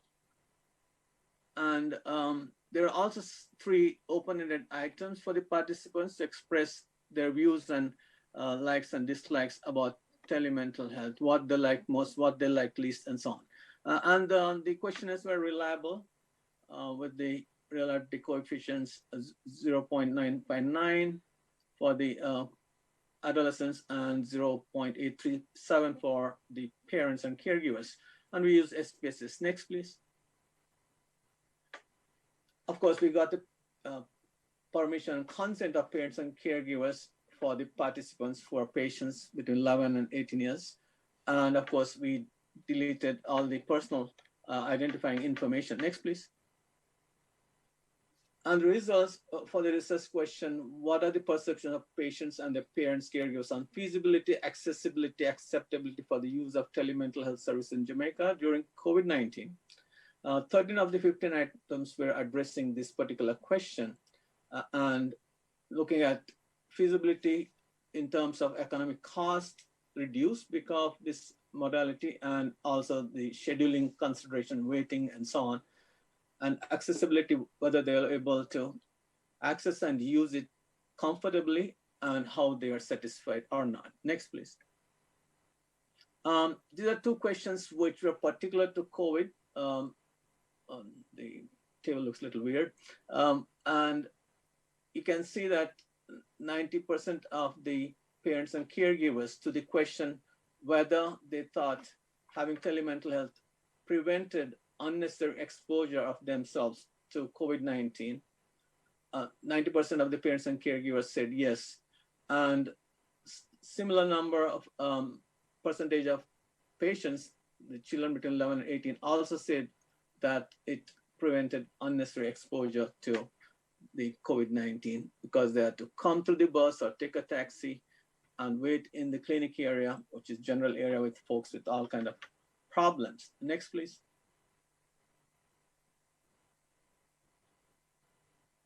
Okay, but when we look at, compared those 2, there are not significant difference. Move forward, please. And next, please. Go back, go back, go back. Go back. Okay. This is when we asked them, did they think that it will, we asked the parents, do you think it will also prevent unnecessary exposure to your child or ward?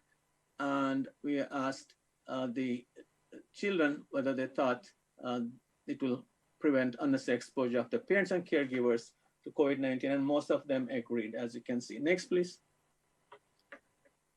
Next, please. Okay, when looking at the parent and caregivers questionnaires, the questions were completed by majority mothers who were in charge of the patients. And fathers were also there, but very small number, 8%. Grandparents also, as well as caregivers, played an important role in having these young people come to the clinic. And 3/4 of the respondents were employed, and some were not employed. Small percentage, 4%, were self-employed, and others were inconsistently employed. They get a hustle or a gig somewhere. Next, please. And looking at the responses to the questions, parents did agree that reduced traveling time and cost, 93 and 94%. And they also thought it will reduce their waiting time on arrival to the clinic, 83% thought so, as well as the time they have to take from work. And if they are in a temporary work situation, it's kind of hard to get time off work to come to clinic, and sometimes as often as once in 2 weeks. They also felt that it will reduce less loss of classes for the child and ward. Next, please. And they were significantly comfortable with using the phone, 89%, as well as they thought, 83% thought the child and ward also were quite comfortable in using, as well as the technology was not a major problem. Next, please. And majority of parents and caregivers thought it is confidential, 88%, and convenient, 79%, for delivering mental health care to the child ward. And 3/4 of them did think that it was satisfying as seeing doctor or counselor face-to-face. And overall satisfaction, 85%, was good. Next, please. They did acknowledge 98% of them is saved them traveling time, traveling costs. Bus fare could be a big hindrance in some poor parents. And also waiting time and child missing class, as I mentioned. Next, please. And this is for the patient. They thought it was quite easy to maneuver the technology, 96%, and they're quite comfortable 84 to 86% of times. And they thought their parents are also comfortable. And in terms of the patients, looking at whether they thought it is private and confidential, 88% said yes. And convenient, it was convenient to 90% of them. When talking to the counselor doctor, it was also satisfying to 73%. And they were happy 90% of the time that the help they received via this modality is good. Next, please.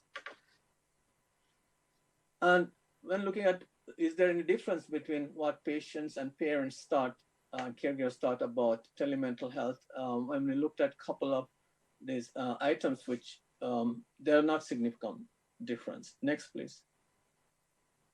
So in effect, we concluded that telemental health service is effective and has generated hope for improved access and enhanced quality of care in Jamaica.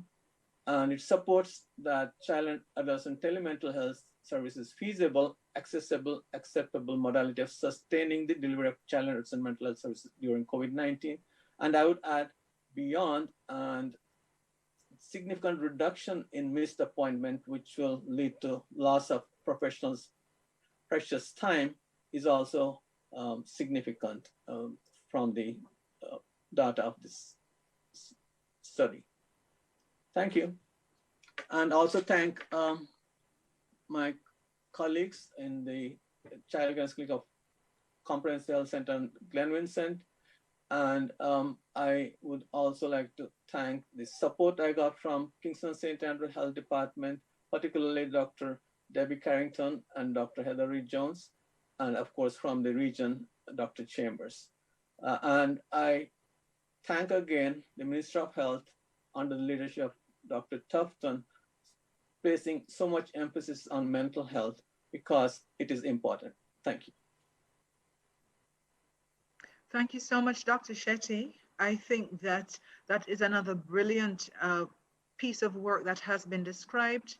And I really want to thank you, because what you have shown us is that in this context of COVID-19, there actually has been the new normal represents an increase in the quality of care, in the sense that if we're reducing the number of missed visits, if we are increasing the responses, if we are increasing accessibility, quality, and comprehensive care through the adaptability of this new strategy, then it means that we would have improved on the quality of service that we would have delivered. And I really want to say thank you for this, for you and your team, for this excellent piece of work. I would like to invite two questions. They're being tracked, and so I will ask you to stand by to respond to two questions. And so please, or organizers, please relate these questions. So for Dr. Williams, based on research, can we say that the mental health of effective under stress due to their coping mechanism as compared to males?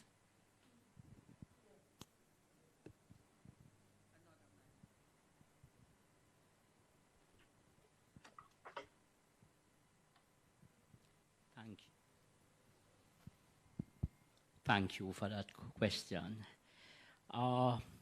When we examine the coping strategies that were used by the female subset of this population, overall, they had what we can term as a negative coping strategies because of the categories that they fall under. For example, denial, blaming, etc.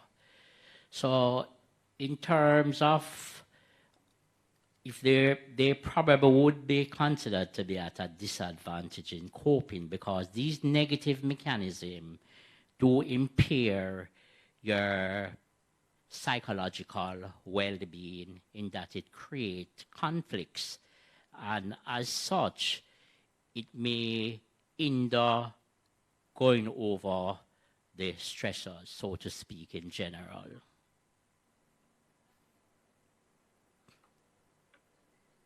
Thank you, Dr. Williams. Could you also just remind us what year of study were the students in the experiment? What year of study were they? Oh, thanks. That's a very good question. I did not expand on some other aspects of the study, but we partake in this study this 2020, and we invited all 5-year groups from year 1 to year 5. So it would have been going back maybe 2000, well, going ahead, 2020, it would involve all 5 years. So we could make other conclusions in the study by, for example, looking at year group. How does year 1 manage stress versus year 5? So that's an excellent question, and that's one of the projects, because we have the data, because as we know, year 1 is just coming in the system, and guess what? Year 5 is trying to come out by passing the exam. But it involved all present students that were registered in 2020, so all 5 years were included. Okay, thank you, Dr. Williams. No further questions. I would like to say thanks to Drs. Shetty and Dr. Williams for an excellent session. For those of you who have other questions, they're in the question and answer section, and they will be dealt with individually. And so I just want to say thank you for all the participation. Thanks to our two presenters, excellent section, and it certainly allows us to segue into the next section, which will be chaired by our past Director of Mental Health Services in the Ministry of Health and Wellness, Dr. Maureen Irons-Morgan, who is a consultant psychiatrist and who will chair the panel discussion, Striking the Balance in Health and wellness. And so that will be our last section for today, our last session. And thanks again for being such an excellent audience. Dr. Irons Morgan, over to you.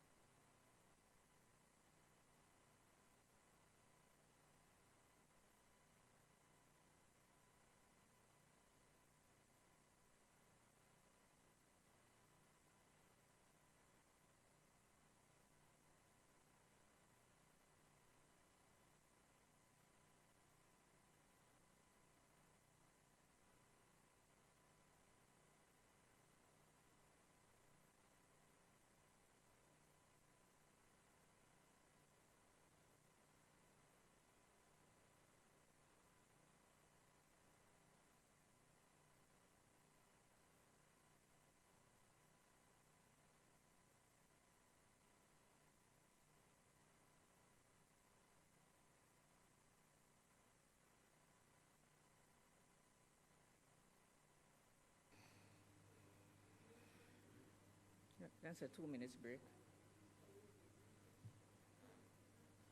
All right, let me.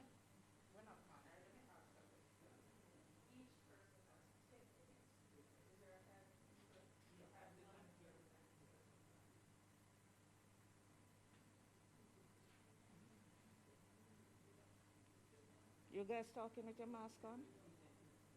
Yeah, take it off.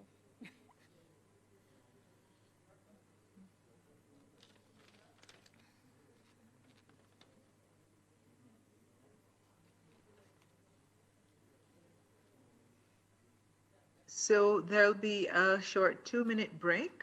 And Then, so we will. Then Dr. Wright, then you.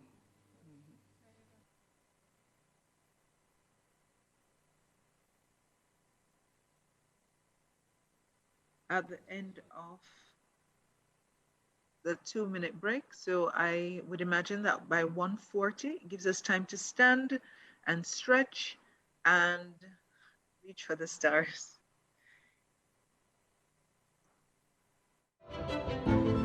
Forests are vital for life on Earth. Mangroves are tropical and subtropical trees and plants that live primarily in coastal environments. Mangroves can be found in every parish. They thrive mostly in the brackish wetlands on the south coast as well as on the north coast. Jamaican mangrove forests are a biologically diverse and productive ecosystem.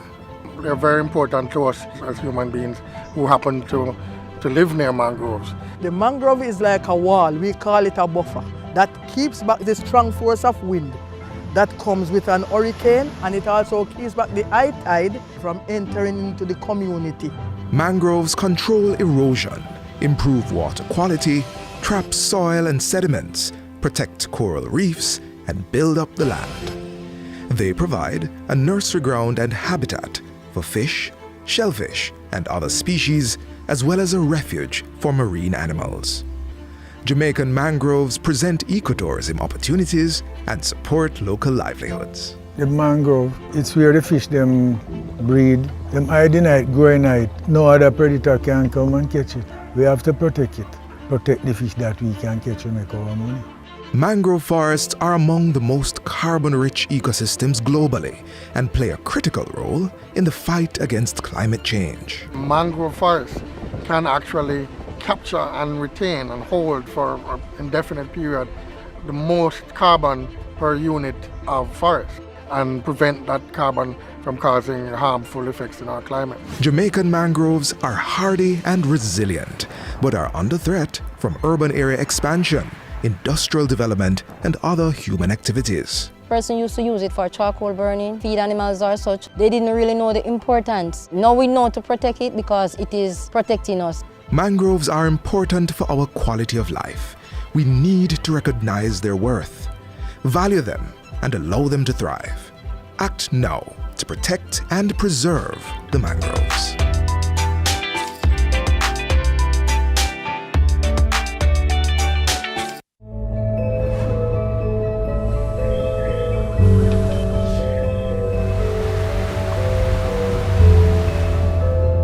My connection to the forest is deeply rooted. The forest means everything. It means life. It means existence. Forests in Jamaica breathe life into an interconnected community of plants, animals, and other organisms.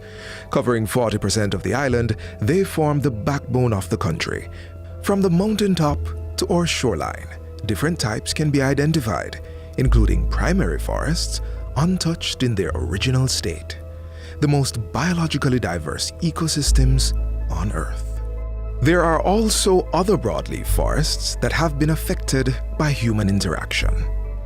Tall and short, open dry forests, swamps and mangroves growing in a combination of fresh and salt water. All these forests nurture a wealth of endemic flora and fauna. Our forests are really unique and special. You have the medicinal plants. We have a number of ferns. We have trees in our forest that exist nowhere else. The Blue Mountains Forest Reserve is Jamaica's largest continuous block of natural closed broadleaf forest and the most significant source of water for the eastern end of the island. We have so many species of endemic birds, the swallowtail butterfly, the Jamaican toad, and our beautiful water, as you can see around me. The Cockpit Country is one of the largest remaining areas of wet limestone forest in Jamaica, with just over half covered by closed broadleaf forest. It supports the highest number of globally threatened species in the Caribbean and is the source of 40% of Jamaica's water. Cockpit Country never dry. Can guarantee that. The tree is important to us as we important to the trees. The fresh air when I breathe at night, I have to use for an AC. I love the trees. It gives you good health, you know? It's because of the air here, why I'm still here. The forest is the bush of life. Sustain it, protect it, preserve it.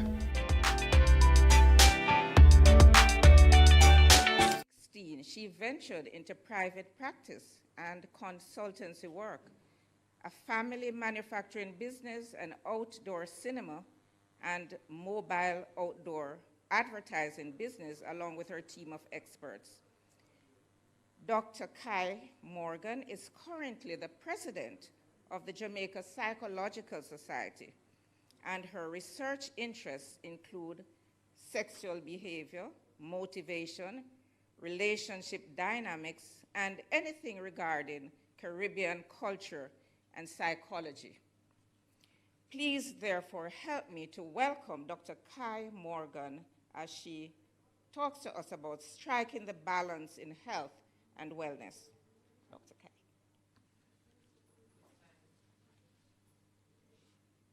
Hello? Okay, give thanks, Dr. Irons Morgan.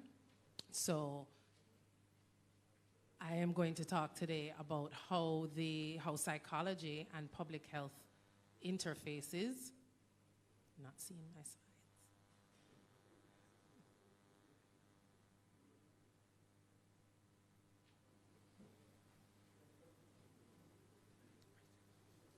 Okay, so one of the first things I wanted to talk a little bit about is the area of public health psychology. And we don't hear that very often. We hear clinical psychologists, we hear counseling psychologists, but the public health psychologist is extremely critical and growing, and I don't think that in any time it has been more evident about the role of psychology than this pandemic that has been facing us globally. So the public health psychologist would be thinking about areas like social isolation, quarantine, how adolescents are being impacted by staying home from school, staying at home from school, working at home, schooling from home, and all these different offshoots, economic challenges that abound based on the pandemic. So I wanted to look at our team. I'm hoping for the slides to come up soon so you can see our team at JamPsych, and then go through just a little bit of what our efforts have been. We have had on 4 levels really, therapeutic interventions. We've had workshops and seminars. We have been doing,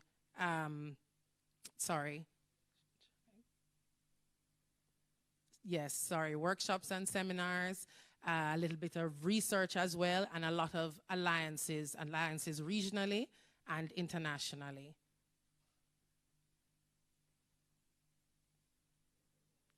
sorry, I need to show you those.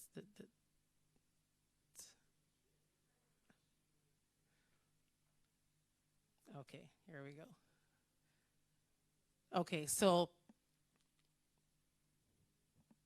this is us, our team at the Jamaican Psychological Society, from different parts of the region. So just like the Ministry of Health and Wellness, we have 4 regions in which we operate or separate into our Northeast region, where Dr. Pernell Bell is our coordinator, Dr. Venice Madden in the South, and Mrs. Georgia Rose in the West. And then we have our other members of the team, our advocacy directors, public relations director, and so on. So that's our JAMPSYCH team. And some of our interventions had started, first one really started with a group effort. So we offered 6 sessions for frontline workers that were struggling and needing psychosocial support. So we started those. We had 40 wonderful volunteers from our membership, all counselors and psychologists who were willing to conduct these groups. So we did some of these groups, and we attached a research arm to it, looking at the pre and post feelings after group and experiences. So we haven't yet concluded that, so we don't have any results for you yet. But individually, we also, in liaising with the Ministry of Health and Wellness and recognizing that there were individual needs as well, that these same team of volunteers have been willingly offering their services for individual work for 3 pro bono individual sessions. So then we've also been having workshops and webinars, as I mentioned previously, and these are some of them. So in the Northeast, the Healthy Mind, Healthy Body, Best of 2020, Year of Plenty. We've had seminars on how to work from home without losing your mind. I particularly like that title. Lifelong Learning. We've looked at building resilience for our own self-care, for our own professionals, which is a big deal, a big matter in this. So we've had those kinds of webinars. We align as well, as I mentioned earlier, with the regional bodies like the Caribbean Alliance of National Psychological Associations, with whom we have a very strong relationship, offering some webinars even today and tomorrow around some of these areas. And then we have our international liaisons as well. We also have a very strong alliance with the American Psychological Association, and we are part of the Global Psychology Alliance, in which we have been doing and making a number of efforts, publishing articles and looking at and aligning and networking around the pandemic and what are the approaches that best work for all of us. So these are, in a nutshell, some of the things that we have been doing, and that is the end of my presentation.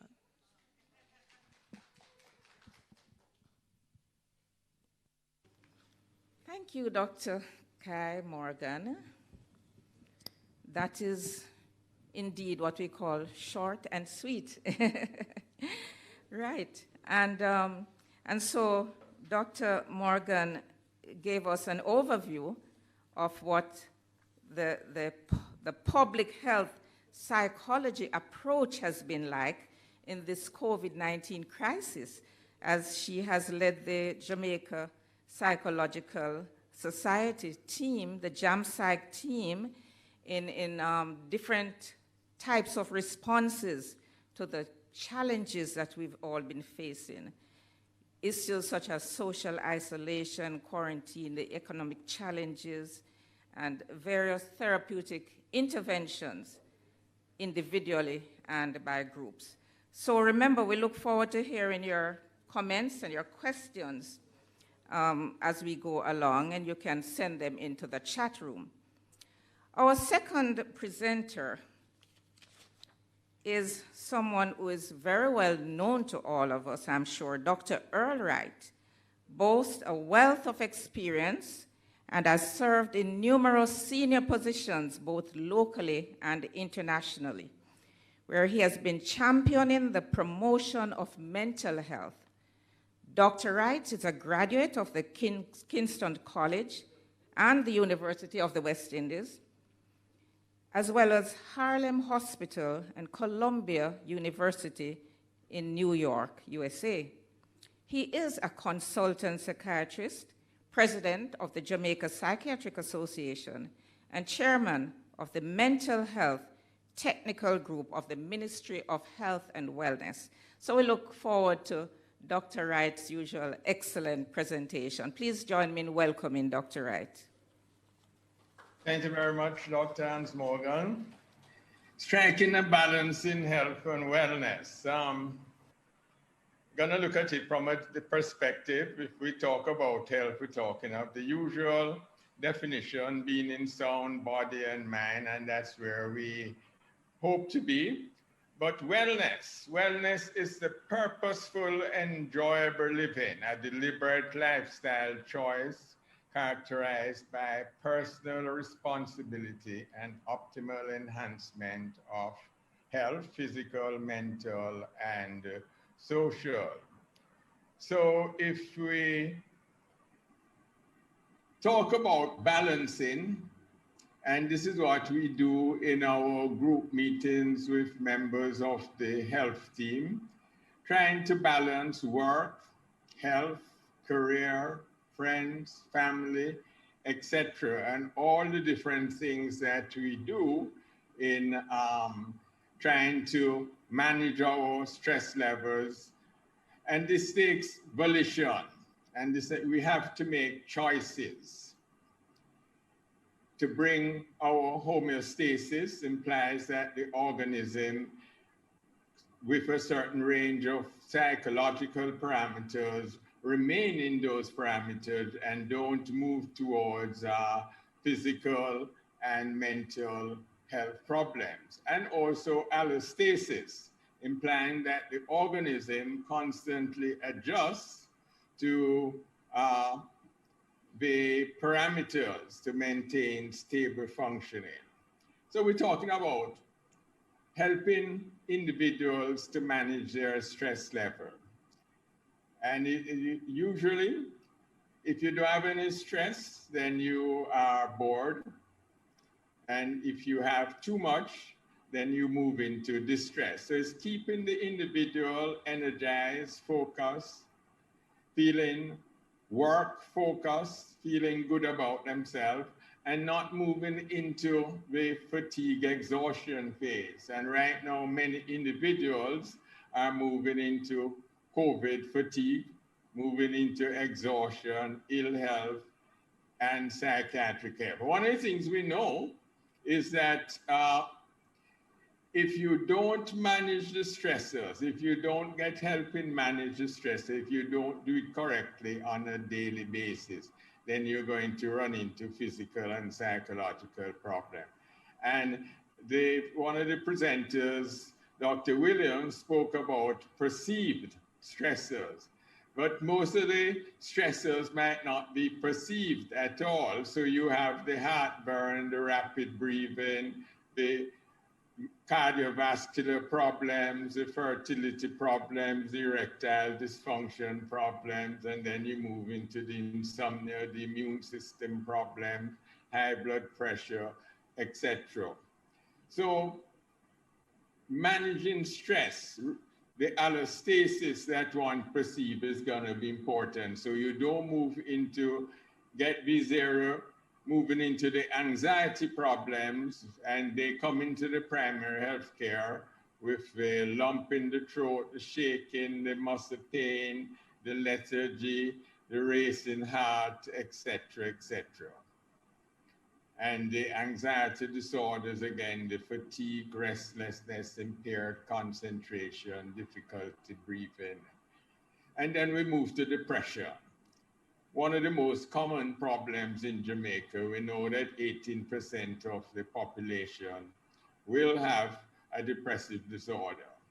The sleeping problems, the energy, change in appetite, and many of our people will manage their mental health problem by alcohol and drug abuse, and then moving also to sorts of death, suicide, and irritability and anger. And it's treatable. And most of these disorders are being picked up in the primary healthcare setting and offered with the screening tools that are available and the support that's given in the community in general by a number of different programs.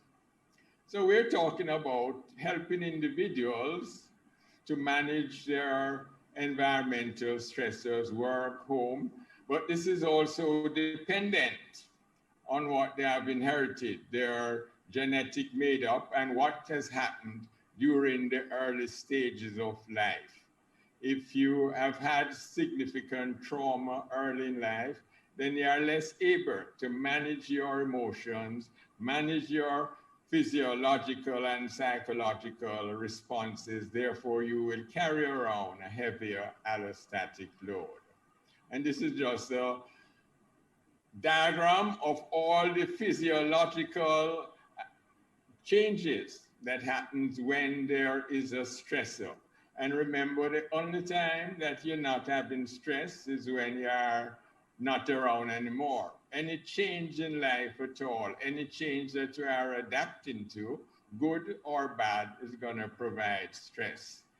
And therefore, the prolonged neurochemical imbalance have negative consequences for the normal neural function. And there is a cost to the brain if the allostatic response is not appropriate. So we're talking chronic stress on memory, and in terms of COVID-19. COVID-19 is especially problematic because it's a chronic stressor that we have to manage.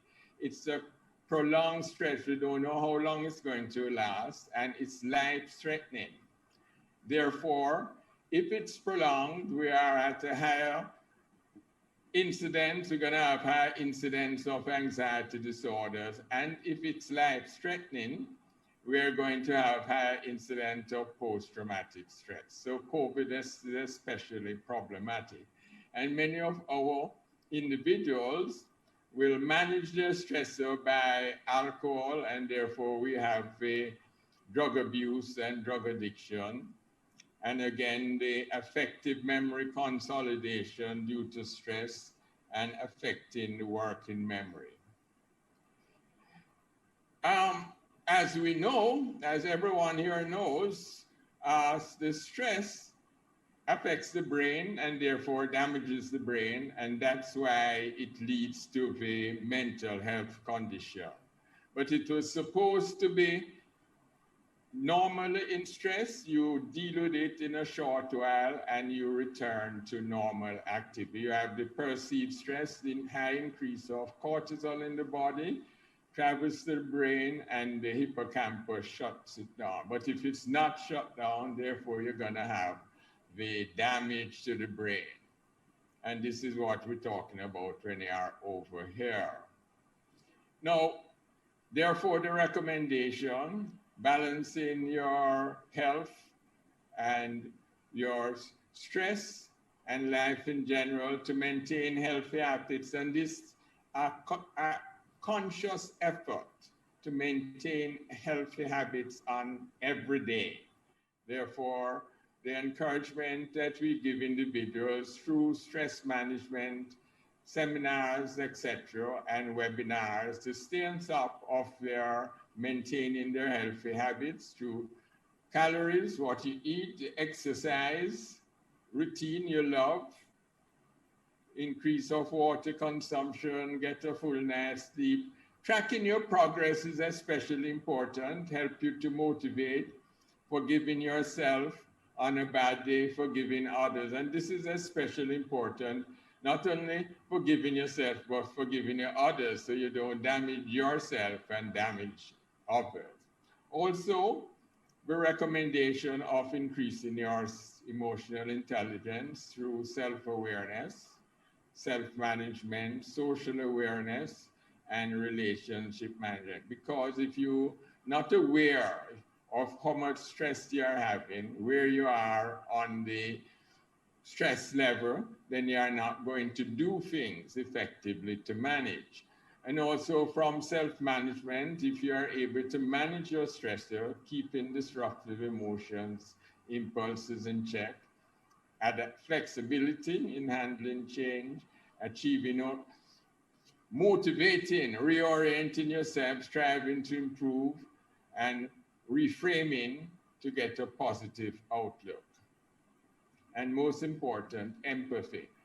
Lots of recommendations, lots of complaints from the individuals are that their supervisors are not as empathic to them as they would like them to be. Empathy is especially important, sensing another's feeling, perspective, and taking an active concern in their interests. People like for you to empathize with them, so that showing that you understand. And now with the increased death levels and COVID-19, we're talking about passing it on to the next generation. If you are not doing, if there is trauma, increased interpersonal problems, then you are going to affect the emotional control in the children in the first years of life, and habitual responding. So the next generation is going to have problems. So it's going to be important that the programs that the Ministry of Health have developed, that we implement them effectively, so that the Reach Up program and the early childhood parenting program is able to manage these emotions, that you don't have an increased level of trauma for the next generation. Also, communication in the early years take place mainly through face-to-face communication, through the eye-to-eye contact, the vocalization, the hand gestures, the movement of arms and head, all acting in coordination to express interpersonal relationship and emotions. So that the recommendation, and I'm not sure how this is going to be implemented, is to limit screen time, because screen time is not a good way of the exchanging of communication and modeling in the early years of life. So thank you, and look forward to your questions. Round of applause for Dr. Wright, please. In case you're just joining us, I am Maureen Irons Morgan, and I'm a consultant psychiatrist and the moderator for this panel discussion. We have heard earlier from Dr. Kai Morgan, and we've just heard from Dr. Earl Wright, consultant psychiatrist. We want to thank Dr. Wright for his very comprehensive presentation, in which he highlighted the meaning of wellness as a purposeful enjoyment of life.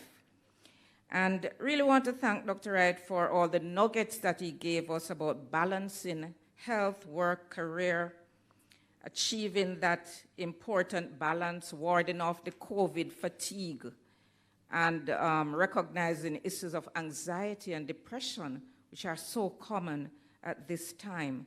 We have a lot of nuggets from him. I'm sure you have a lot of comments and questions. Please put them in the chat. And now we proceed to our third and final presenter. Dr. Kevin Goldburn is the Director of Mental Health and Substance Abuse in the Ministry of Health and Wellness. He's occupied this position since 2018. He is from Malvern in St. Elizabeth. He's a graduate of the Monroe College and the University of the West Indies. A consultant psychiatrist, he has a particular interest in drug abuse treatment. And he has completed a fellowship in drug abuse and health services management at Virginia Commonwealth University in Richmond, USA. Dr. Goldburn is a board member of the Patricia House, a drug abuse rehab facility in Kingston. He has also served as regional psychiatrist, Western Regional Health Authority, as consultant psychiatrist at the Bellevue Hospital and as chairman of the National Council on Drug Abuse. Last but not least, he has been medical director in the medical services branch of the Jamaica Constabulary Force. So you can see the wide range of experience and knowledge that Dr. Goldburn brings to us. He is married and in his spare time enjoys football, cricket, cycling, and lawn tennis. Sounds like you have a well-balanced life there, Dr. Goldburn. Please welcome Dr. Goldburn, striking the balance in health and wellness. Thank you, Dr. Morgan, for your kind words of introduction, and thanks the organizers for highlighting mental health as being a very important aspect of our existence, that even when COVID-19 is over, it is envisioned that we have a long-term effect of mental health issues that we have to face. So today, I'll be looking at striking the balance between health and wellness in a public health crisis, but from a system point of view. Being director of mental health and substance abuse in the Ministry of Health, I'm called upon to ensure that services still are provided in spite of the fact that we have this public health crisis. So the challenge I face when we realized we had the first case of COVID-19 in Jamaica is how can we still maintain mental health service delivery for pre-existing and new psychiatric patients, yet maintain the safety of our mental health workers? And what are the strategies we need to put in place, and what has been the lessons we learned from what we experience? Thanks. So approximately we have about 19,000 patients across the island, and these patients are among the vulnerable group in terms of catching COVID-19 because, one, they may have cognitive impairments, so they may lack the ability to reason and to remember to follow proper infection prevention control measures. They may have little awareness of the risk of this COVID-19, and they may display diminished efforts in making sure they follow the IBC measures. And also, a lot of our patients have a comorbidity of a smoking drug habit.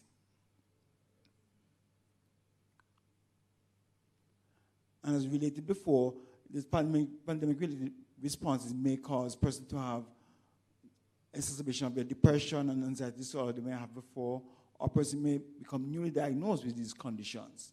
There may be also increasing risky behaviors such as substance use and abuse of prescription medication, interpersonal violence, and there also be distress reactions of changes in sleep pattern, eating pattern. Person may have a decreased sense of safety, and of course, this may cause anxiety. May have physical symptoms, as I explained a while ago, and also they may have irritability, and they may want to be isolated, so they may become socially withdrawn. And then, depending on how the media handle all of this, there's timely and accurate information. This may decrease anxiety level. But if the transmission of information through media exposure is transmitting fear and distress, then might heighten person's response to the COVID-19. So what are the challenges we have been facing? That many people with mental health disorders rely on the system, attending regular outpatient clinics for evaluations and prescriptions. And COVID-19 has caused restrictions due to disruption of regular clinic visits. The challenge we are facing is how can we provide adequate and responsive mental health services within the context of COVID-19. And one challenge we faced were inconsistent medication supply. There are also a limited amount of psychiatric inpatient beds because, as you may know, psychiatric patients are treated in general hospitals and medical wards, and when they increase in amount of COVID-19 patients, they have limited space for patients who may need hospitalization for acute stabilization.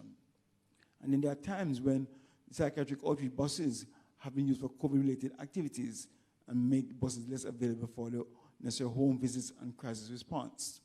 Our mental health staff have had situations where they have been in quarantine and does affect their ability to provide continuous service.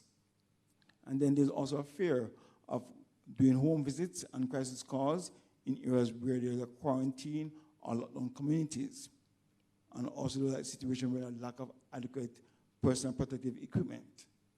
Then we even have situations where patients, because of fear of catching COVID-19, they want to go to clinics, whether it's at the health centers or hospitals, because of fear of catching COVID-19. So you have persons not attending clinic and running risk of decompensating and causing crisis. So at one time, I actually made an announcement on the radio that there's clinic, as you say, clinic I keep, so they should come to the clinics and try to avoid relapse. So what are some solutions we came up with? One was to develop a COVID-19 mental health protocol, which helped persons to know to triage patients both within the clinic setting and when they're doing home visits. So when they're doing home visits, they call ahead and assess the situation to see if anybody in the household may have symptoms of COVID and how to approach it. They also have a system as to how to decrease the flow of patients, so we make calls ahead to ensure patients who come for injection can get injection without having to stay long within the clinic setting. And there are situations where we also give longer prescriptions and longer appointments to avoid overcrowding in our clinic spaces. Then, of course, our mental health staff, they also are educated on infection prevention control measures, which included done and doffing of personal protection equipment. And then we also have to address healthcare workers and public, how to provide information to them through brochures, through interviews, through talks to different groups, as to how to enhance their self-care and provide support. And as Dr. Morgan mentioned, we team up with them with providing webinars and also provide webinars in group settings and also individual settings. We also encourage what we call body system or peer support and also regular support team meetings within organizations and companies. And we also have employment assistance programs across the island. We provide support for staff workers. And of course, our local public mental health team, with a team of psychiatrists, psychologists, social workers, also provide support for healthcare workers and the general public. Then we also have to do some specific measures because we found persons who are in quarantine and isolation, whether at home or in facilities, that they need special support. So we provide support for those persons in these settings to ensure they, during this time of isolation and quarantine, they can be supported during that time. We have discussion with the NHF, National Health Fund, to see how they can allow for persons to get prescription filled for 3 months instead of usually 1 month. And you heard earlier about the telemental service, which improve access for service of persons who couldn't come to clinic or want to come to clinic or found it difficult to come to clinic. Then we enhance our 24-hour helpline capacity by asking other volunteers from other organizations to provide backup for our regular counselors. And we establish a telemental supportive network where the Red Cross will initially provide that initial contact with persons in communities and provide that psychosocial support, care packages, and where persons need more psychiatric intervention, they refer them to the helpline, and the helpline provide counseling, and if that's not sufficient and need psychiatric intervention, then they refer to persons who are in Jamaica Psychiatric Association provide that psychiatric intervention. And then especially for young people who are in quarantine, we have to come up with innovative measures to try to ensure that they could pass their time in a meaningful way. And one such measure was to have a hard NTA online course that they did while they were on quarantine. And the most recent effort we're doing is this COVID-19 community mental health response, which is geared towards training volunteers and community health aides in psychological first aid, where they can provide the initial contact with persons in community, see how they are doing, assess them, provide support for them, and where find persons are not doing well, to refer them to the mental health team for further evaluation and intervention. So some of the outcomes we have noticed that some patients were not happy with the pass through the clinic, where they wouldn't get a usual time to speak with their doctor or their mental health officer. So find that a decrease in access time, they can get a chance to get feedback as to how the medication were working and how they're reacting to the treatment. But as you heard before, there's an improvement in visits to clinics, as seen in the child and mental health clinics, where they did not keep appointment, drastically decreased during this time. On our helpline, you should see their number is 888-NEW-LIFE or 888-639-5433. We know that increasing calls over 100% between March and April as a result of more COVID-related cause. A person became very anxious and very distressed because of the impending situation with COVID-19 and the possibilities of negative outcome. So important lessons that we learned is that mental health is a very important part in any response to disaster or public health crisis, and also the importance of face-to-face interactions. And we also noticed about the pros and cons of remote service. Some persons find it very useful, but some persons find it very difficult to adjust to that remote service provision. Also, we know that there's a decrease in overcrowding, especially in child guidance clinic, where they can actually give patients time when they should come. They could have the clinics in manageable size, and they could be more efficiently run. Also, this situation shows a lack of adequate staff to provide psychosocial support and help us to realize the importance of partnerships. So even Charlie Brown realized that COVID-19 is not all bad. He mentioned that it cancels all sports, all bars, and make men stay more at home. So even though this may be some obstacles, but in Charlie Brown's mind, it's provided opportunities. So I'd conclude that epidemics expose